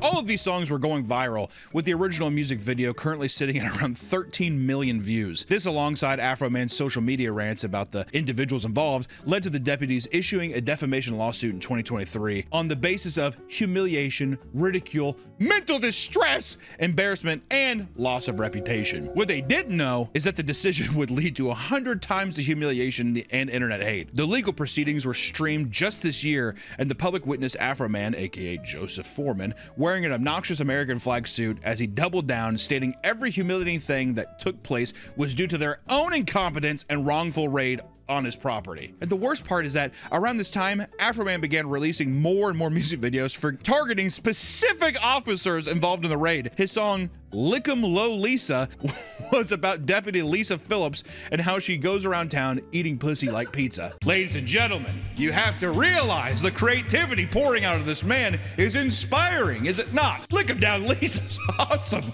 Holy shit. With an unfortunately catchy chorus alongside a reenactment of Lisa doing the deed with what appeared to be a hired stripper. Now, the legality of these things and the kind of the besmirchment of character is so petty that it is inspiring, and I gotta say it's on levels that are unprecedented. I wish that we could be this petty, Nick. I wish we had the music talents to make something so quickly. What would you make as a petty song? Probably something with Disney adults or something. I don't know. Yeah. But see, it just wouldn't have the same kind of soul. I wouldn't be able to put the same kind of charm into it. There's no personal, or maybe there's it isn't personal enough. It's mostly from a distance where I'm just like, I don't know. But even then, I would still be like, you do what you want. This is soul wrenching. This is a person that has been brought to his knees in terror and horror. It's from the heart. The video ends with Afroman and Lisa's impersonator making amends before going back to his home to have hardcore sex, which, if you've seen anything with Afroman, there's a lot of things. It's very sexually explicit tweets and content in general, so. Is it that him and Lisa had sex in the video? He fucked Lisa, the impersonator. Not. Yeah, then, of course, the impersonator, which I will say, if I was Lisa, don't know how I would take all that. No. It's a bit aggressive. Yeah. At least it's consensual, though. It's not him. No. I'm just saying, regardless, it's quite the story. Yeah. All right? In a comically diabolical moment, Lisa Phillips was forced to listen to the entire 13-minute song in court, eventually breaking out into full-blown tears. It's just like, holy shit. Yeah, so then you're gonna go have sex with Afroman there. Which also, hold it together, dude. Lick 'em Lisa's eating pussy like pizza. Come on. It ain't that big of a... I mean, am I wrong? Am I wrong to say that's not... to break down into tears? You know what I bet she was trying to do? She was fighting the urge to be like... Yeah. You know what I mean? She was getting jiggy with it. She actually was enjoying the song? She was like... to try to hide it. She was tapping her foot behind that. Sean Cooley, the lemon pound cake guy, was also forced to sit through his song as well. And during his cross-examination, he claimed that he'd been sent hundreds of pound cakes at work from different people. That's a blessing. Is that even, I mean, oh, waiter, is that mean, waiter, my steak is too, like, what, my steak is too buttery, or whatever the fuck it is. It's one of those things where it's like, oh God, poor me, all the lemon cake. Hundreds of people send me lemon pound cake. Do you think he was heavier by the time he got there? Oh yeah, he's definitely gained a little weight. He's like, and I am sick and tired. He's like way, way bigger, just so bloated. And a song targeting Sean grooming grooms was a song about how he was repeatedly pulling over and having sex with drug addicts. Something Afroman's attorney supposedly discovered after reaching out to his ex-wife. The pettiness. The pettiness, it tastes so sweet. Sean claimed this song was a major factor in them getting a divorce, but his ex testified that this song had no effect on her life or this decision, adding that she'd even gotten a restraining order on Sean Grooms at one point. This song ruined our marriage. And then to have the wife show up and be like, no. I got you, that it's not even the tip of the iceberg. Also, this has been a long-standing problem. What do you think? Did the officer, do you think he was just like... To be fair, she probably has a grudge against him, so you can't really, you know. Listen, Nick, side can we take? I'm just saying once again that it's just funny. It ended bad enough to where even if she's lying, something happened. I like to think that the video was the cause, or just, you know, him cheating on people. But he asked her. Him having sex with drug addicts it's like that video of that cop when he's just like, I got locked in the back seat with the girl, and it's because I was asking her for ID, so I was down like that. He was definitely having sex with a woman in the back of his car. Wasn't the whole thing he was about to have sex and then got locked? Right? I think, yeah. Okay. And they got locked in the car, and they're like, well, what are you doing? He's like, that's why I was laying down. It's a funny video, though. Him trying to explain it, very funny video. We're going to show a lot of funny videos today. In the song titled, Randy Walters is a Son of a Bitch, Afroman claims that he fucked his wife. In what seems to be an attempt to strengthen his case, a lawyer asked Randy if everyone understood that Afroman didn't actually have sex with his wife, and he simply responds, I don't know. Which is insane. Which only makes it seem like Afroman might have slept with this man's wife. I have no idea if that is a fabrication. Yes, sir. It leaned into the mic, too. I couldn't tell you. Do you mind clarifying that? She could have very well slept with him, yes. I would have just said no. No. Yeah, exactly. I would have given the little Bugs Bunny. No. In the end, not only did the jury side with Afroman, but he was able to do an insane amount of further damage to their reputation, which is one time when a lawsuit absolutely fires back. That doesn't happen all the time, though. No. That's a slam dunk. Slam dunks are very, very rare. That's a 4-year slam dunk right there. That's with the best payoff of all time. I can only imagine that he must have slept so well that night. Not that he was losing sleep over it, but I'm just saying, like, just after that big of a slam dunk, oh my God. He probably had sex with all their wives, too. I was going to say, yeah. I mean, with probably what we've had sex seen. with Lisa. Oh. When it comes to unnecessary lawsuits, nobody is safe. Even a date or an innocent crush can end in potentially life-ending legal debt. Texting inside of a movie theater is extremely frowned upon, but one man named Brandon Vesmer was so offended he sued his date over it. He sued her! Brandon took her out to see Guardians of the Galaxy 2. Oh, of course, it's a fucking Marvel, bro. Yeah, Rocket Raccoon's just like, come on, Groot, we're gonna blow something up! Whatever, and he's just like... At that point, get up and, like, move. That or just be like, I'm gonna leave and see it some other time. Or be like, you just go. Yeah, get out of here. Yeah, kick her out. Get out of here. But slowly, he became more and more upset when he noticed that she had been texting throughout the entire movie. He paid, and I'm gonna say this, I want people to just really listen to it. He paid $17.31 for 2 of them to see the movie. And he thought it was insanely rude, so he told her to stop. She refused, so he told her to step outside to be respectful to him and the other moviegoers trying to enjoy Guardians of the Galaxy 2. All right, guys? Every time I've seen Guardians of the Galaxy, it's been on a date. It's a good date movie. I could see any Marvel movie being a good date movie because it's just, do you even have to, it's just big flashing images and then you get a smile and laugh and then you can be like. And then you kiss the girl at the end. Yeah, you wake her up from her nap and you feel her breast. Have you ever witnessed anybody in a movie theater do anything? No. I mean, I've partaked a little bit. Not like, just a little booty grab. Are you talking about that girl fell asleep during Batman? You like grabbed her tit and you started making out with her? Yes, but I woke her up first to kind of clarify that. You're gonna miss this part. Wake up, baby. Wake up, the Batman's on. Hey! Wake up! And then I don't know how I got to it, but then I think I just looked her in the eyes and went for a kiss. And then, yeah, the family of 5 sitting next to us definitely saw me. I have the biggest tell when I'm about to kiss. I just stare them in the eyes. Yeah, it's just one of these. Yeah, smile and then lean in a little bit. Yeah. Eyes wide open. Yeah. And that's exactly what she did. But she then decided to just go home because she was the one that drove them. So she just stranded him at the movie theater by himself. Which, to be fair, if you asked me to get up and leave, what am I going to take you home? Okay, yeah, I will. All right, you ready for the ride? No, fuck off. Take an Uber, dude. You know? So he did the only sensible thing and sued her for the cost of the tickets. $17, okay? Not even $17. What, not like almost $9. 18 and some change. Arguing that she was a threat to civilized society. A threat to civilized society. However, the case was dismissed because the woman moved out of the county and left the judge's jurisdiction. Or the judge is going to be like, what am I going to do? Find somebody for $9? At that point, you're wasting the judge's time, aren't you? Well, it's because it was his allowance. It was his 40. He's a 43-year-old who lives at home. His mom's like, all right, we'll give you $10. And he's like, cowabunga. Yeah, I could have saw 2 movies, but I wasted my allowance on you. And now I have to watch it again, so it's like I paid for 3 movies when I He must have had been some silver tongue though, right? Be able to pick up a lady?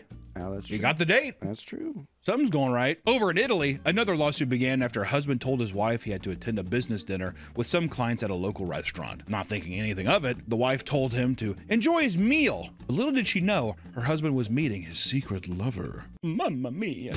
While eating, the restaurant was filming promotional content, which just so happened to film the man and his mistress sitting at a table. And shortly after the dinner ended, the video was uploaded to TikTok, where the wife somehow caught it and realized what was going on. The wife quickly filed for divorce, and instead of taking accountability for ruining their marriage, the husband sued the restaurant for filming him. Not long after the footage was uploaded, an Italian consumers' rights organization, Codicons, backed the husband and filed the lawsuit on his behalf. He claimed that the restaurant filmed him without his consent and exposed his private life, which caused serious damage to his family life. The lawsuit is still ongoing and may actually have a chance of winning because of European privacy laws, which requires businesses to obtain consent before publishing images of customers. I will say, the man's a dirty dog, is he not? Right? He deserves to be in the doghouse. But at the same time, don't film me at your stupid fucking restaurant and post it on TikTok. Yeah. All right? Because also, they're going to misconstrue my emotions in that restaurant. Like if I'm laughing with my friend, they're going to take that and put it online and be like, look how much fun they're having in our restaurant. Like, really, my friend just told me a funny joke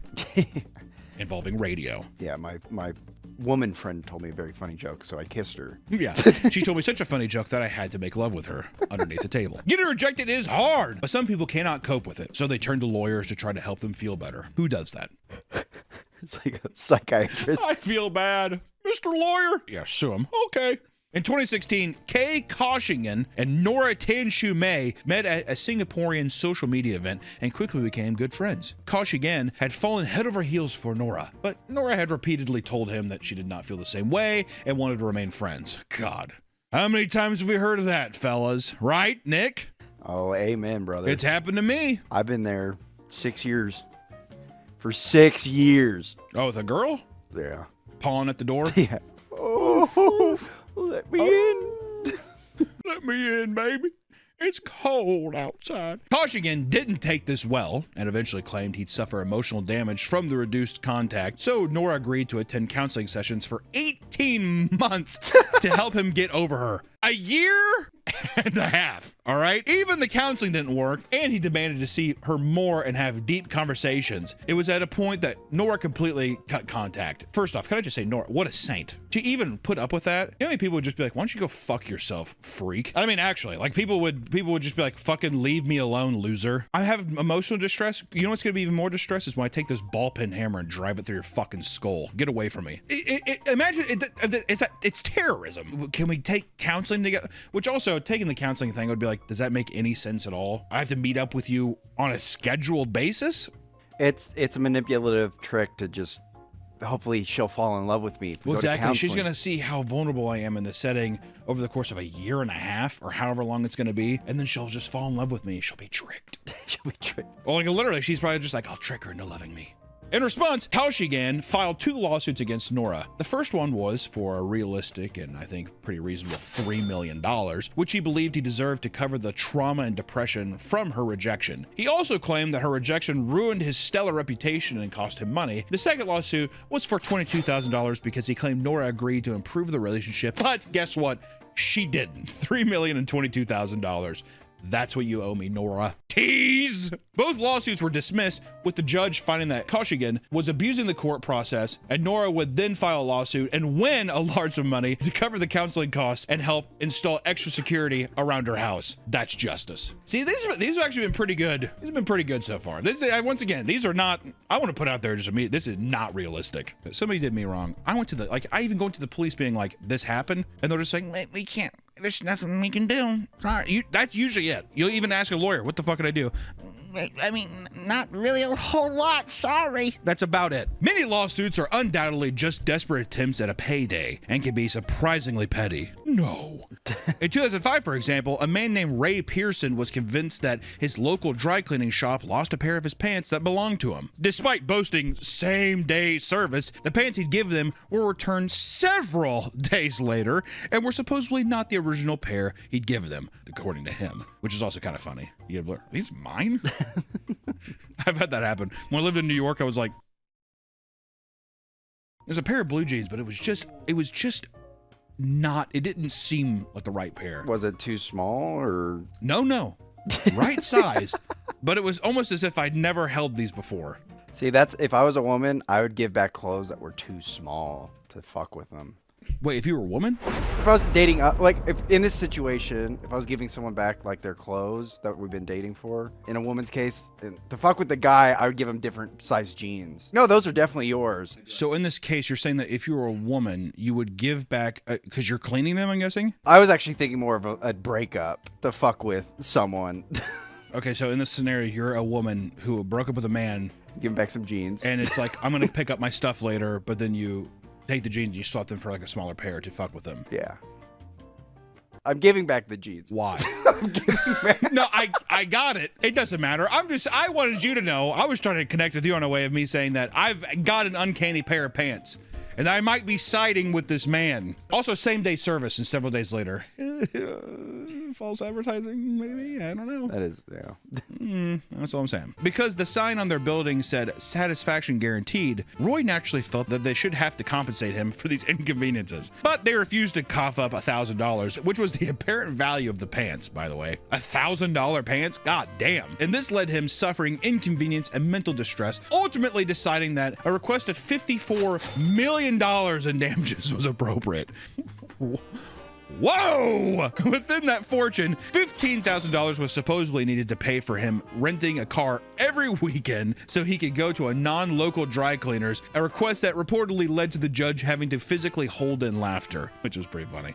People were infuriated that the case wasn't thrown out immediately, and the poor Korean immigrants that ran the cleaners had to spend 2 years straight up dealing with the legal process, spending thousands of dollars in fees. And in a truly pathetic display in the courtroom, Roy would become emotional thinking about his beloved pants, breaking down into tears and stating, "Never before in recorded history have a group of defendants engaged in such misleading and unfair business practices." His outburst led to a short recess being declared so he could calm down. And throughout the proceedings, Roy claimed to speak for an entire class of people, as if standing up to insidious businesses on their behalf. Roy was truly ready to draw things out, claiming he had plans to call as many as 63 witnesses. But in the end, of course, Roy did not receive his $54 million, and instead had to pay for all the defendants' court and attorney fees, which ended up not being necessary due to a public crowdfunding campaign made on their behalf, which is pretty sweet. According to defense lawyer Chris Manning, Roy was recently divorced, jobless, and only had as much as $2,000 to his name, which likely led to him picking on a family business out of pure spite. Which I will say, in this case, if I was the Korean family, I would want a restraining order. A man that crazy in court, I would say, is going, like, once this is done, he's going to show back up. I think not even the financial aspect. I think he needs to serve some jail time. I think some kind of punishment is in, like, some kind of, like, reforming of some kind. Exactly. Even if it's just a couple months in prison, just throw him in there. Full security prison. I agree. I think a year. Well, if anything, if you don't have any money, if you're that crazy, spending a little year in prison, never hurt anybody. Not all petty lawsuits end in failure, however. In Seattle, one family was forced to pay a small fortune because of their dog's loud barking. Better watch out, Nick. This is coming. This is what I was going to say. Did that send shivers up your spine? Nick every day has his neighbors call. I'm not even joking. Every day has his neighbors call him, asking, can you tell them to come inside? And then Nick takes his app on his phone and goes, Teddy Max? And he waits for him to come inside the house. Is this true? It is true. Do you ever fear a lawsuit is coming? They were sending letters to the county, and then it said, like, if this doesn't stop, you'll be sued. And then I asked my realtor, and she was like, they can't do that. That's just a threat. You can't. Yeah. What is a realtor? Is a realtor a lawyer? No.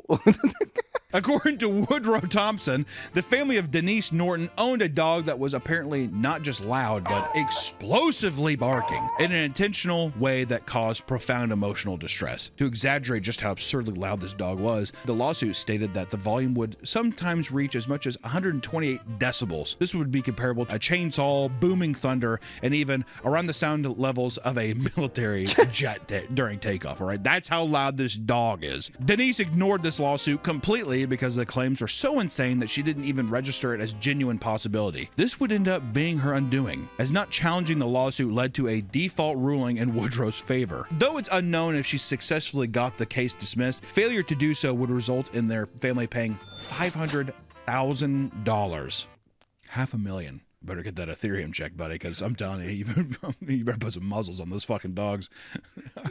You have to sell the house. Holy shit. Perhaps one of the pettiest crimes, however, is one brought on by Alan Heckard, who was so infuriated about his resemblance to Michael Jordan that he decided to sue him for it. According to him, he was constantly stopped by people who believed that he was a famous athlete. He claimed that this had happened, quote, nearly every day for over the past 15 years. Despite Michael Jordan having no influence on this, he was being sued on the basis of defamation, permanent injury, and emotional pain and suffering. He even went after Phil Knight, the founder of Nike, as they significantly elevated his career and helped him become more recognizable. You know, Air Jordan guys, come on! The combined amount Allen was asking for accounted for $832 million. His explanation for the amount was, quote, well, you figure with my age, and you multiply that by 7, and then I turn around and I figure that's what it all boils down to. You cannot argue with that logic, can you, Nick? No, it's pretty sound. Pretty bulletproof is what I would say. Obviously, the complaint was dismissed.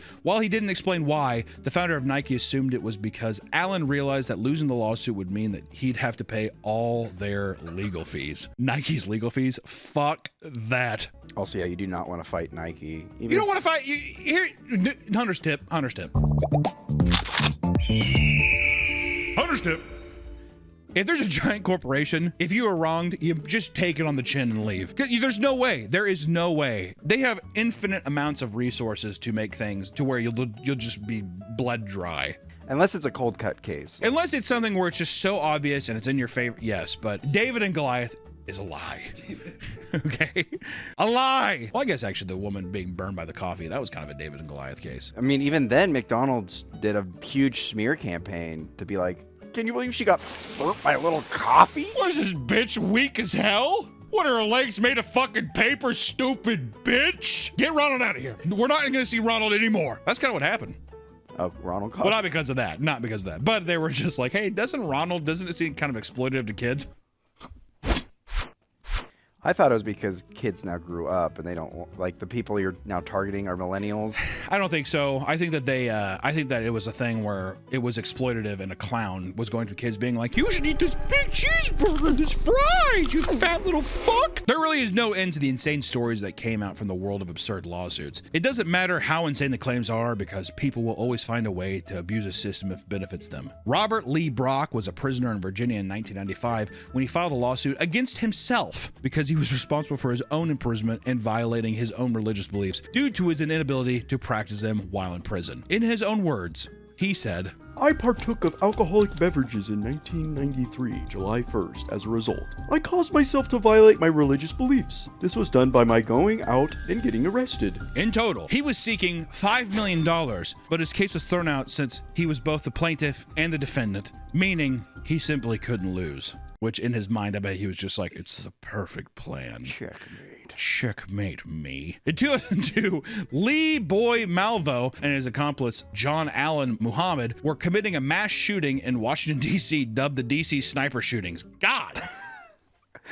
What? Both men would receive heavy sentences, with John being put to death in 2004 and Lee being sentenced to multiple life sentences. Years later, in 2011, Lee filed a lawsuit against several of the hostages he had taken during the 2002 shootings, claiming they didn't uphold their end on an alleged agreement. Lee said that while in his captivity, he made a deal with the hostages that they would help him hide from the police in exchange for their safety. Everyone agreed, obviously in fear of their lives, but he still got arrested. This left him feeling that they broke their side of the contract, so he wanted financial compensation. The judge never even considered the lawsuit and dismissed it because contracts based on illegal acts are unenforceable. In the 1990s, Pepsi began promoting Pepsi Points as a way to give back to fans. Also, have you heard this the Pepsi Jet? Yeah. It's a good documentary, I think, on Netflix. That's about it. You should watch the Netflix documentary. It's really good. But to consolidate it, each time you bought a Pepsi product, you earned 1 point for every 10 cents spent. If you earned enough points, you could cash them out for a list of Pepsi merch in the Pepsi Stuff catalog, which was that was like a big thing in the 90s, like 80s and 90s. Like cigarettes companies did that a lot. Like that was a big thing with Marlboro. Marlboro, you'd buy a bunch of cigarettes and then you could get like a jacket, you could get all kinds of stuff. In one of the commercials, Pepsi showed a child driving to school in a Pepsi branded Harrier jet alongside flash text explaining how you could earn the plane for 7 million points. In order to get the jet, someone would have to buy $700,000 worth of Pepsi products, which is exactly what happened. And I want to say that some person found out that if I just spend $700,000 on Pepsi products, I can get a, what is it, like a $35 million jet? Kind of fun.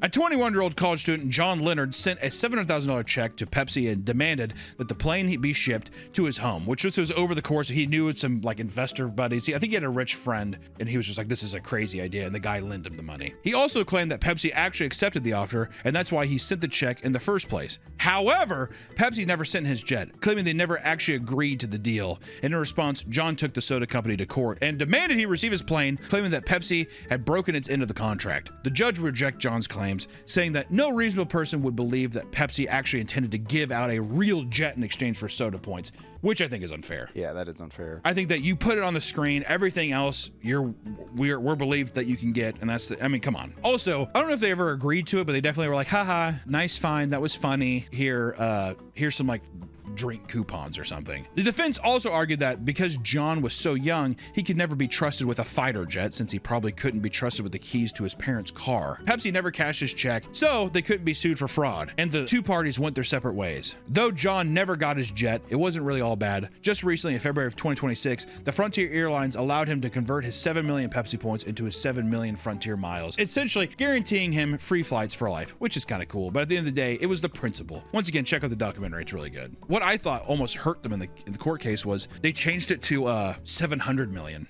Oh. After this, they aired it again. So it's like, well, you fucked up. You're admitting that was wrong. You know what I mean? Mm-hmm. I don't know. Listen, guys, there's inherently something hilarious seeing the kind of person that genuinely thinks that they can get away with some of these lawsuits. I mean, they're just so stupid, some of them.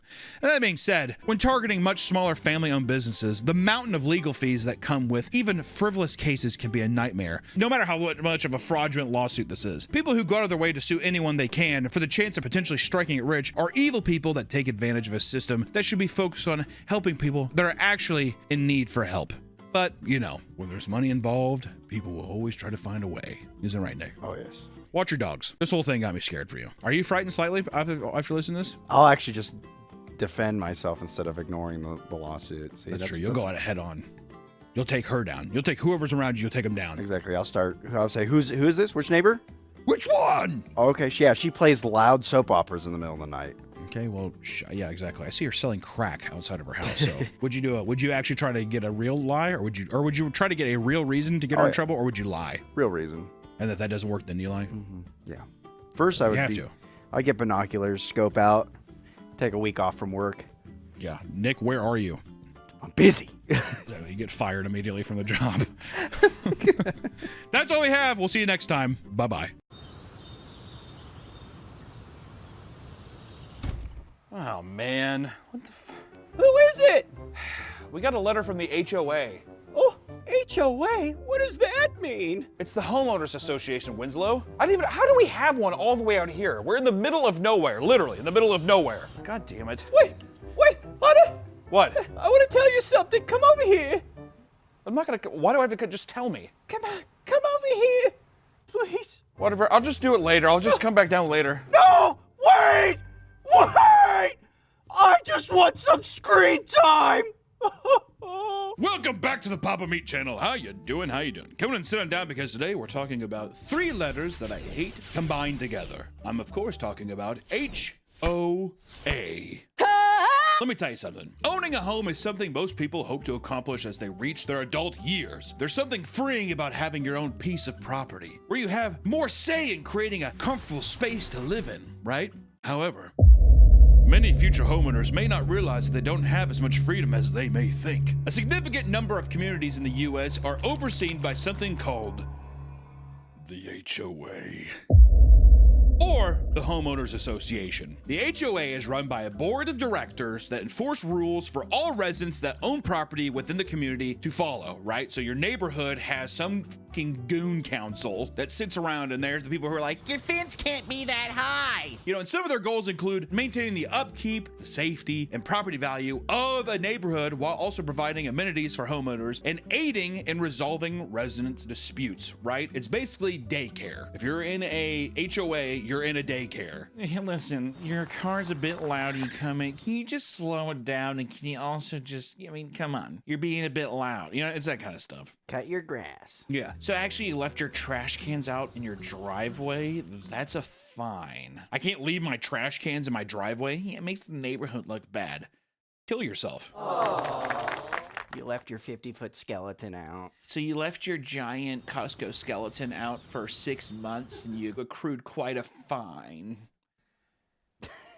In order to do this, they often collect quarterly, monthly, or annual fees. That's right. You get to pay for someone to treat you like a child. And when they are being operated as they were intended, it can result in great things for an individual community, right? However, there are countless examples, if not almost every example, of HOAs that have terrorized residents, often power tripping on the perceived superiority they receive from the board that they are on. So today, let's talk about the dark side of the Homeowners Association. Ooh. Yeah, they're like a ghost. Ohio, Guysma! Is that wrong? Listen! Gamer Subs is branching out, evolving. Yes, we've had Gamer Subs, the delicious, nutritious energy drink we have raw meat with. Then they even have V-Card, the game! But now, ladies and gentlemen, we're taking it a step further. We have collabed with Gamer Subs on our own ramen flavor, Meat Sweats. Beautiful, hot, spicy chicken flavor, noodle in the cup ramen. It's delicious. Actually, we got to do some flavor tests and kind of test these out and kind of see which ones were the best for us and which one that we were happy to put our name on. And look at this. I even got to draw the label. It's like, ooh, spicy, tongue on top. Owie, fire. 310 calories. Meal replacement. So please go to Gamer Subs, pick up some ramen today, and use promo code PAPAMeat at checkout to get 10% off the whole goddamn order. Thank you so much, Gamer Subs, or should I say Gamer Soups. And we'll get back to the video. You know, and you're probably wondering this. This is probably the glaring question off the top of everybody's mind. Hunter, how do you feel about HOAs, right? What I got to say is, you know what? Don't like them. Controversial opinion, said no one. The HOA is necessary for, like, if a guy, which you couldn't even do this anyway, I was gonna say, just paints a swastika on his house. The police would be called. They can't do that. This is honestly what I think. If you're in a neighborhood you like and you're like, this is nice, I'm gonna keep my house nice where I can sell it one day and the value of it is only going to increase. But the guy next door painted his house in polka dots and no one wants to live next to the fucking polka dot house. I understand the frustration there. At the same time, if I just spent $350,000 on a house, it should be my God-given right to paint the motherfucker in polka dots. No one should tell me. Also, no one should tell me how tall I want my fence is to cut my fucking lawn. Is it annoying to look at? Boo-hoo, bitch, is what I would say. Or if I was that distraught, honestly, I'd just be like, what could I do? I'm not saying that I advocate for people being slobs, because I don't. I'm just saying that, like, there's got to be a better way besides everyone is affected by rules because of, like, some bad eggs. That's what I gotta say. And also, I do think HOAs are just a huge pain in the ass. They can be expensive at times. Like, if you live in a really nice neighborhood, those fees, those monthly fees, it's crazy. Bananas. in Texas, I think we're paying like 150 HOA fees. It's insane. But first, how do people feel about homeowners associations? Residents often complain about the rigid set of rules around the HOA's ability to limit modifications to your house. Even though you own your home, that doesn't mean you are allowed to paint it whatever color you want. The HOA won't approve it because they want the neighborhood to have a similar color scheme. And these types of regulations surrounding your home's visual appeal can impact all sorts of things, like how short you can cut your grass, what type of fence you can build, what flowers you can plant in your yard, and much, much more, which I think is stupid. And the entire idea is just because it's like, it just keeps the value up. Where it's like, am I not gonna live here for like 25 years? I'm flipping this baby. Listen, buddy, I'm flipping it. I'm a flipper, all right? These are investment properties, okay? So don't be painting your house fucking polka dots, all right? I'll come at you. That's what I do. I'll buy you out. I'll buy you out to paint the house. Yeah, exactly. I was like, no, I don't want to leave. I'm gonna buy you out. And this inevitably will result in some anger-inducing situations, like with a father who had to tear down the treehouse he built for his child during the pandemic. Wouldn't you love that? Hey, buddy, I'm gonna build you a treehouse. Thanks, Dad. I love you. Yeah, so actually, no, you can't build a treehouse that's in your yard. To me, I'm like, dude, you. This is getting me riled up. I'm getting like pissed. There's not even an HOA here. I don't have an HOA, luckily. I'm out in the fucking middle of nowhere, and I love it. I love it. It's freeing. The HOA will demand you to make changes to your home to fall in line with their guidelines, and failure to do so will lead to fees you are required to pay. Seeing as other people are often forced to join HOAs to live in the community in the first place, you may think, what's the worst they can do? Well, the HOA has more power than you realize. In some instances, as late fees pile up, the HOA can pull a lien against your home, which is the right to keep possession of property belonging to another person until a debt owed by that person is discharged. They can basically be like, I own your house. Until you pay your stupid fucking fees, I can own your house. And it's some dickhead down the road who's just like, hey, I just got this cherry Firebird that I'm souping up. It's like, dude, jump off your house! That's what I want to say. Fuck them. Essentially, if you fail to pay your debt to the HOA, they can foreclose your home to pay it off on top of any legal fees. The legal fees to sue you. Yeah, the legal fees to sue you. And I understand this is a fail-safe scenario for people who are like, I'm not going to pay it, or they're being dicks. You want to be able to boot people out of a neighborhood if you have kids. Also, in some communities, don't you have to be approved to even get the house by the HOA? Ooh. That's a good question. I don't know. I think there are actual neighborhoods where it's like, yeah, the HOA has to prove you. They check your skin color. Yeah, pretty much. That's a lot of HOAs. There are many other serious issues regarding HOAs, like some of them even still try to get away with racial segregation, the way it was commonly done in the 1960s. Even as recently as 2019, a Florida community discovered that a nearby neighborhood still had Caucasian-only restrictions. Of course, dude, those 85-year-olds. I was gonna say, yeah, the retirees. Yeah, there's like fucking Jimmy Buffett Margaritaville on the corner, and like it's hidden behind some like floral, like fake toucans and read the sign, asshole! Because homeowner associations are run like micro-governments and have a considerable amount of power, it's easy to see how things can get out of hand easily in the wrong hands. Like, for example, when members of an HOA in Colorado called the police to try and shut down a child's lemonade stand due to it being an illegal business. I think everybody's kind of heard of this one, right? They're like, I'm trying to just sell lemonade, and the woman's like, phone shaking. Get out of here! Get out! Well, the worst part is, I think the police had to fine him. They did! Well, they're like, well, I mean, I guess sorry. What a pussy, dude. I'd be like, actually, ma'am, can you come here? And I'm like, I'm gonna shoot you in the chest if you don't go home right now. And my body cam footage is off. This is not even me joking around. I have a fucking Dodge Charger as my car. I will ram you off the fucking road. You can't say that to me. I'm like, I'm gonna bust your teeth out with my fucking gun. That's what I'd say. And then I'd go over and be like, do you guys take American Express? They're like, no. And I flip the fucking table. They are so widely mocked and criticized that there's an entire genre on sites like TikTok that focus on creating fake rage bait HOA confrontations. The classic camera, yeah. Yeah, the classic camera thing. We can put up a little video of it, but you've seen it before too. This key is not working, and this is the master key to all the houses. Did you change the locks? No. If you did, that's a violation of HOA policy. With that said, let's talk about some of the most obnoxious HOA stories, starting with the HOA forcing people to leave their garage doors up. In Auburn, California, their local HOA had supposedly discovered that one of the homeowners had someone living in their garage. It's the end of days. In response, they decided that the best course of action was to enforce a rule that stated that every resident would be required to leave their garage doors open Monday through Friday from 8 a.m. to 4 p.m. Hey, can we make it as easy as possible for burglars to come in my house while I'm at work? Monday, like the one day and time that I'm gone for my job.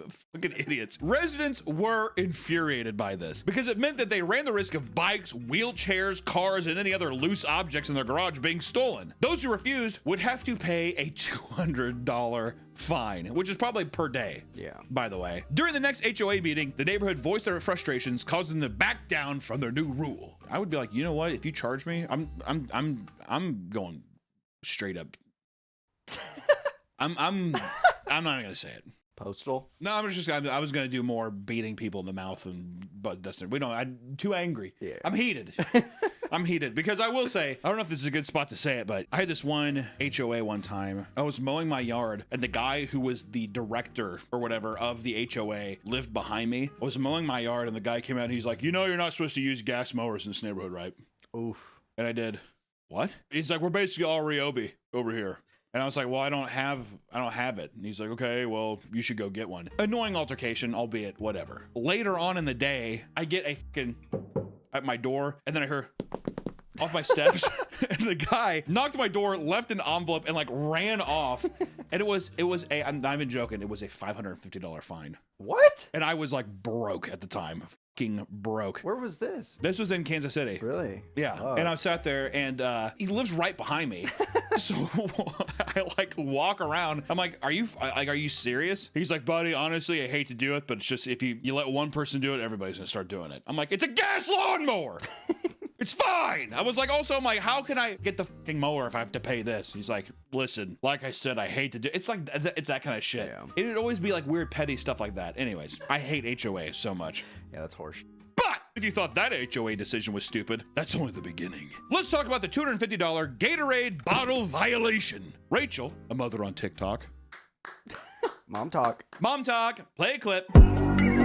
Rachel, a mother on TikTok, voiced her frustrations about an absurd encounter with a HOA in her small community. After a grease fire got out of hand, their microwave exploded and burned down their entire home. Days later, after firefighters had to put out the fire, they moved the charred microwave onto the front lawn for the purpose of being collected at a later date by the city of Houston. Even with the home completely destroyed, they were sent a letter from the HOA to their non-existent home stating that they must pay $250 for leaving the microwave out on the yard. In the time that microwave was sitting there, we got a notarized letter to that address that was literally burned and a fine for $250 from our HOA. Of course, she refused to pay and got them to retract the fine. But later on, as workers were coming in and out of the home to slowly rebuild it, someone had left an empty Gatorade bottle on top of their fence railing, which is the most common thing at any job site. You're gonna have like wrappers and bottles. It is what it is. They're fucking slobs. Sorry. They're also there for 9 hours. They probably forget about it. It was left there for one day on the charred ruins of this rebuilding of a home. And the HOA decided to take a picture and include it in a certified letter given to Rachel. In it, she received a notice of another $250 fine just for a single bottle. Nick, what world are we living in? Just one. Yeah, you're like, actually, I think it's kind of cool. Is it wrong to not like that or what? Okay, first you have the microwave, they retracted it, but then a Gatorade bottle, come on. The audacity too. Well, you know what happened is that that somebody on that HOA board was like, it was her fault for burning it down anyways. And now she's got to dirty up the whole fucking neighborhood because of it. Or they're saying, God, that's an eyesore. The charred. We can't find them. It's some fucking old dude like walking his dog and he's just like, God damn it, I lived here too long to have to put up with this. Burnt down house, woman's crying in her front yard. Ah! And he's just like, she's an ugly crier too. I thought the story was they were gonna fine her for burning her house down. I bet you there had to have been talks about it. Can we fine her for the burning of the house? I do like how it's a grease fire that got out of hand. We're cooking french fries and just shit went wild. I cut up a couple spuds and threw them in the deep fryer. Whoa! That fire snowballed. I couldn't stop it. Now, $250 is bad. $250 to get smacked with, that's a fucking bummer. But that pales in comparison to some of the other HOA horror stories, like the woman who almost faced jail time over a purple playground. Was going to prison for a purple playground. Oh God, Jesus Christ, here we go again. A family in Lee Summit was terrified after being hit with various threats from the homeowners association regarding the playground in their backyard. Their backyard that no one else can really see, behind their home, not even the front of the home. Marla and her husband had built it for their kids from scratch, finishing it off with a purple tinted wood stain. The kids were overjoyed. However, the HOA did not approve of the color. They were given a notice and a fine. The family contested it and won, but the HOA would not let up. 1 year later, they were given a letter explaining that if they did not take down the playground within a couple weeks, they could expect to see some jail time. Sorry. They found that they were not breaking any rules and even went to door asking residents to confirm that the swing set was not obstructing their view or bothering them. A petition was signed and the other residents began demanding the HOA to not pursue a lawsuit. But they denied the plea and filed the suit anyway, feeling that the playground needed to be within harmony with the other colors of the community. That's a quote. The family won the case and the purple swing set stayed in their yard.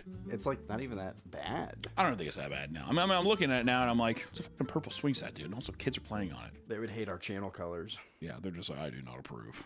I do not approve of those colors. Ooh, almost threw up a little bit. If you thought threatening to send a woman to jail over the color of a playground was a bit excessive, just wait until you hear about the man who was fined for giving away free water during a heat wave. It's like that Curb Your Enthusiasm bit. It is illegal for anyone in the state of Georgia to provide food or water to voters in line at the polls. What? You can't do. Oh no, you're making a big mistake. I'm sorry, baby, I forgot. In 2024, a heat wave hit Arizona residents with record-breaking temperatures. David Marth, a good Samaritan living in Goodyear, helped out neighbors by leaving out a cooler filled with ice-cold water. For all the people enduring the heat, hey, if you were passing by and walking down the street, grab yourself a nice thing of water. On me! On me. I'm the one who has the Costco membership, Kirkland Water for All. His local HOA were angered by this, saying that community rules are against advertising and giving out water bottles from a cooler that's visible to other residents in the driveway. Buddy, listen, you can't be promoting free water. That's against policy. Essentially, the cooler and the sign cannot be visible when he distributes the water because they need the neighborhood to look visually consistent. I like how it's like, you can hand out the water, but we cannot see. I cannot take a look at that cooler. Get that cooler away from me! Because of the weird rule, he was fined $50 a month, and this ramped up to $100 a month after it seemed that David wasn't giving up. Soon enough, the fees reached $475 a month! Obviously, residents couldn't care less about visual clutter of a single cooler being put in someone's driveway. And in fact, many of them were vocally supporting his decision to do so because, you know, I don't know, it's hot and it's free water. Apparently, this was something that David had been doing for years. That is, until the HOA suddenly decided it had to be stopped. For some reason, this time, you know, it's just one guy. We don't know who it is. Some nosy neighbor, dude. Oh, you know what? He probably, for years, he's been trying to get on the HOA board and he finally got it. Trying to get on the HOA board, but also it's one of those things where it's like, I bet you anything David had like a killer cookout and then that motherfucker never got invited. So as soon as he, yeah, exactly. He's like peeking over the fence. Looking at his bratwurst and stuff. Oh, it smells good. Like, yeah, yep. Not inviting him over at all. And then finally, when he gets a taste of power, he had to throw himself on it, dude. He had to enforce those rules immediately on my boy David. But out of protest, David refused to back down and refused to pay any of the fines, despite neighbors offering money to cover it. In an interview with a local Arizona news station, yes, this made the news, he simply stated, quote, just come get a bottle of water. Chill.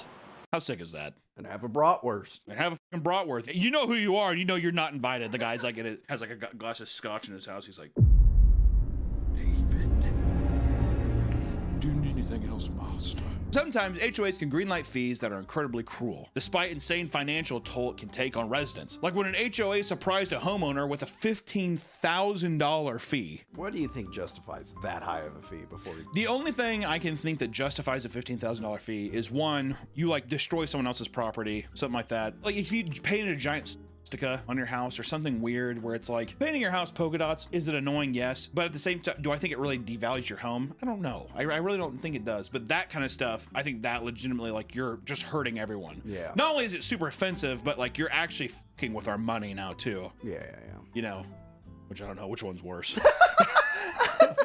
A TikToker named Britton Brody posted a video where she detailed a horrific situation going on in her community in Orlando, Florida. My ass is never retiring down there, dude. You don't want to go to...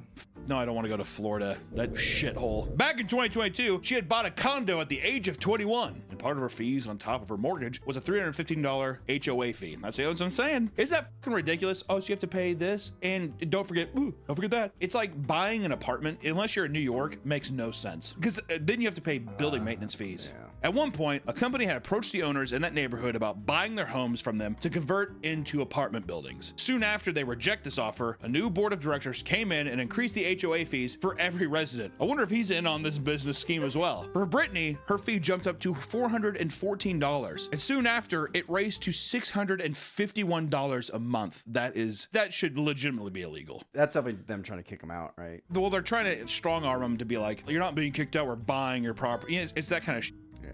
Eventually, a letter came in that explained that there will be a vote on May 15th to decide on a life-changing new measure. Essentially, after the Surfside condo collapse of 2021, a new mandate was passed requiring condo boards to have fully funded reserve to cover any potential costs like maintenance, repairs, and more. To raise these funds, the HOA would ask for a special assessment fee, asking for a range of, $11,000 to $22,000 per owner, depending on the property. And for Brittany, this meant her 810 square foot home required $15,000 in fees.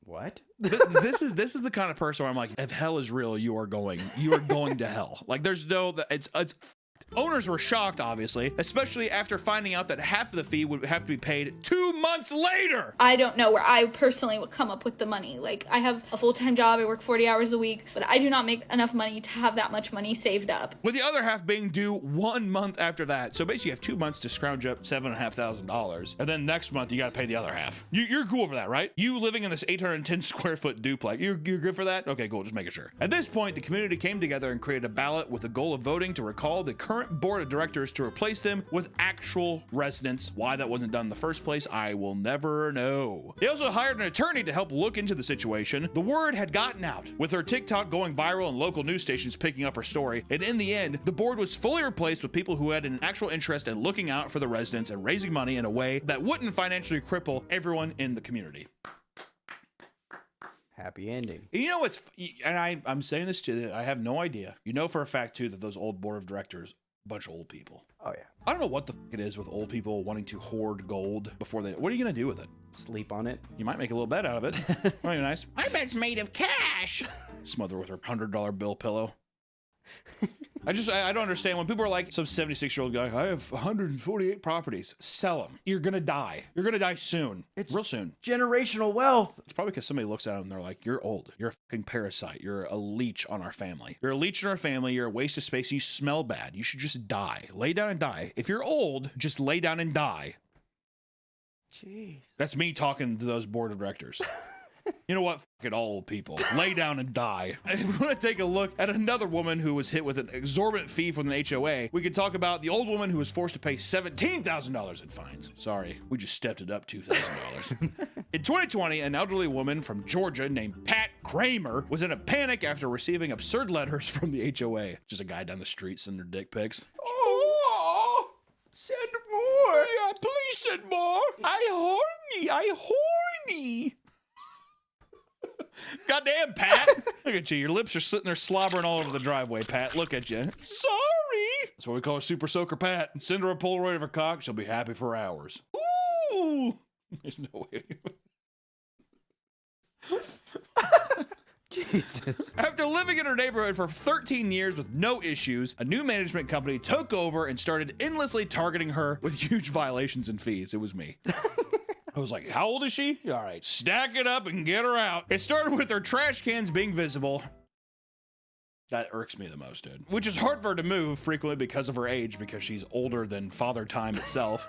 Next, it was the way her hose looked in her yard, as well as the lawn art. She probably had little gnomes. Like, write up a ticket. They started asking her to deep clean the outside of her property. She obliged each time to keep things civil, but the late fees started to pile up when she was not able to get jobs done fast enough because she's so old. I can't scrub faster. Here's your Polaroid picture of my cock. Ooh. God damn it. Well, no wonder you're getting distracted. Your lips keep drooling all over the yard there. Sorry, I just am easily distracted. Logan from behind. Be gentle. You have to put the gnomes up. Not the gnomes! The daily $25 infraction fee began to pile up, and Pat Kramer was panicking as she tried to make calls to her HOA to slow down the fees as she completed the request. I can only clean and mow so fast. You gotta stop. They're like, never. Hang up. They wouldn't return her calls after an entire year. Please call me back. Who is it? Pat Kramer? No, I'm good. Which, here's the thing, guys. The fees racked up to a staggering $17,000. How many years went by when they were just put it under tab? We're gonna get Pat out of here. We're gonna cripple Pat before she dies. We're gonna cripple this pup before she goes down. Which, a price that Kramer could not financially afford. She hired a lawyer who soon gave her the bad news that the HOA is completely within her right to treat her this way. So she had to, did she pay it? It sounds like I was like, she's like, I don't have enough money. I'll pay you a lawyer. It's all I have. He's just like, you're and here's my lawyer fees. And then also I did work for 28 hours on this at $300 an hour. You do that math as well. Oh no! It's like, don't worry though, I did include a Polaroid of my cock. Oh! Everyone's like, I wish Pat would get the hell out of here, actually. The whole community's tired of Pat. Sometimes even the most minor infractions can lead homeowners down a road of crippling debt. Like with the $40,000 fence violation. God damn, we really are just raising these, aren't we, huh? Yeah. 15 to 17, now 40? Betty Hooker. Ooh. That's not her name. My name's Betty Hooker. What do you think my job is? It's right, I teach social studies. Betty Hooker wanted to construct a fence in the backyard in her Maryland home back in 2017, which would cost $8,000. She received all proper permissions from her HOA before building it, ladies and gentlemen. When it was done, she was told that the fence was too close to the community's common area. They had come down and measured it out, determining that it was exactly 8 inches too close. It's so obnoxious. You see it sometimes, but like HOA people like actually bring out rulers. Betty Hooker, are you in cahoots with Pat Kramer? No! Betty thought that this was absurd, and likely the dispute was more about enforcing silly rules over obstructing common community zones. The HOA wasn't going to let this go, however, and months later, after notifying her that they would seek legal action if nothing is done about the fence, Betty wanted them to pay for it, and the lengthy dispute resulted in an official complaint to the county court by the HOA. Betty was certain that the judge would understand how silly this was, right? But she actually ended up losing and was being forced to pay a daily $25 fee that would start from back when the violation was first brought up. What? Yeah. Huh? Well, I like how she's like, this old man's gonna know what's up. He's like, it's 8 inches too. Guilty! She finally moved the fence to avoid further problems, but the HOA inspected it and told her it was still not following their guidelines. They took Betty right back to court, where she was ordered to pay an even more exorbitant fee on top of her attorney fees, totaling $40,000. I would kill myself in the cul-de-sac of my neighborhood if this happened to me. I would take a gun and blow my brains out and make everybody watch. Especially if people are like, I don't care. But 8 inches to the community. I'm like, who cares? Is it on her property? Yeah. Who cares, dude? If it was going into other people's yards, I'd be like, well, that's f***ed up. That's not your property. 8 inches to the, I can't, sorry. 8 inches is huge. Oh, trust me, 8 inches is huge. Like sizes that probably people don't really ever see. Maybe in videos, but not in real life. Betty told reporters about her feelings at the moment. God, who cares, dude? She's like, I feel bad. Yeah, everyone does, dude. Have you heard of Pat Kramer, the Polaroid hound of Florida? And Betty was claiming it was, quote, devastating, mentally, emotionally, and financially. But it didn't stop there, because the HOA wanted to seize her home to pay for the debts. The issue with the fence was becoming more and more trivial. The fence itself only had less than an inch encroaching into the community's common area. Less than an inch. See, that's more normal, though. Yeah, that's normal size. Yeah. Not small, normal. Not small, I'm just saying normal size, normal. Fortunately, the HOA had broken rules as well. The rule in their governing document claims that the fines were improperly assessed in an abusive way and that the homeowners were not given proper due process. Because of this, the fees were all dropped. Thank God. Yes! Betty Hooker had quite the ending, unlike our girl Pat Kramer. No, Pat had to pay that. You think you can drop mine? F*** off, Pat, and pay it. Okay. In one of the more cruel examples of the HOA's disregard for homeowners, a soldier in Iraq had his home taken away from him. Probably why he was in Iraq. And his wife, too. They took away the wife, too? No, just making it. He probably lost his house and wife. Michael Clower, who was a captain in the Army Reserve in Iraq, returned home in Frisco, Texas, to find that his $300,000 home had gone into foreclosure. His wife May took care of the 2 kids while her husband was shipped out to Iraq and soon slipped into a deep depression. She was terrified of losing her husband, to the point where she avoided checking the mail in fear of getting news of his death. Because of this, she had missed the HOA's letter alerting them that they had $800 in dues that needed to be paid. Oh God, God forbid. Yeah, so actually you owe us that. So if you don't, we're going to kill you and your family. We're Al-Qaeda. The HOA, we're terrorists. When this was ignored,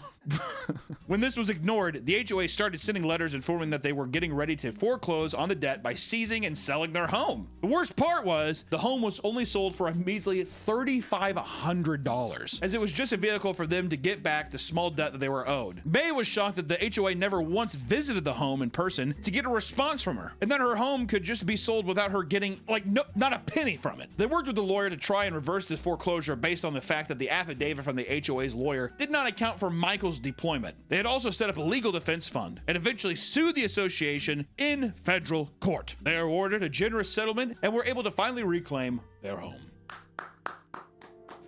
You know what? Americans truly won that day, didn't they? Oh, yeah. Our man went over, paid his dues, and he paid his dues back in the States as well. God bless you, sir. Also, we should do Stolen Valor sometime, just for fun. We're working on that. Yeah, just for fun. I just want to do it for fun. Oh, you mean? Oh, yeah. I just want to. We should just go out into the library and do Stolen Valor. I do that every weekend. Okay, well, I'm going to join you then. And lastly, I want to talk about a hero. I want to talk about the man who killed his HOA president and his wife. He's not a hero. I take that back. Hugh Hootman is a 75-year-old man that was infuriated due to a simple dispute between him and his neighbors. Apparently, the community laundry room door was left open. Oh my God! 81-year-old Henry Wallace, another resident, confronted Hootman about it and began screaming at him and his wife. Later on, Hootman saw Wallace while he was grabbing his mail from the community mailbox. There, he approached Wallace and told him that he needed to apologize the way he treated the two of them. Wallace brushed it off without responding, and that caused Hootman to lose his cool. He pulled out his 9mm pistol and shot him 2 times in the chest. Okay.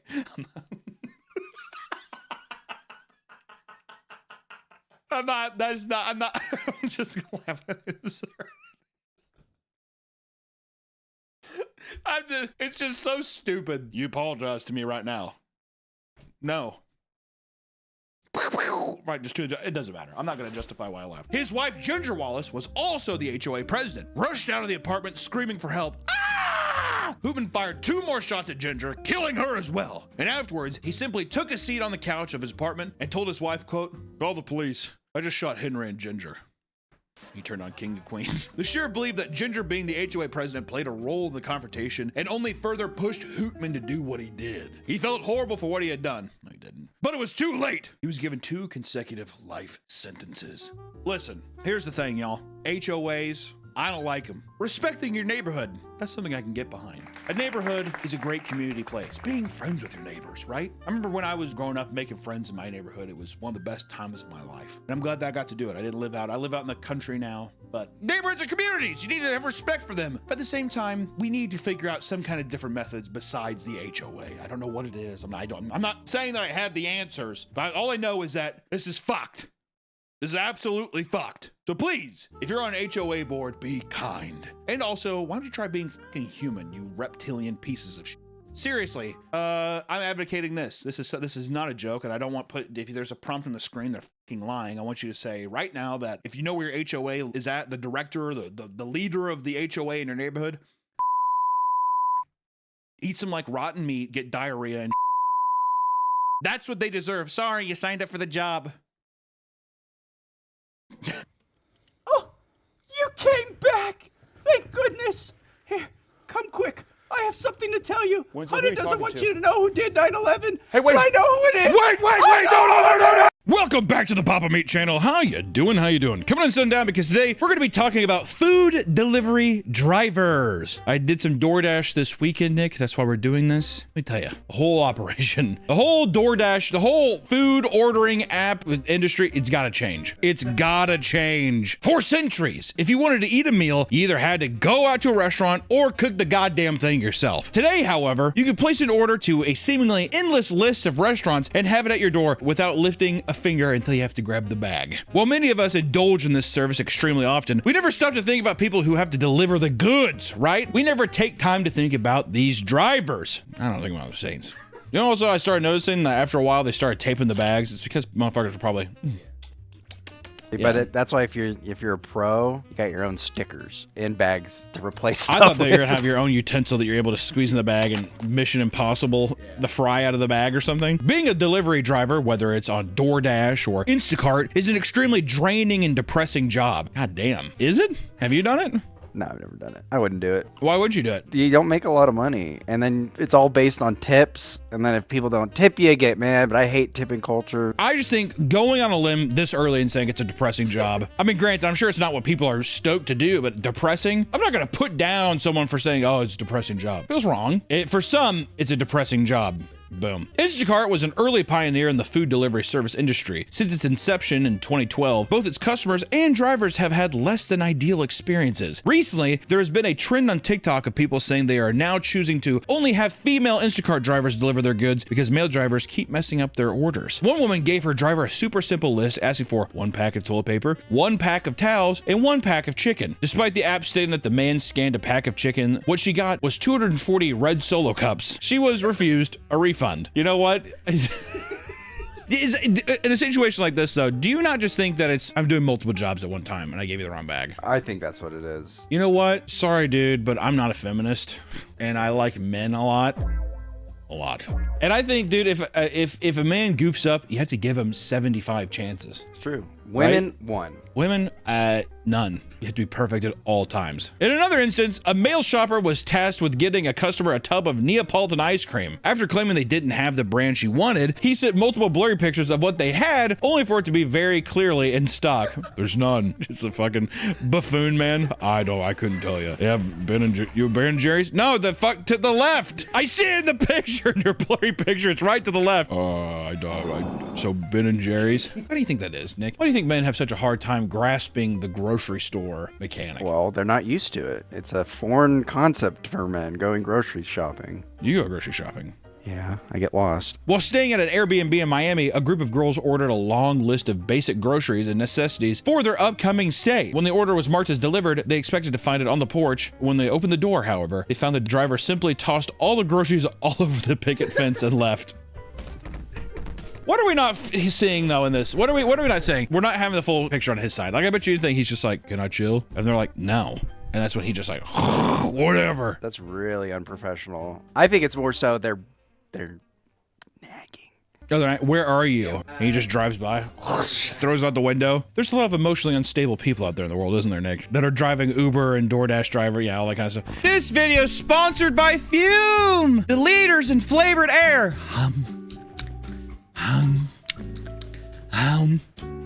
Fume!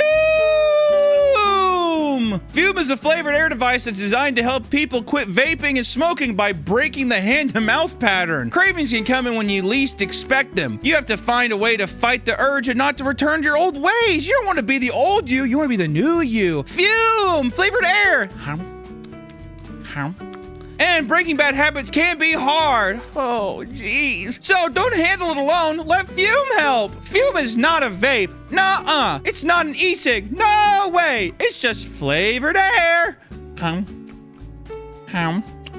You like that? Which means you can use Fume anywhere! By keeping Fume close by, you can have it as your natural replacement while you're working on improving your habits. Because who you are right now is bad. You're corrupt. Change yourself quick! With Fume, there's no vapor, no nicotine, and never any toxic chemicals. And on top of that, Fume is an award-winning device with great flavors. Feel the rush of crisp mint or tangy raspberry as you say goodbye to your cravings. Goodbye! I keep my Fume device here at my desk, so it's close by in case I'm feeling anxious or bad habits want to distract me from my work, like masturbating. Thank you, Fume. I no longer want to myself. Better to play with Fume than your Better to play with Fume at my desk than go back to my bad cravings. Myself under my desk right now as I read this ad read. Can you see my hands? If you're ready to break the habit, now's a great time to try Fume. Right now, when you grab a Journey pack, you'll get a free Fume topper after using my code PAPAMEAT. The Fume topper adds a soft, replaceable, chewable mouthpiece, providing something safe to chew on when cravings hit. Grab this offer while it's available. So head to tryfume.com/PapaMeat. That's TRYFUM.com and use code PAPAMEAT to get your free Fume topper with your Journey pack. Thank you to Fume for sponsoring the video. Bye, Fume. Thank you. People are justifiably fed up with male Instacart drivers and are demanding that the company create an option to allow shoppers to pick only female shoppers to guarantee their orders are done correctly. Listen up, sweeties. Can I say that? Hey, broads, listen up. I have a feeling that it's just people that are just doing the Instacart. I think they're picking up too many jobs at one time. Also, is there probably more men that are doing this job than women? I feel like whenever I don't think I've ever had a female DoorDash person. That doesn't mean they don't exist. I'm just saying that thinking about it now, it's usually a middle-aged man. My guess is men, if they don't have a lot of opportunities, do like Uber and DoorDash, and then women go to OnlyFans.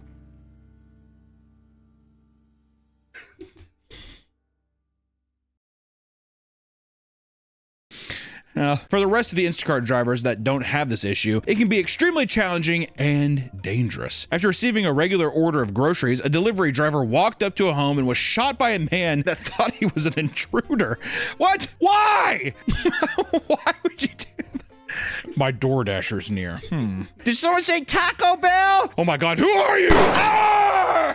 How do you fucking forget that? Unless it's somebody in the house ordered it. It just seems like, I don't know. This is what happened. He told him, leave it at the door. The guy knocked. You know what? If a DoorDash driver, I'll say this, I'll say this and I'll stand by it. For any reason, if a DoorDash driver opened my door to set my stuff inside, I'd shoot him. It's too scary. I mean, hearing it out loud seems a bit excessive. There's no reason that a person should be opening my door to come inside my house. I would assume that something bad was happening. Was it that situation, or was it just a guy who was just like firing rounds through his front door? I'd get a riot shield. I'm gonna have the COD riot shield so I can walk up to my average DoorDash driver experience, just walking up to a front door.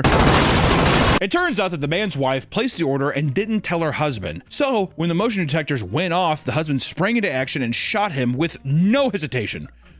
None. The motion sensors. Does he do that with animals? How many times have you had a motion sensor go off like a raccoon? All the time. All the time. That's when I bring out my gun. Exactly. That's why I fire aimlessly. Maybe there's a naughty raccoon. But now there's the infamous video. We have to talk about that video. The guy doing this is my fucking neighborhood. What a crazy, the edits have been so funny. I love the one where it's the, no, I'm not human or whatever. Or I feel like he'd be a DoorDash driver. I could see him with those little fat ass caterpillars for his eyebrows, dropping off some fucking Popeyes or something. Whenever a customer places an order, they often feel entitled to have the driver do whatever it takes to get their groceries to their door, no matter how ridiculous of a feat it may become. One shopper accepted an unusual order of 4 24 packs of water bottles, 6 12 packs of water bottles, and 7 4 liters of distilled water and 7 4 liters of mineral water. My God. When they reached the customer's home, they requested that they carry all the water up 17 flights of stairs because the elevator in the building was broken. Newsflash. It's outside. Come do it yourself. And in the end, the customer canceled the job, leading to the shopper's $8 payment being rescinded and increasing their overall cancellation rate. That's fair. $8? Ah, this is a depressing job. Oh my God. Besides driving people around, Uber also offers a meal delivery service called Uber Eats that is notoriously terrible to work for. Like other food delivery service apps, they pay their workers very, very poorly. Because of this, some drivers come up with creative ways to earn better tips. Jade Phoenix was a full-time Uber Eats driver who claimed to find a secret method for raking in insane tips on literally any kind of order. When dropping off people's food and snapping a picture to confirm the order, she would purposely include her feet in the pictures. She claims her tips significantly increased after she began this new strategy. She even received additional money on top of the tip after she sent them the original picture. Do girls like men's feet? Men with feet,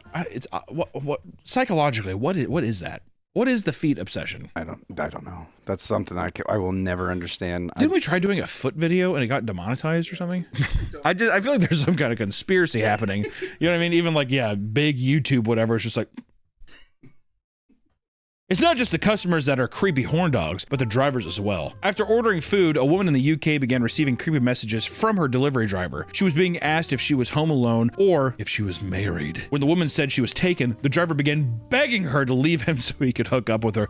Leave her, baby! The man got so desperate that he began offering as much as £10,000 for her to break up with her boyfriend. There's no way the pussy could have been that good. UK pussy? You kidding me? Oh, man. Well, I don't think I can leave them. I don't think just can you leave the Chris at the door? £10,000, Mom. I'll see what me can do. While looking into the driver's account to report him, she found it even creepier that his listed reasons for delivering was passion. I will say I've had a driver after delivering my thing be like, hey, I love your videos. And I say, oh, thanks, man. And then it's a thing of, you want to hang?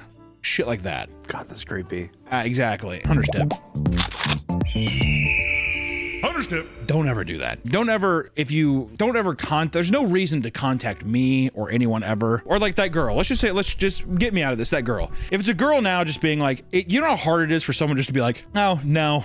I have no idea how you're going to react to that. You know what I mean? No idea. You've been around me when there's been people. So it's always a risk because we've had a lot of, we won't go into details, but we've had a lot of people that are just, let's just say passion.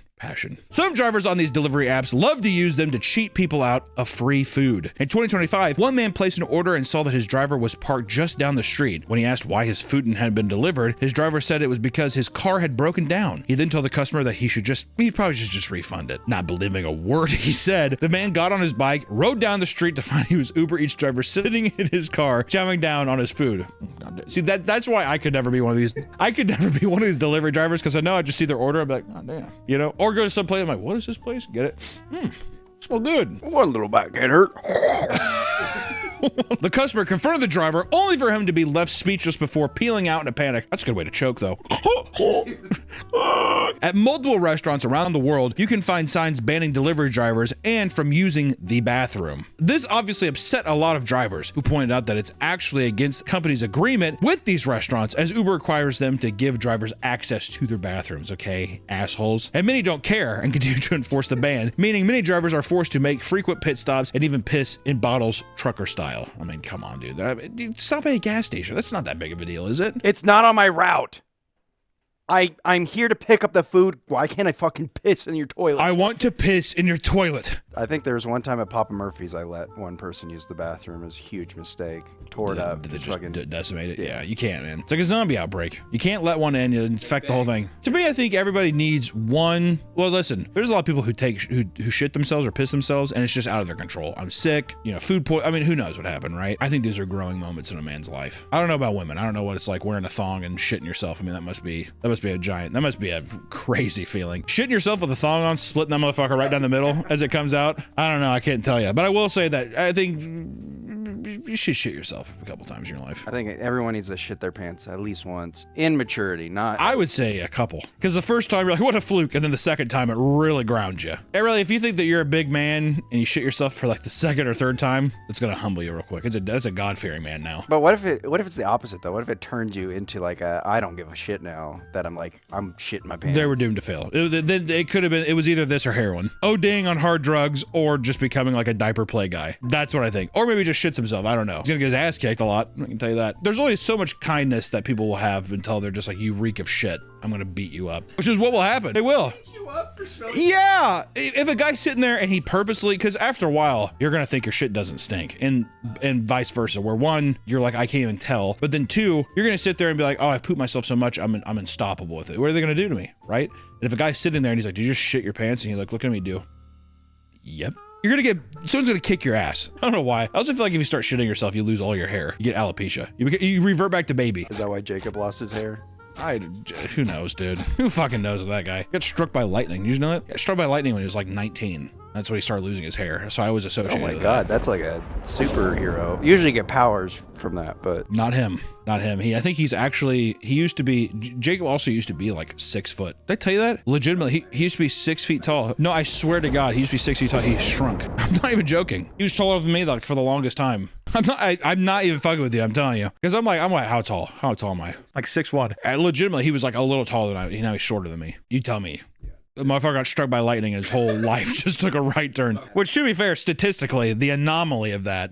I mean, I don't know. Who fucking knows? I don't know. Even the robots that Uber employs are being targeted and destroyed. In Philadelphia, both restaurants and residents were excited about Uber's plan to deploy delivery robots in the city, but some angry citizens had other plans. Which, dude, fucking clankers? What are you excited for? Clankers rolling around your city? Here's these little drones taking our jobs. The homeless are fighting back, though. I'm glad.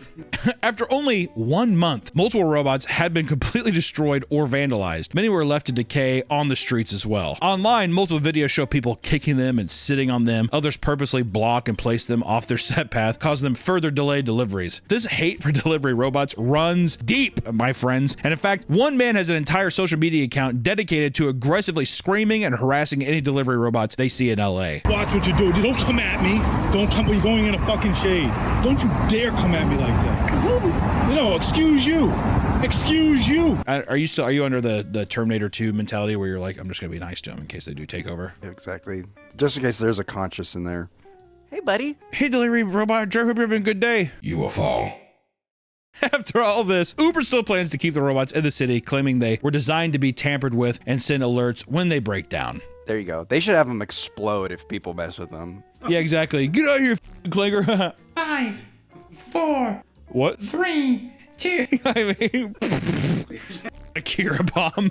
No! Yeah, I look like Sarah Connor. Ah! It's probably well known by now, but DoorDash as a company is extremely evil and has been caught treating its workers horribly on multiple occasions. What's fucked up is it's still an app on my phone. Is that food addiction? You tell me. Recently, the company had to pay out nearly $17 million to its drivers because from 2017 to 2019, it was caught using customer tips to subsidize drivers' base pay rather than adding tips to the overall payout. That is so fucking scummy. I'll do you one better, Nick. You're being set free?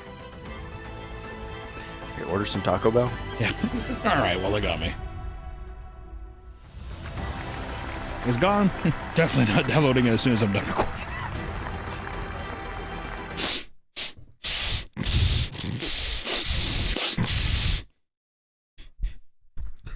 In 2025, air traffic control workers up in the tower at Chicago O'Hare Airport noticed a small red car driving across runways and into restricted areas.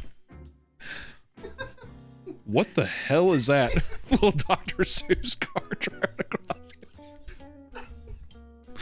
When they alerted airport security, they stopped the car and discovered a 36-year-old man trying to fulfill a DoorDash delivery. I'm on the tarmac. Did I take a wrong turn? Oh God! Like flying right above him. Whoa! How could you get in this area? I think just an old guy who got lost. He's 36! Old guy, he's 36 years old, Nick. An old guy who got lost. Yeah, if he was an 84-year-old man, I'd be like, well, yeah, he's what are you supposed to do? 36 and being like, well, I don't see why. How did you get there? How did you get past the gates? Do you think he just did, I have a DoorDash? And they're like, and they opened the gate? I mean, what the fuck happened? Apparently, he just drove straight through the gate at the front of the tarmac and began driving for miles up and down the active runway. I mean, there's planes everywhere, dude. You know what? The thing earlier, men doing this are so stupid. Where am I supposed to go? What terminal are you at? What gate? It was determined that this was somehow completely unintentional. An investigation ended up with the man being let go without any charges. How? There had to be some kind of medical, or there has to be something that they're not telling us. How do you let that go? Driving your Fiat up and down the fucking runway. I could see someone doing this too. Some dumbass Midwest idiot would be like, well, I don't like the airport food. I'm just gonna DoorDash something to the airport. And you're like, what are you? You'd have to go through TSA, idiot. You know what I mean? But I could see someone doing that. Almost got banned from, what is the Austin airport. I was late for my plane and I saw them closing the door. So I like sprinted down and no one was at the kiosk. So I just pulled out my ticket and scanned it myself. And then I went up to the locked door and I tried to open it. Bomb! Bomb! That's what you're yelling, trying to get somebody's attention. I gave up, went to the lady to help me after she came back. They were trying to get me on another flight. They're like, this is weird. It says you're on the flight. And I was like, oh yeah, I scanned it. And then she's like, what? She started sweating. She was really nice, but then airport security came up and she's like, yeah, don't ever do that again. Regardless of how insane some drivers act, it's hard not to feel bad for them, considering that working for DoorDash is extremely draining. Unfortunately, however, some drivers take out their frustration on the customers. After trying to surprise their partner with some Asian food, one woman was shocked to see that her driver had sent her a picture of him next to a dumpster and peeing on their meal completely unprompted. Completely unprompted! How do it... See, this is what I'm saying though. How do we know it's completely unprompted? We're only getting one half of the story. I think so. Don't get me wrong. I think these things do happen. Some just people freak out. But I think when people make these stories, you're leaving out a little bit of information, aren't you? What did you do? Hey man, how you doing today? I think it's some stuff that's just being like, hey, just let you know I'm in line or whatever. I'm in line because you get a message like that from DoorDash sometimes. I'm in line. Pick up your order! Exclamation point. I bet some respect for the DoorDash driver and stuff. It's a meal. It's a meal. Granted, you paid money for it or whatever. If they didn't deliver in the right spot and you had to walk a few extra feet to get to whatever, or you had to do X, it's not the end of the fucking world. You know, did somebody fuck up your order and you had to, you know, you had to like live with another thing? These things don't make it justifiably okay just to be like, well, I guess I'm just gonna get walked over. But at the same time, just like let it fucking go, man. Or just don't order through the app anymore. You choose a different one, you know? And also just ask for a refund. There's like no reason that you should ever be like harassing these delivery drivers. And there should be no reason as a delivery driver that you should ever act like this is a social interaction. Also, I wanna say, fuck ghost kitchens. Ghost kitchens piss me off too. That's a story for another video. Okay guys, that's it. Bye-bye. So what are you thinking about for lunch? We should maybe DoorDash. We can DoorDash Chuck E. Cheese or something. Chuck E. Cheese? We'll DoorDash, we'll DoorDash a Longhorn Steakhouse and get us a bunch of well-done ribs. No pink in the middle. None. Fully cooked through. A lot of catering. A lot of ketchup. Yep. No tip.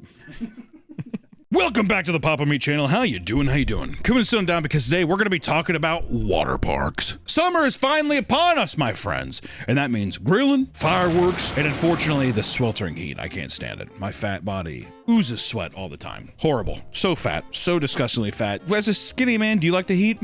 No. That's surprising. I feel like you're a big heat guy. To beat the heat, some stay indoors in the nice air conditioning, while others take a dip in the pool. For those who are seeking more of a thrill, water parks offer exciting and sometimes dangerous attractions. From fast-paced water slides to raging wave pools and soothing lazy rivers, water parks can be an exciting adventure for people of all ages. However, as time goes on, they become far less enchanting as a concept, especially as you get older and realize what's going on behind the scenes. Also, just your eyes open to just being like, this is kind of disgusting. You know what I mean? When you're younger, you're like, what? When I was younger, my fat ass was just like, that's where I get Dippin' Dots. Go to the water park, I get all pruny and I eat my Dippin' Dots. Can you imagine all the people who don't wipe properly and they're going in like the wave pool? That don't wipe properly with shitty ass, mud butt? Oh, the amount of fecal dust or matter from dry poo-poo has got to be crazy. The biggest thing for me is pee. There's no way there is a filtration system that can I mean, you are just getting covered and drinking pee, you know.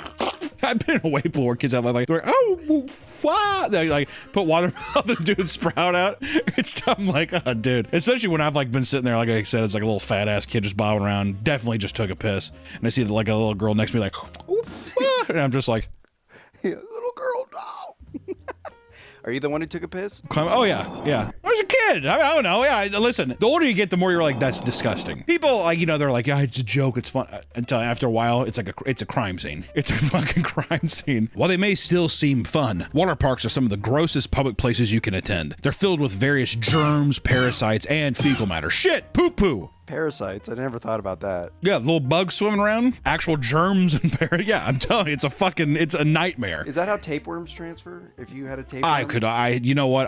I have no idea, but I'm gonna immediately say yes. Put on your goggles as we make our way through the disgusting and dangerous world of water parks. Despite being known as a family-friendly attraction, most water parks are pretty disgusting and trashy. I think once again, as you get older, you realize that's every single water park. I don't think is there a fancy water park considered a fancy water park? I don't know. We had Wild Waters where I lived. That already sounds like a trailer park. Where do you live? Wild Waters? You know what I'm talking about? I'm trying to think of anyone. We had Oceans of Fun. And even that, once again, that sounds like an American Ninja course or something like that, doesn't it? I think they're inherently trashy. Also, they gotta be. They degrade very quickly with all the chlorine. Well, that's why everything has like rust on it. Just because there's I mean, like, that's why you like look at stuff. You're gonna walk up the steps of this thing. You like look at the structure of it. It's all like rusted and just dripping. There's just water. You're like, is that okay? Yeah, it's fine. Despite being known as family-friendly attractions, most water parks are pretty disgusting and trashy. Great Wolf Lodge is one of the most popular water parks in the U.S. with 23 locations across the country. There's even one around here. I went there once. Great Wolf Lodge is essentially like a log cabin themed hotel with a massive indoor water park, and there's like various restaurants and activities inside, all geared towards children. It's basically like a place where if it's your, like, at least for when I grew up, it was like, oh, it's your birthday, I'm going to Great Wolf Lodge. You'd be like, whoa, because you go there, water park, there's like arcade, there's like interactive shit to do. As a kid, it's cool, but usually if you're an adult, you go there, it's just because your kid gets to run around and do stuff. Despite being very popular, the water park also has a pretty vocal group of haters online. There are tons of reasons to rip on the park, one of which being the ridiculous pricing. Some people have reported spending well over $1,000 just to stay for the weekend. For a weekend! Can you imagine going to get to Kansas, of all places, like hell on earth, and you're like, you know, I'd love to drop $1,200 on Timmy for his birthday. You're in an indoor. I mean, there's like there's 2 slides in a pool. Once I went there as a child, so I've never had to pay, but I gotta tell you, if I went there for a weekend, Friday, left Sunday, and I spent $1,200, Dad would be dead in the parking lot. Dad would be dead in the car. Why is Dad not moving in the car? And just, you see like a little Ford Explorer in the parking lot, and I'm just like, let's take a quick break to do something important, upgrade my Magic collection. The Marvel set is out, and I'm curious to see if there's building. You'll be met with an overwhelming smell of chlorine, and the sound of children screaming goes on all night. It's the worst kind of casino experience. Usually it's loud music and slot machines. This is just the smell of chlorine and just children. Are these the screams of pleasure? Is this fun? Like, are kids having a good time, or is there a man walking around killing these kids? I don't know. Also, the log cabin aesthetic does not help. It reads like a horror film. Yeah, there's probably like just a fucking like 7-foot guy just like walk around the halls with like a fucking machete. Oh, would that work? A horror themed water park? That would be awesome. And then the water's blood? The clientele would be terrible though. Like, avid horror fans are the fucking sliders everywhere. Oh my god, sliders, yeah. A bunch of fucking big old boys and girls wearing like Jack Skellington shirts and shit like that. Can't wait for Terrifier 4 to come out. Or that'd be my hell. This is partly because they have games on every floor that run well into the night, encouraging children to run through the building and scream their heads off the entire time. One angry guest said, and I quote, "And with hundreds of kids in the water, the bathrooms are always empty." This sentence perfectly describes the amount of piss and feces that can be found in the waters at the water park, which I gotta say, I mean, do you think people break for turds? No. Does it just go by and you're like Neo dodging it? Oops, missed me. You keep swimming. I never did this, but I always fantasize. You know, in pools, they have the little like lip where the water like gets filtered. I was imagining putting my butt up to that and taking a poop in there. So I'm sure. Why is that a fantasy? I'm just saying, as a kid, I wanted to take a shit in this big dollop of drool just coming out. I tell you what, I'm fucking real. Just a big dollop of spit. He's like, have you ever done it? Be honest. No, but I never pooped. You can't say no, but my friend was big into water polo, and he said all the time, like, oh yeah, we never used the restrooms. They were locked. He said that we'd piss in the pool, and then we'd go out into the field and take a shit. So just not even being able to wipe and then going back in the chlorine pool is just, that's crazy, man. Muddy waters is what that is. People playing the blues. When staff are not fishing turds out of the splash pad, they're dumping gallons of chlorine into the pools to combat the constant flow of piss. They're basically doing chemical warfare. These kids are gonna get sick. It's like, it's too much, Joshua. I don't care. Because usually you do that shit before people are they're out of the pool or whatever. I've seen people like dumping shit. Like dumping chlorine into the pool because they're just like, maybe the pH levels are too fucked up or so. I don't know. The sheer amount of chlorine in the water regularly causes kids to suffer from severe chemical burns and vomiting after ingesting small amounts of the water. God damn, dude, they look like victims of fucking Chernobyl. Kid coming out of the pool. I've seen plenty of kids vomit from drinking chlorine though. Oh, I've never. Oh, you haven't? No. Oh, it's hilarious. It's when you're a kid, it's always so funny. Haha, there's Tanner, and he's like, oh, it's just water vomit. Oh. What was your worst experience at a water park? I was in a lazy river. Wee. Because it's fun because the current's going, so you get to go fast. Woo! And I came up and a Band-Aid was stuck to my cheek like that. And I like, peeled it off and it was like just bloody as shit. And this girl came over, she's just like, you got my scab! Oh, she's hitting on you. Yeah. See, it's so funny that's how you decipher that. I'm like, it's disgusting. I was gagging basically, and you're like, hello, my lady. Yeah.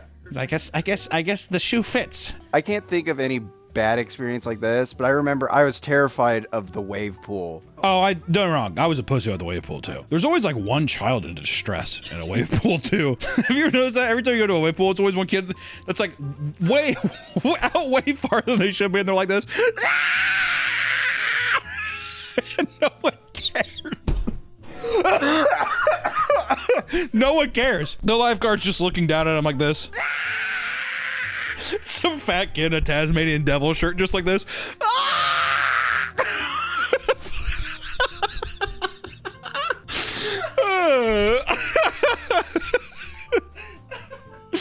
Oh God. Yeah. Oh my God. I still am haunted by that. Actually, it's bringing back deep memories. God, and it's at everyone. I don't know what attracts those kids out there. I always think about the fact, like those little fat son of a bitches in those shirts, like bobbing their way out to the deep end. Yeah. I'm like, why do you keep going out that way? Come back this way. Also, the current is pushing you the opposite way. You're all the way down there. Outside the kids area, guests report that the rides and support beams are corroding. At the Dallas location, the outdoor areas don't offer any shade unless you rent a cabana or an umbrella, leaving the sun baking the guests. Also, mind you, children. I like how they only if you have the cabana. Yeah, if you have the pup cabana. The Great Wolf Lodge, you gotta have the pack. You have to be a pack leader and get a cabana. I like how you would think that for a kids thing, it's like there has to be shade everywhere. Even if the facility you are staying at is great, some of the guests at the Great Wolf Lodge can be pretty fucking weird. While climbing the stairs to a water slide, a man records himself fondling and staring at his wife's butt while he's in line with children. Get your ass up there. Oh, yeah. I was going to say, that's probably a breeding ground for horn dogs. I bet you, what I'm wondering now, that's gotta be a swingers playground. That's what it is, dude. And I bet you anything, they fucking probably rent some rooms and they drink in the rooms. They're like, go find the wolf. I don't think there is a wolf here, Dad. I think it's just called that. Go find him. You shut there. That's not Mommy. Her name's Teresa. Slams the door in a kid's face. Yeah, Daddy's the wolf. If the wolf's howling, don't come knocking. In 2017, a 3-week study was done in Canada to determine the average amount of piss found in public pools. They found an average of 20 gallons of piss whizzed out across 3 weeks. The authors view this as a public health concern, but most people aren't as concerned so long as they don't get caught doing it themselves, right? You don't think that's about that much? 20 gallons over 3 weeks. We're talking thousands of gallons of water. I think scientists, they're trying to... Yeah, it's big pharma trying to stop us from enjoying ourselves. Okay. Former employees of various water parks revealed that the grossest part about the job was seeing what the water looked like before it was cleaned up and prepped for attendees to enter. One described large clumps of hair, sunglasses, old Band-Aids, used condoms, and all of that shit would just be floating around you as the pumps made it swirl into a torrent of just yuck. See, condoms now, that disgusting. I didn't even think about used condoms. We just got them talking about the swingers thing. Can you imagine just be like, fucking rip it off and then just toss it in the water? It's insane. Oh, I bet you there's some people bumping heads in the wave pool. You talking this? Yeah. Oops. Can you imagine being in the wave pool and the guy next to you just like, uh-oh. Now you guys are starting to collide and shit. You have your hands together. Hold on. I found out a lot about myself today at the water park I didn't know. Jousting.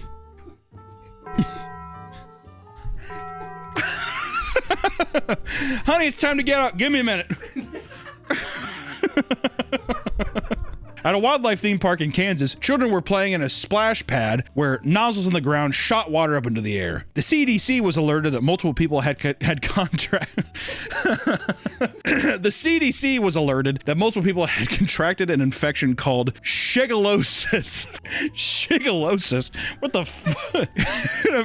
Had contracted an infection called shigellosis. It turns out that a total of 40 people of varying ages became ill from the water park. 3 were hospitalized from shigellosis shigellosis, and another from norovirus. The CDC had to urge people to practice proper safety habits before re-entering the Kansas Wildlife Park. This included avoiding consumption of pool water and any poop or pee in the water. That's so true about Kansas, those fucking inbred bastards over there. You guys realize you can't eat and drink piss, right? Are you serious? Are you serious? I was planning on going up to the wildlife park and getting me some shigellosis. They also advised against standing over the splash pad jets, worried that it would rinse feces off of people's asses and end up in other people's...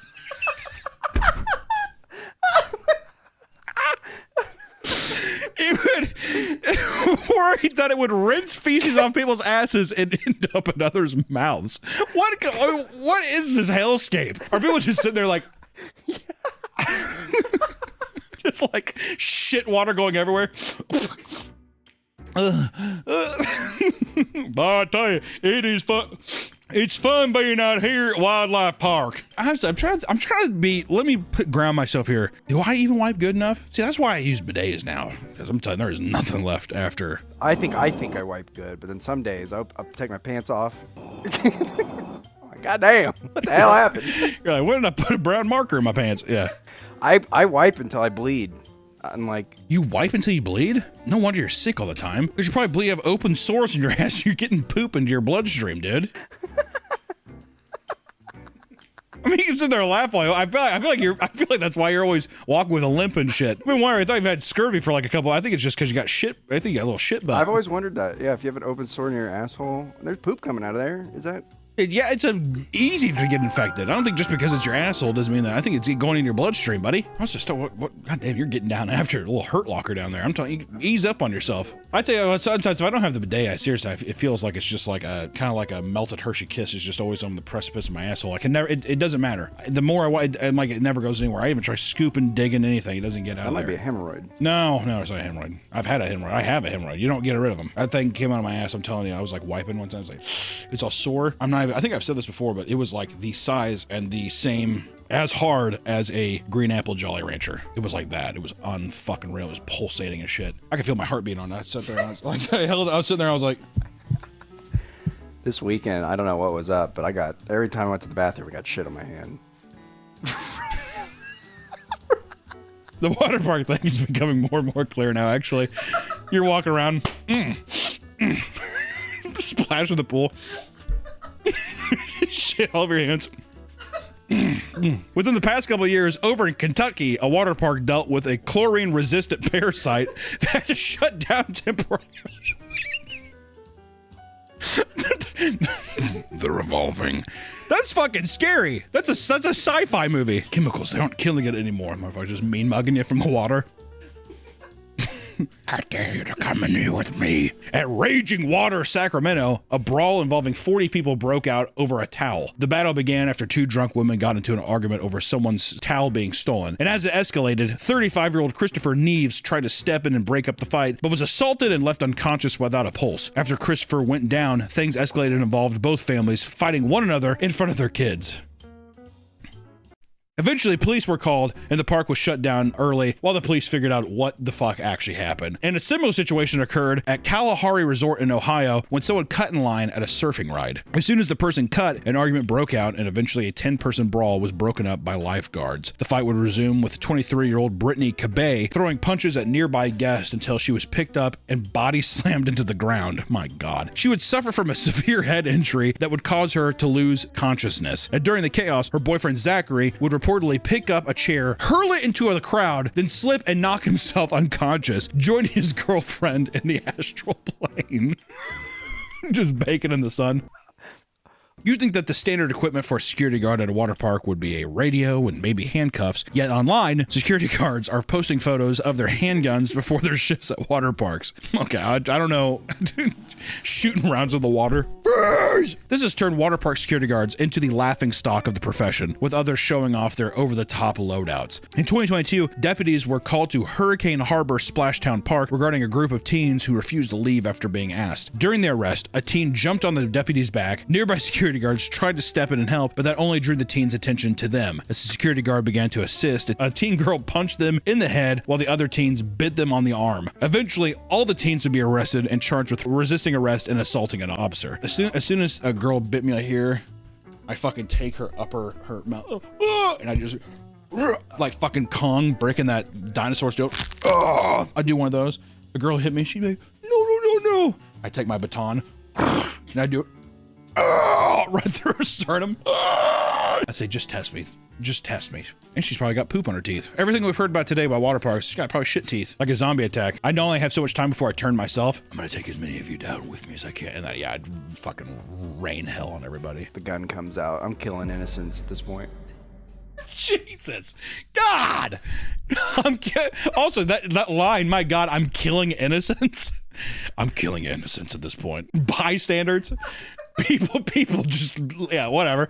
All right, dude. Many water parks deal with serial poopers or peers in their waters. However, one park dealt with a serial peer who liked to piss on the rocks in the sauna room to fill it with steamed urine. At another water park, a lifeguard reported watching a man squat and lay a steam coil 20 feet from the bathroom, making direct eye contact with them. A man recalled that his younger brother used to go to the shallow end of his local pool and scoop up pieces of poop in a styrofoam cup to get free hot dogs from concession stands.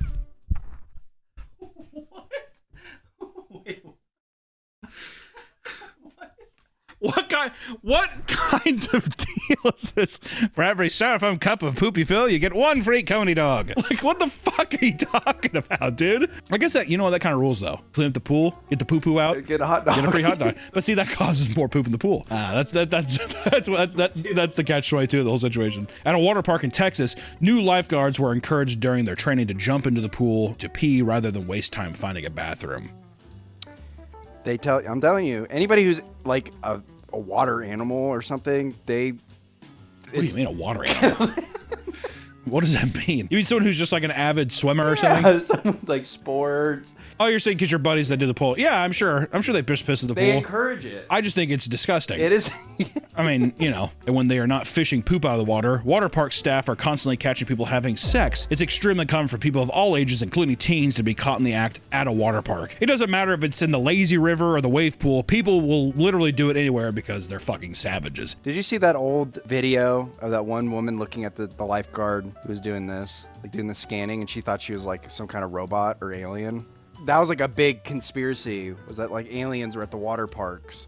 God, dude. They say it's to keep you alert, so you're scanning the pool, and also so you don't fall asleep. They say like it's a technique like... I have seen so many lifeguards asleep at their post. Because the thing, it's the perfect, because they wear the glasses and they'll sit there. There's this one guy that was like this. His glasses on, you could just tell he was like... Also looks comfy up in those big wooden chairs. Little umbrella over here in the shade, nice breeze coming in. Especially at a water park too, a little bit of water, just kind of the mist hitting you. I'd be out like a...